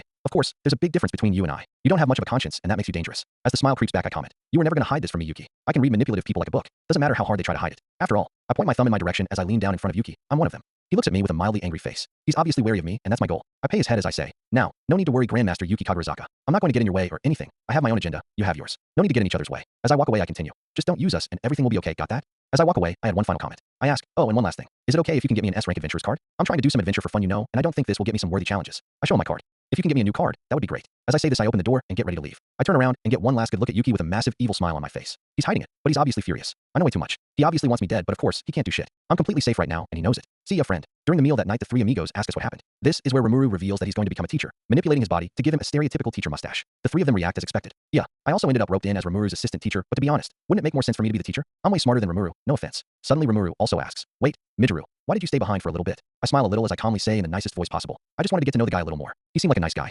Fast forward to next morning. The three amigos decided to leave to continue their adventuring work due to Rimuru and I having to go to work. Weird saying that, but it's the closest I will ever get to getting a normal job again. Yuki succeeded in getting us the job as well as getting me my S-rank adventurer's card by pulling some strings. Rimuru got 1-2 to his surprise, a nice bonus I guess. After they leave Rimuru and I go to the school's library to see if Rimuru can find anything to help save them. Of course he finds nothing, but I guess it's a good effort. As I see Rimuru flip through the books using Great Sage to read them in their entirety, near instantly getting weird looks from the people nearby, I contemplate just straight up telling Rimuru. After a bit of thinking, I realize the effects on the timeline that come from changing this aren't that drastic, so I go up to him and tell him. I poke his shoulder to get his attention as he asks, did you find something? I cross my arms overconfident commenting, if you need help with this Magicule-related problem, you could just ask me. Your brother who has been researching Magicules for the past year, standing right next to you. Immediately looking at me with hope knowing I wouldn't say this without actually knowing how to fix this, he asks, you know how to help them? Yes, remember what Shizu said happened after she got summoned as a child. I watch as he thinks carefully about what I just said. I can tell when he asks his Great Sage, because his face changes to that of someone who is waiting for an answer. Suddenly his face lights up. Ifrit, a high spirit might be able to save them. Bingo. Of course, we still have to find the dwelling of the spirits though. We don't know where that is, and that's the most consistent way to find spirits. Still, that's a start. Leaving the library with Rimuru in a much better mood, we start walking towards the classroom. Classes should start soon. As Rimuru opens the door, Great Sage immediately detects a relatively strong sword coming our way. Rimuru dodges it while I catch it. Not bad, kid. Gotta say, that was pretty good.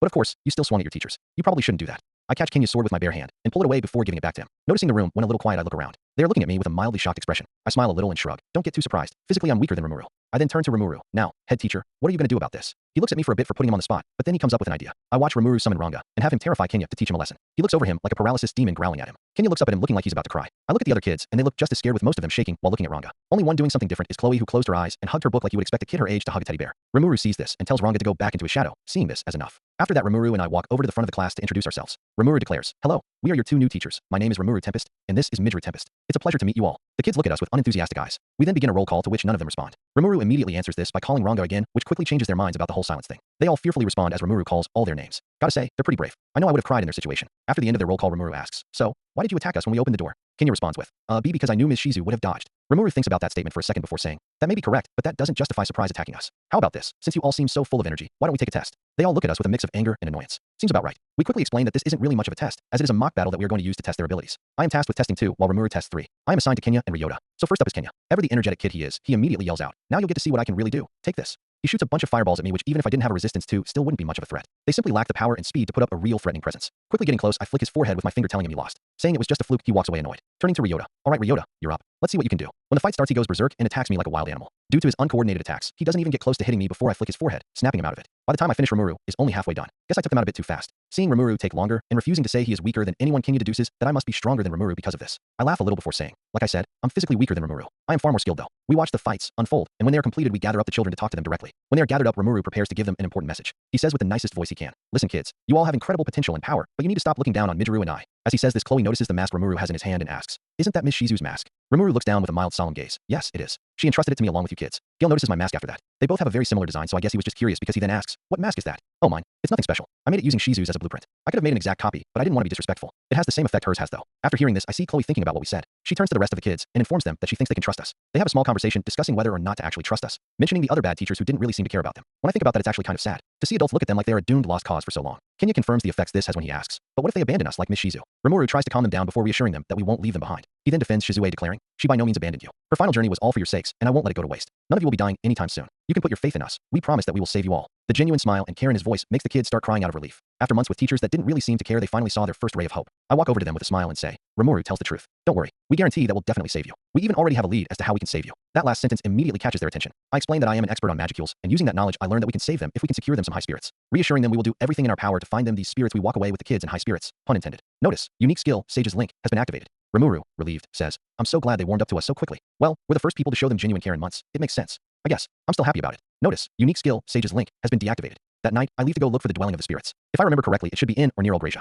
Using my phoenix wings, I can fly at about Mach 3 casually, so by using Genius and Great Sage to narrow down its location, I should be able to find its location in at most a few hours. Just like I predicted, I find it about an hour and a half later. When landing, I accidentally brush the constantly smoldering feathers of my wings against a leaf and make it catch fire immediately. Turning around, I immediately yell, oh shit. Shooting water at it with water manipulation. I put out the fire before anything crazy happens. I look around the forest I found myself in. This place looks like Korok Forest. There's this mystifying feeling coming from it. The huge trees seemingly curl around the open area right outside the entrance to the dwelling of the spirits, forming this almost natural dome around the door, like a sort of natural protective dome. I look up at the huge metal doors leading into the dwelling of the spirits itself. They look just like how they looked in the anime. They are quite a bit taller than me with fan-like designs going up. I look to the sides and see more mystical designs on the sides of the door with overgrown roots surrounding the door itself. Mist covers the entire area like an old ruin. It has a very Zelda-esque feel to it all. I cross my arms and look at it. So this is it. Should I tell Rimuru now or wait for later? I think about this question for a bit outside the door. If I tell Rimuru now, that might change things even more than I already was existing. However, by being here, do I really need to wait for a while? Things are going to change either way, so I might as well do it now. Coming to the conclusion that the better option is probably to tell Rimuru now, I decide to make the trek here easier. And by make it easier, I mean get rid of it altogether. I can use the teleportation magic circles that Vesta taught Rimuru and I to make this trip way easier for the kids. By using it to teleport them directly here, the whole dwelling of the spirits event can be dealt with much faster. Placing one near the door, I get up and fly away. On the way back, I think about the effects this might have. Well, first of all, the Mile encounter might not happen. If I remember correctly, the whole Archdragon fight might have all been part of Yuki's plan in the original.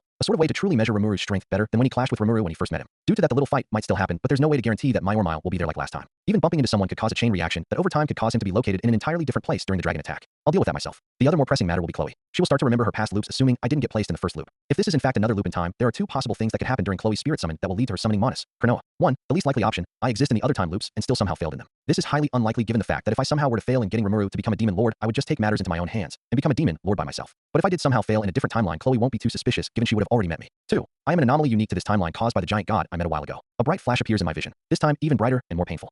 Judging by that, I'm onto something. If I am in fact unique to this timeline specifically, then if Chloe begins to remember her previous loops, she will notice that I am some sort of space-time continuum anomaly and ask me about it in a roundabout way to see if I know as well. That might be interesting to deal with, because that might change the timeline a bit. I think about this more as I get back into the room Rimuru and I are staying in. When I arrive, I immediately ask him to sit down for a bit. He sits down a little intrigued with what I have to say. I begin to explain that I found the dwelling of the spirits and explain where in Elgracia it is located. When I'm finished, Rimuru looks at me with a massive, genuinely relieved smile. Already? He asks excited. Overconfident, I say, yup, you can always count on me. But now we have to deal with getting permission to take them there. Taking them as soon as possible is of utmost priority right now. Rimuru agrees and immediately prepares to ask the school about taking the kids on a small field trip to experiment with a new way we discovered to help them by writing a letter explaining this to them. Already writing it. Yes. Okay, before you finish, I have to say, make sure you keep the actual solution to save the kids as cryptic as possible. Rimuru turns around a little confused. Why? If people find out you can use greater spirits to overcome the downside of summoning children, summoning kids from other worlds will skyrocket in popularity. You see the problem in that? Rimuru thinks about what I mean for a second before immediately realizing that by taking away the problem that occurs when kids are summoned, suddenly summoning children becomes a really good investment. Training them to be basically super soldiers by taking advantage of their natural power by nature of being otherworlders would be really tempting. That would be really bad. I understand. He reassures me. Good. Now to prepare for my first meeting with Ramiris, and if things go as I expect, maybe Cronoa. We stand in front of the classroom as the kids watch on in anticipation.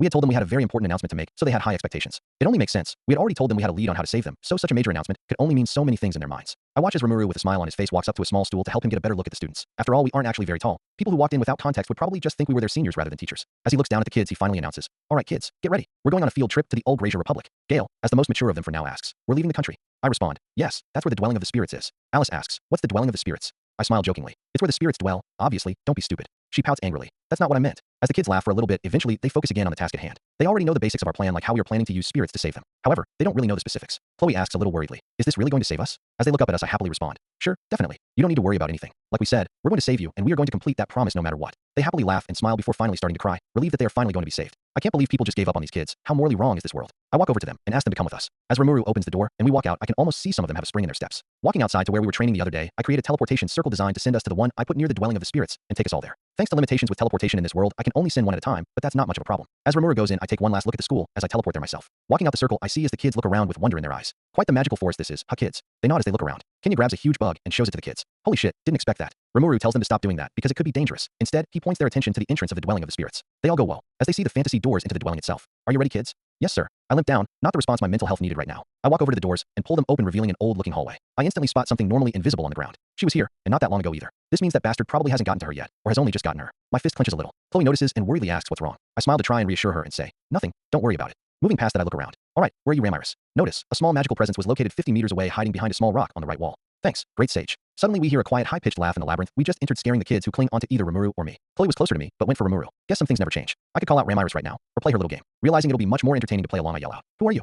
Show yourself. Aha. As if I would ever reveal my magnificent, beautiful appearance to you. Magnificent and beautiful, huh? I wouldn't exactly describe you like that. Rimuru continues. We're just here to summon some spirits. We'll leave as soon as we're finished. If it isn't too much to ask, can you help us? Ah, you know what? Because you entertain me, I shall help you. But only if you pass my test. Here it comes. We walk forward as Rimuru looks around cautiously for her test. Eventually we reach a more open area similar to a battlefield. I notice that she's been following us from behind a special fairy-sized corridor she made for herself. Not a bad design, I guess. My thought process gets rudely interrupted by a large metallic crashing sound not too far away. There you are, Elemental Colossus. It moves towards us and prepares a punch which Rimuru dodges while I stand my ground. I catch the thing's fist by slowing down its momentum with a barrier and shatter its arm with a single detonation. A panicked screaming voice yells, ah, what are you? Using another one centered on the middle of the thing's body, I shatter the golem with a single attack, sending scrap metal everywhere. Some do get sent flying towards the kids, but Rimuru has it handled with gluttony. Making sure Ramiris is thoroughly terrified by using magic sense to analyze her movements, I turn around to look directly at her and say, now you can reveal yourself. She flies out of the rocks, shaking a little bit, asking, you knew? Crossing my arms confidently, I respond, yeah, pretty much as soon as we open the doors. Are you gonna help or not? She puts her hand to her chin like a cartoon character and wonders, oh well. I make a threatening face with a wide smile and ask, you want the golem treatment? I'll help. Glad we could come to an agreement. Everyone, including Rimuru, just stares blankly at me as they see how easily and bluntly I dealt with this situation. Ryota asks if I always act like this. Rimuru responds, if you think this is crazy, you should have seen how he acted around Malim. Malim, asks Gale. Never mind. Maybe I'll tell you about it later. Ramiris doesn't hear Rimuru over her preparation to declare how great she is. I am. Her over-the-top introduction doesn't make it too far though, because I immediately interrupt with, Ramiris of the Labyrinth, a pillar of the 10 great demon lords, blah, blah, blah. I get it. Can we move on now? You're starting to remind me of Gabiru. Her mouth drops as she asks, how did you know? As she asks that everyone agrees, they want to know. Of course I can't tell them, as while Rimuru is trustworthy, the kids are easy to manipulate and Ramiris is simply too childish. However, this does lead to a comedic moment. As I stand silent, raising the tension for my response, I just say, I can't tell, with a smile on my face. They all look disappointed at my response, especially Ramiris. Moving past that, I ask, so, are you going to take us to the high spirits or not, Miss Spirit Queen? Everyone looks even more confused as I say this because 1, how do I know who the Spirit Queen is when I've never been here, and 2, she looks nothing like how a Queen of the Spirits would look in your head, so they're convinced either I'm crazy or this world's Spirit Queen is just a big pushover. After another bunch of questions which I again respond with, I can't tell, we finally get a response from Ramiris. Fine, I'll take you. Great. Also, did Malim come by recently? She turns around just as confused as before. Yes, how did you know? This I can give you an answer to. I analyze the floor and walls, and there are signs that Malim walked through here. For example, her fingerprints are all over that wall over there. I pointed a wall to my left. I asked because she's my friend. She's been missing for a while, so knowing where she's been is a nice update. She just looks at the wall, impressed at how I was able to tell just from that. She then looks at me with a strange glare. Wait a minute. Are you two the slimes that established the city of monsters? The kids don't know we're slimes yet, so they look at us. Yuki hasn't told them. We haven't shown any clear signs, and we haven't told them ourselves, so this is news to them. I say, yes, that's correct. She freaks out. Yeah, and when she came to brag about you, I laughed in her face. She flies over to where Rimuru and I are standing, clearly a little mad, and starts yelling. Stu. Quickly clapping with her in between my two hands, I say, yup, not happening. As I open my hand, she recovers only a little woozy and quickly yells, how dare you do this to a great demon low. Clapping again, the same routine happens all over again. 5 minutes later, we all calm down as Rimuru invites us to sit down and have a normal conversation with her. For this conversation, spirits nearby acquire food from God knows where and help us get comfortable. The kids decide that instead of listening to us, they would rather go play with the spirits, which they promptly do. This conversation gets off to a great start as Rimuru asks how it's possible that people who come and never come back according to stories he discovered about it from Great Sage. If she is the one controlling it, subtly implying she isn't capable of doing that due to her childlike behavior. She catches on and yells, that's rude. HMPF. Calming down, she actually answers the question saying, I guess they get lost. They probably eventually find their way out in some foreign land, eventually. A little concerned for the adventurers, he asks, isn't that also a little cruel in its own way? It's not my fault. Why are you blaming me? It's not like you two are saints. She turns to me with the expression a child might give you if you break their favorite toy. That golem was my greatest masterpiece, and you ruined it. I smile. You called it a trial. It is your fault if you think about it. But, I didn't tell you to destroy it. With an even more malicious look, I say, should have specified. But. She gives up and just angrily pouts. Actually, that reminds me. Wasn't that the Magi Soldier projects the dwarves wanted to work on? You stole it. She quickly responds. They threw it out. They weren't going to use it, so I decided to take it. That's still stealing. Clearly still a little mad at me, I decide to finally calm her down saying, you know what, since I destroyed your toy, how about I give you a new one? You what? Really? Just take us to the spirits and I'll do it. Deal. She puts her arm up in a salute and flies off telling us to follow. She takes us to the deepest part of the labyrinth to summon the spirits we need. Letting Rimuru do the honors, I stay behind and watch from the sidelines. All the spirit summonings go the same as in canon. Good sign. As Rimuru comes back with Alice, who still asks for Rimuru to carry her, Rimuru then takes Chloe with him. Here's the big moment. As the summoning commences, a shaking is felt throughout the entire room we're in. Suddenly, a white, glowing human figure appears and flies around the room. Noticing me, she stares at me with a noticeable look of confusion before finally spotting Rimuru. She flies downwards and gives him a phantom kiss before floating right through him and prepares to enter Chloe. Oh no you don't. Ramiris yells trying to stop her. Rimuru asks, what's wrong? Can't you tell? She's bad news. We have to stop her. As she tries her hardest to stop Cronoa, she inevitably fails as Cronoa enters Chloe and goes dormant like in the original timeline. As Chloe collapses, Rimuru asks, is she going to be okay? Ramiris says, well, for now yes, but there's no telling what that thing might do. Rimuru, seeing a smile on Chloe's sleeping face, says, well, we'll deal with that later. At least for now, everyone is safe. That's what matters. As Rimuru and Ramiris walk, or in Ramiris' case, flies back to us, I assure Rimuru nothing will go wrong, and we are on our way. Of course, I won't forget my promise to Ramiris, of course. Before we leave, I make a doll and summon a greater demon in front of Ramiris, Rimuru, and the kids. As they all hide behind Rimuru, I converse with the demon. Asking it to inhabit the doll and serve Ramiris, the demon immediately follows my command and accepts a 100-year-long contract with her. The demon fully integrates itself into the doll and bows, swearing absolute loyalty to Ramiris. Before I leave, I drop one last bombshell on Ramiris as I casually name it Beretta and walk away, leaving her speechless at just how casually I can both summon and name a greater demon. Alright then, I guess I'll see you later, Ramiris. I walk away as I see Beretta patting her head, trying to calm her down. What a day. I look at Chloe, who looks back at me, so I guess that means there are previous timelines where I don't exist. You and I both know what this means. I'm a space-time anomaly, something that wasn't supposed to exist in the first place. But that leaves one question. If my existence alone can save this reality thanks to my previous knowledge, doesn't that mean all the sacrifices Chloe and Cronoa have gone through were all for nothing? With me here, Cronoa's presence isn't even needed anymore. If I was in the original first timeline, I could have saved Tempest without Cronoa's help, stopping the chaos timeline on the first loop. That's actually kind of depressing. All that hard work and suffering, just for some random guy to come out of nowhere and solve everything first try right in front of you. I wonder when she'll remember more. Hopefully you aren't too affected by this in the future. Notice, unique skill, Sage's Link, has been activated. Using unique skill, Sage's Link, to obtain extra skill, spatial travel. Guess Rimuru upgraded, Shadow Step. Well, time to head back. Taking one last look at Chloe, I start to feel a little bad for her. If only that God had sent me to the original timeline. I could have saved Chloe all that excruciating effort. I spent a few months working as an assistant teacher for Rimuru. After a while, however, I decided it's about time for me to stop. At least for now. I have melt reasons that'll come into play later, but in order to successfully complete my master plan, I must leave now. How I'll pass the time? That's simple. A little adventuring can't hurt. I say my goodbyes to the students who aren't exactly happy that I'm leaving and head on my way. I had informed Yuki about my plan to go adventuring the month prior to make leaving easier. When I leave, I immediately work on deciding what kind of mission I want. After a while, the conversation turns into a bombardment of warnings as I choose to do the hardest mission they have. Defeat a giant armored serpent. Never heard of it, but it sounds powerful. After a while of convincing, I eventually take the mission. On the way out, I think, to be that terrified of one monster, I wonder how strong it must be. The giant. No spoilers. Walking outside and eventually leaving the sightlines of the guards in front of the gates to Ingratia, I finally decide it's time to summon Ranryo. As he flies out of my shadow, already wagging his tail, he excitedly asks where we're going. We're going adventuring, Ranryo, but I'm a little tired of being in my human form constantly, so can I ride you? Of course, master. Thanks. I turn back into my slime form and jump on Ranryo. Relaxing on top of his mane, losing my shape quickly, I melt on top of his soft fur. Finally, I can relax. It's been nothing but work for the past few months. We travel for 3 days without many incidents. The FR monsters we do encounter end up being repeats we had already encountered a while ago. Eventually, we reach our destination, a small path going through a group of mountains in the middle of nowhere. The only reason this mission exists is probably due to the danger of that monster existing, I suppose. As Ranryo and I enter the mountains, I decide to get off Ranryo and start walking to make fighting easier. Apparently, monsters are supposed to be stronger in the mountain range, which is another reason this is an S-rank mission, so in case something ambushes us, being in human form is just the best bet. I look at a hint that the lady at the front desk gave me, telling me that the serpent itself would be in its burrow. However, due to its size, I should really be looking for a cave. A cave, huh? This thing must be massive. Not long after that, I see something I've never seen before. A new monster I've never seen before. It's a mountain goat-like creature with shaggy black fur, glowing white horns that point forwards, and piercing white eyes. Quite the strange creature. As soon as it sees me, it immediately attacks with 2 magic lasers coming out of its horns. Missing me by a little bit, the lasers leave a hole in the rock a few feet deep. Guess the monsters here really are stronger. I wrap it up with sticky steel threads and pull it towards me, absorbing it with Predator. Notice, analysis of the piercing goat has been completed. The ability to mimic the piercing goat has been obtained. Extra skill, twin laser, has been acquired. Not bad. Pretty good results for the first monster I found. Back during my exploring a while back, I had found a lot of skill-less monsters or monsters with the exact same skills another one had before. Moving on, we continue the trek through the mountain path. During our exploration, I do occasionally find new monsters, but they don't pose much of a challenge, being an easy kill with air cutter. I do make sure to save some parts for most of the monsters, however. In my stomach, I separate these monsters into the usable parts and the unusable parts. The usable parts are to be stored to trade into the guild later, while the unusable parts are simply dissolved in my stomach. A lot of the monsters I encounter are repeats, whether it be more that are exclusive to this mountain or unusually powerful charger boars and armorsaurs. There is no shortage of monster parts for me. The normal skills I end up obtaining by the end are X-ray vision, regenerator, adrenaline rush, fire breath, streamline, acid spray. Not the greatest set of skills to ever exist, but they work. Adrenaline rush turns out to be uniquely suited to work with genius really well as well. What it does is increase power at the cost of intelligence, which is offset by genius effect. The rest are pretty self-explanatory except streamline, which magically lowers air resistance. However, ignoring those monsters I killed, there do end up being 4 big ones. Those being an electric moray, an ice archdragon, a shadow leopard, and of course, the giant armored serpent. The first monster of these I encounter is the electric moray. Simply finding it in a small lake formed by the melting snow up top, coming down the moray wastes no time, immediately jumping out and attacking me. It looks like a normal moray just with spikes running down its back and 2 huge vampire-like teeth with actual biological venom. No skill required. The 2 things setting it apart is, first of all, it's 20 feet long, and second of all, it has the ability to control electricity like an electric eel on steroids.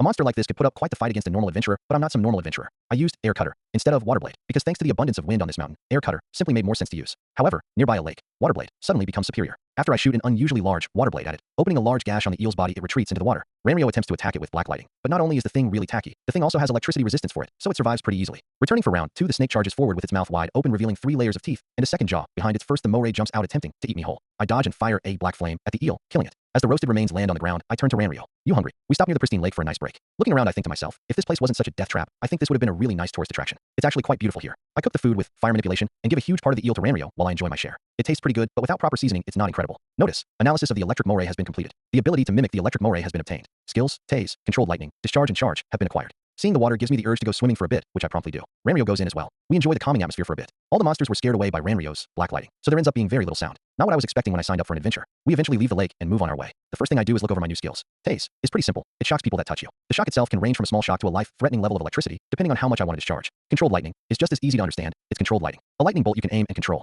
Charge and discharge are more interesting. They're counterparts. What charge does is absorb electricity around it and absorb it, while discharge releases it. The concept of these two skills remind me of stockpile and spit up from Pokemon. Quite the interesting skills. A day passes by before my next milestone, the Shadow Leopard. Shadow Leopards are ambush hunters taken to the extreme. They have a skill that allows them to phase through objects, allowing them to jump out of walls to attack their victims. This is downright broken. How the hell are you supposed to react to an ambush hunter that can attack you from another side of a wall? Anyways, my first reaction is to attack it with Air Cutter. When the attack goes right through the leopard, it immediately runs into the mountain. Great stage. Target found. The Shadow Leopard is 2 feet to the left. Wait, what? Suddenly it jumps out and tackles me to the ground. Kicking it off me, I watch Ranryo bark at it before he shoots a black lighting at it, which actually connects. Great sage. How did Ranryo's attack hit? Answer. The extra skill, Phantasm, allows the user to phase through objects. However, when faced with light, it becomes unable to. Sufficient light can attack monsters with Phantasm. Good to know. Let's try this. I raise my arm outwards, causing water droplets to appear in front of me. Suddenly thin, weak lasers fire from those droplets and all concentrate on a single droplet, not too far away from the leopard. It looks on in confusion, getting closer to the center droplet. Big mistake. Suddenly a single clear laser shoots out of the droplet, scoring a perfect headshot on the leopard, going right through its brain. It worked. I just used Megiddo. The first example of physics magic in this world's history ends up being performed by me. Guess it only makes sense considering what I do. Sorry for stealing your idea, Rimuru. I walk up to the leopard and absorb it. Notice, analysis of the Shadow Leopard has been completed.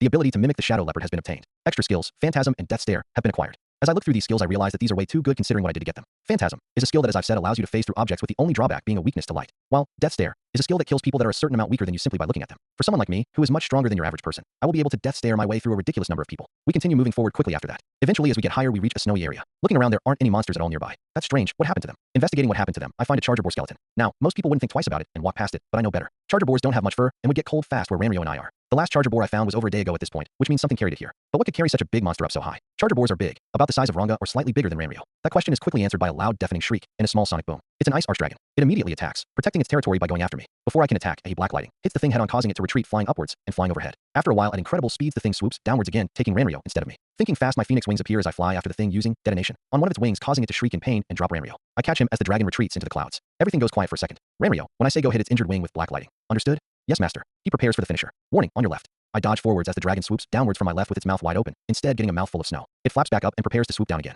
Now Ranryo. Ranryo hits it with a black lighting, causing the dragon to fall a little, allowing me to hit it with the final blow. I pull out my sword and cover it with magic hockey and black flame as I cut its neck, using the momentum of the thing falling downwards to add even more power to the swing. The attack is a clean cut across the archdragon's neck, which kills it instantly. I smile at Ranryo. Good job, Ranryo. He happily wags his tail at the compliment and watches on as I absorb the ice archdragon. Notice, analysis of the ice archdragon has been completed. The ability to mimic the ice archdragon has been obtained. Extra skills, crystalline armor, sub-zero breath, ice shard barrage and flash freeze have been acquired. I look through my skills. An armor skill that causes ice to form on top of my skin, an ice breath type skill, a weaker form of my already existing icicle barrage. Gotta say the first 3 are pretty disappointing. The final one, flash freeze, is interesting though. It instantly freezes anything I touch along with immediate surroundings. Not exactly the most incredible ability, but if I can hit a vital spot with it, like freezing someone's nose and mouth, this could be reasonably strong. I'll have to test it more myself later on though. We continue moving forward for a few more hours before it becomes nighttime. Turning back into my slime form to relax, I decide to take one last look around. Not expecting much. I turn the corner and immediately spot an unnatural looking cave. Oh god. Looking higher up, I see it. The giant armored serpent. The thing is huge, large enough to wrap around multiple Tempest factories multiple times. It looks like a giant bulky snake with stone plating on its head, forming an almost beak-like structure on the front of its mouth that looks similar to what you would find on the extinct Dunkleistus back on Earth. Its eyes are blank and white with no pupils, seemingly relying on magic sense to see. The armor stretches down its back all the way to the unseen tail, presumably. Shit. Immediately turning back into my human form, I go to warn Ranryo, who had already fallen asleep. Probably seeing me as a threat, the serpent immediately starts forming a giant rock in front of its mouth with some kind of skill and launches it at Mach speeds at me. I dodge it with Phantasm, but then I look back and see the aftermath.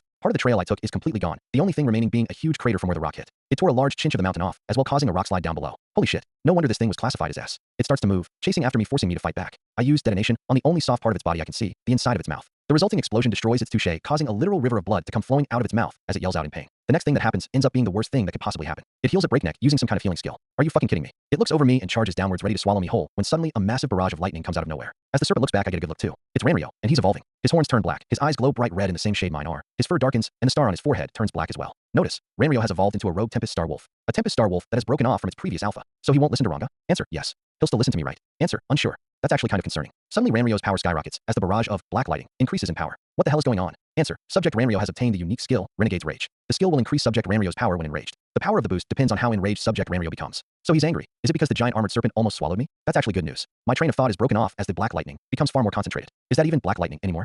Answer. No, the attack currently being used is the extra skill, Black Thunderstorm. Good to know. Finally loving past the shock of Ranryo's outburst, I finally get back into the battle. Even with Ranryo's massive burst of power, the serpent seems relatively unfazed by the attack only managing to catch its attention. God, this thing is durable. Jumping back into the fight, I use Detonation on the snake, causing it to turn and swoop for a bite, which I phase through. This only causes Ranryo to growl angrily before howling even louder, increasing his power output even more to astronomical levels, outclassing even me. What the fuck? How strong is this skill? The snake counteracts this by attacking with an attack that summons much smaller rocks and launches them at us. Ranryo jumps over while I phase through them with Phantasm. Thank God this happened at. Ugh, are you kidding me? Not right now. A rock hits me, sending me flying, only angering Ranryo even more. This boost in output actually causes the lightning to increase to the point where he's leaving noticeable damages on the serpent's hide. Recovering, I can only think, if only I had stored a Magicule bomb in my stomach. We're in the middle of nowhere. No one would have noticed something like that here. I should probably keep that in mind later. Seeing that its eyes are also pretty vulnerable, I use Phoenix Fire on its eyes. Phoenix Fire is like napalm fire on steroids. It sticks to whatever it touches and can't be put out by anything. What keeps it on is Magicules fed to it by the person who started the fire. I feed the fire enough Magicules to where it only damages its eyes to cause it pain rather than its armored skin, which is way too tough to significantly damage with Phoenix Fire. I see electricity patterns all over its body when I jump back. Looks like Ranryo's actually doing some really good damage. He's still going berserk though. If only I could tell him where to aim. I hit it with another detonation, causing it to shriek in pain from the overly sensitive skin it has now. I made sure to aim at an area that was still scarred from Ranryo's lightning just to get that reaction. Come on, let's do this. I attempt to make a new skill on the spot. This shouldn't be too hard. Let's do this. Notice, extra skill, Black Flame, and extra skill, Phoenix Fire, are being restructured into a new skill to fulfill your desire to kill the giant armored serpent. Unique skill, Cremation, has been obtained. Now, Cremation. A massive blast of magic fire is fired right at its face, melting a huge part of its skin, muscle, and fat off, exposing part of its skull. Detonation. Using Detonation on its exposed skull, I crack it open, revealing its brain. Cremation. One last blast of Cremation destroys its exposed brain before it can heal, overkilling the giant armored serpent once and for all. Landing nearby, I catch my non-existent breath and realize it's completely silent. Where's Ranryo? I turn to see Ranryo asleep on the ground where he was last standing, firing its Black Thunderstorm. Looks like all that tired him out. I walk over to him and pet him. Guess you completely exhausted your Magicules. Good work, Ranryo. This causes him to smile in his sleep. This causes me to smile as well. Truly what you would expect from a giant dog. I go up to the serpent's corpse and use a predator to absorb it, taking some prizes like its armor and teeth with me. I'm not going to give most of this to the guild. From how durable this thing was, I'd rather use it for the benefit of Tempest. Notice, analysis of the giant armored serpent has been completed. The ability to mimic the giant armored serpent has been obtained. Extra skills, Rock Blaster, Earth Manipulation, and Perfect Armor Plating have been acquired. Unique skill, Hyper Regeneration, has been acquired. Pretty good skills. Looks like my avatar set is complete. Not even bothering to look through my skills, I just collapse on Ranryo and just relax. Great Sage, make me go into sleep mode.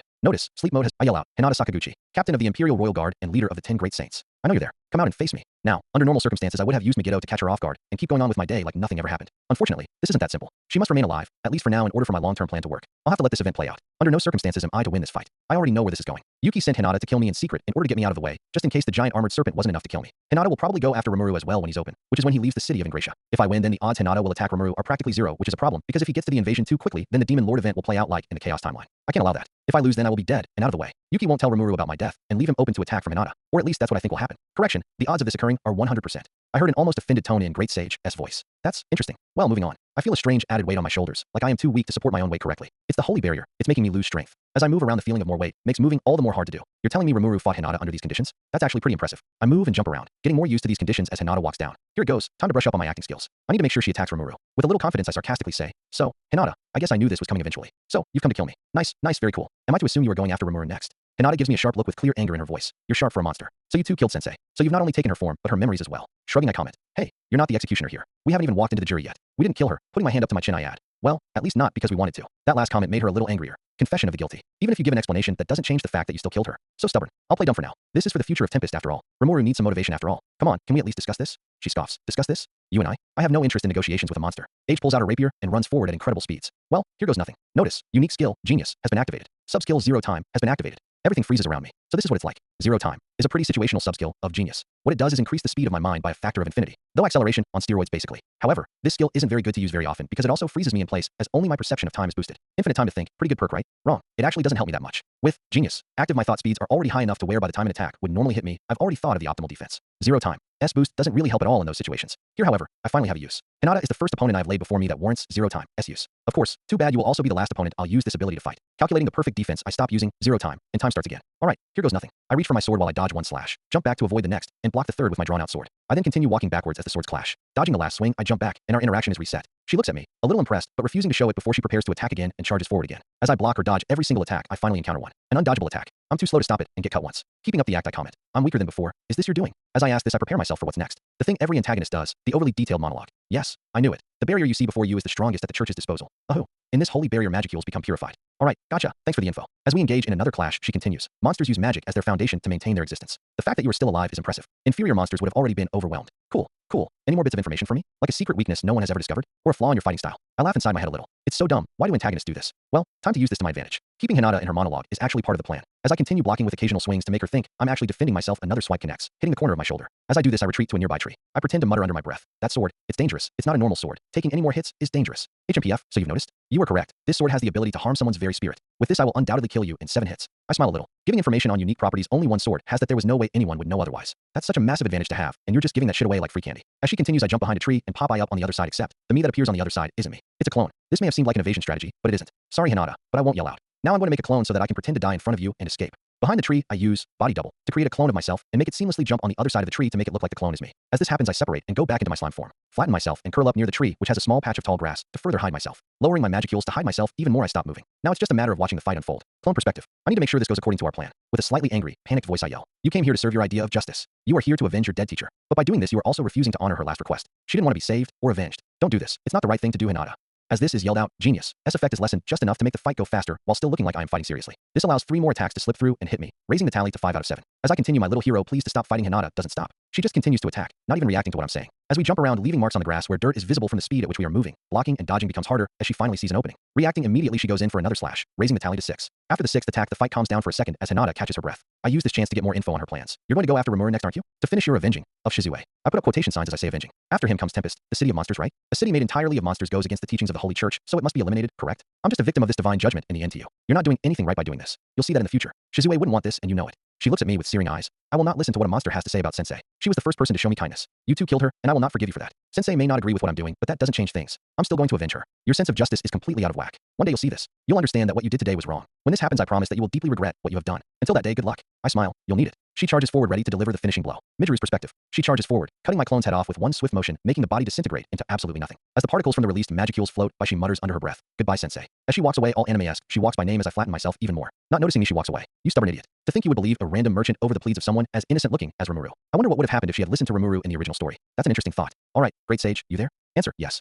Okay, great. It's finally time for my research, and incredibly passive handling of these situations will finally pay off. I've had you study Magicule since our time inside the cave almost 2 years ago. It's time. During my Demon Lord transformation, I need you to use all that knowledge to obtain good skills. On top of that, apply that knowledge to existing skills as well. This is our one shot to obtain the best skills we can. We can't waste it. All right, great sage? Answer, understood. Good. I expect great things from you. Now for the next little thing. Notice, unique skill, Sage's Link, has been activated. I sit down and see the glowing dot of Magicules that is Rimuru off in the distance. I can still see Rimuru through Sage's Link. Mijuru. Hey, so, I'll probably be adventuring for a while. You might not see me until you return to Tempest by the way things are going. Just needed to let you know. Oh, okay. What's holding you back? Just a few setbacks, not much of an issue. Okay, thank you for letting me know. See you in Tempest then. See you there. Notice, unique skill, Sage's Link, has been deactivated. There you go, Yuki. Now you won't even have to hide the truth from him. He won't even ask you about it now. Have fun thinking your plan is going flawlessly. Can't wait to see it crash and burn. My train of thought is broken by Ranryo, who runs in and yells, "Master, are you okay?" Yeah, I'm fine. Listen, Ranryo, we need to lay low for a while. If they find out I'm alive, they'll just target me more. For now, we can't be seen anywhere with a high population. I see. Why not Tempest, Master? They have people spying on Tempest. That's how they have so much information. It's not safe there right now. Ranryo seems to understand. Walking into the forest, I say, "Get in my shadow for now. You're a little too big for." Ranryo shrinks to the size of a house dog. Forgot he can do that.